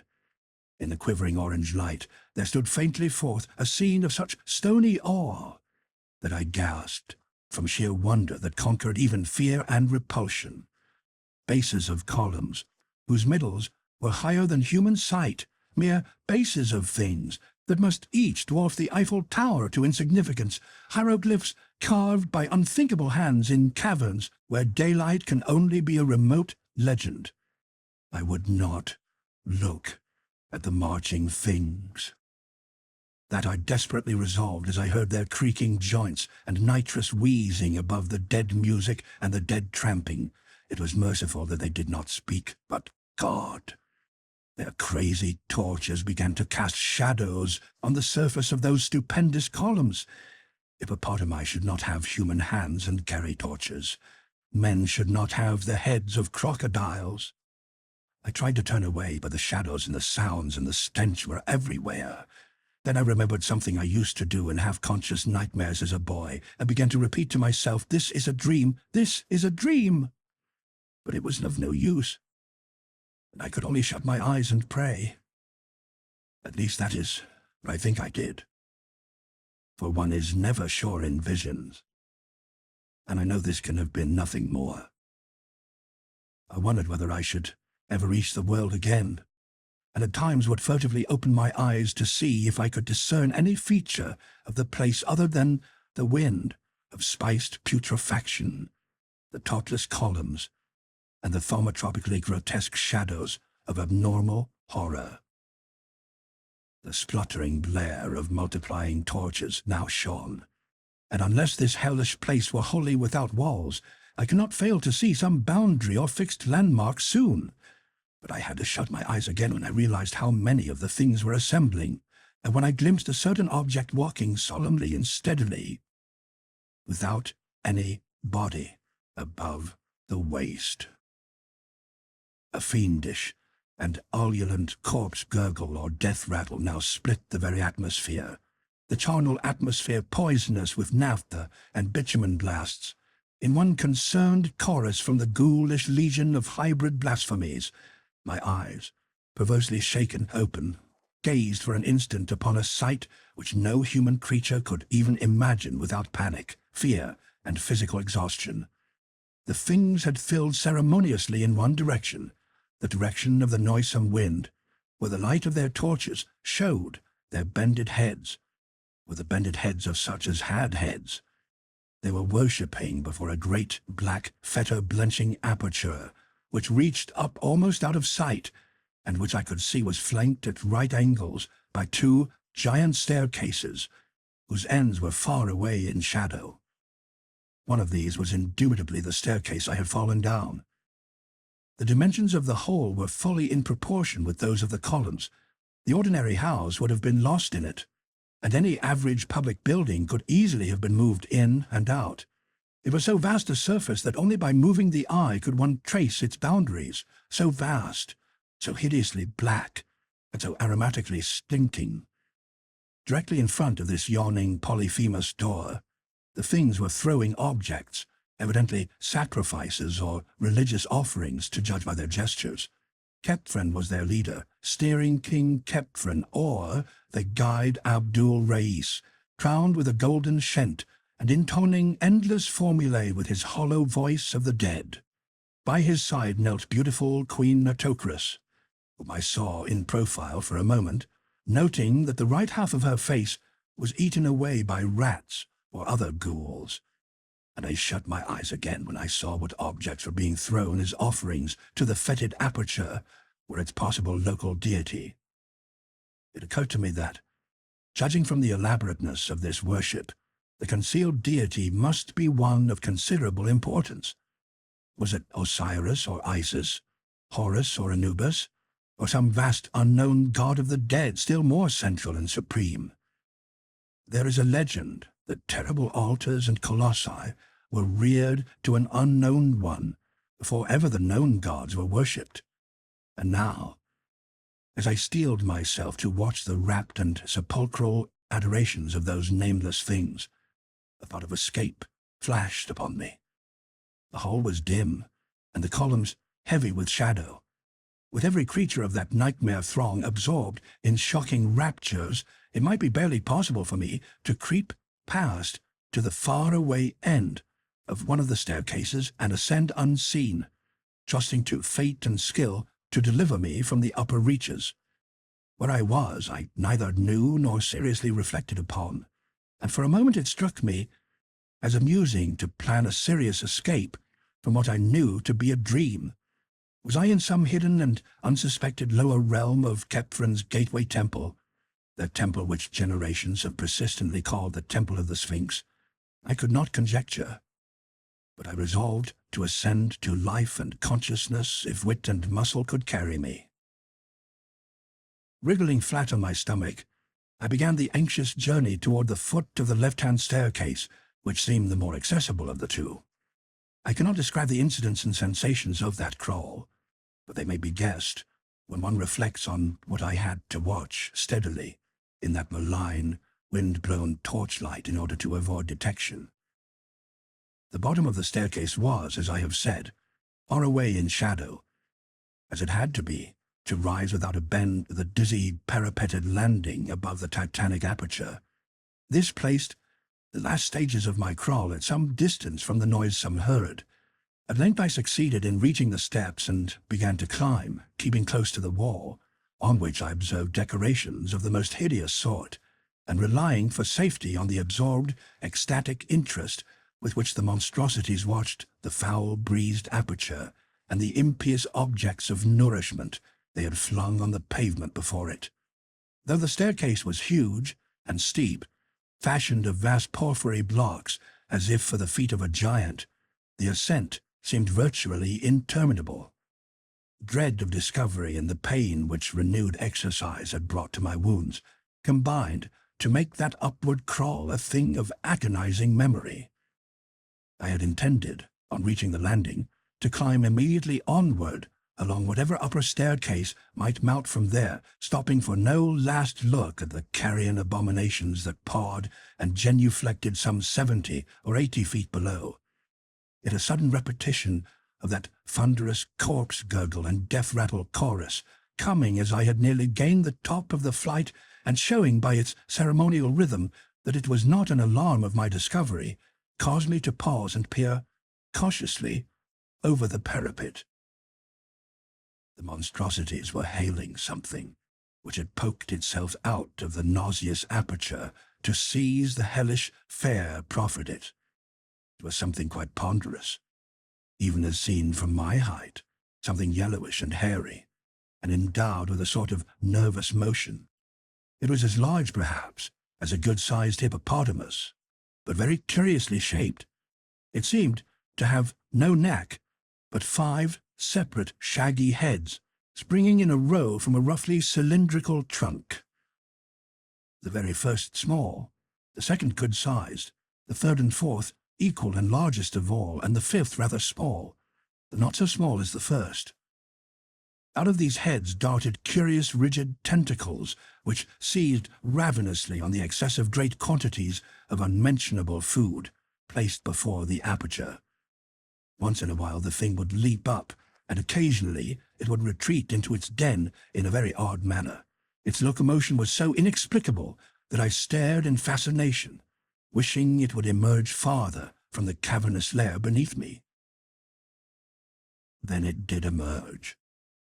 It did emerge, and at the sight I turned and fled into the darkness up the higher staircase that rose behind me, fled unknowingly up incredible steps and ladders and inclined planes to which no human sight or logic guided me, to which I must ever relegate to the world of dreams for want of any confirmation.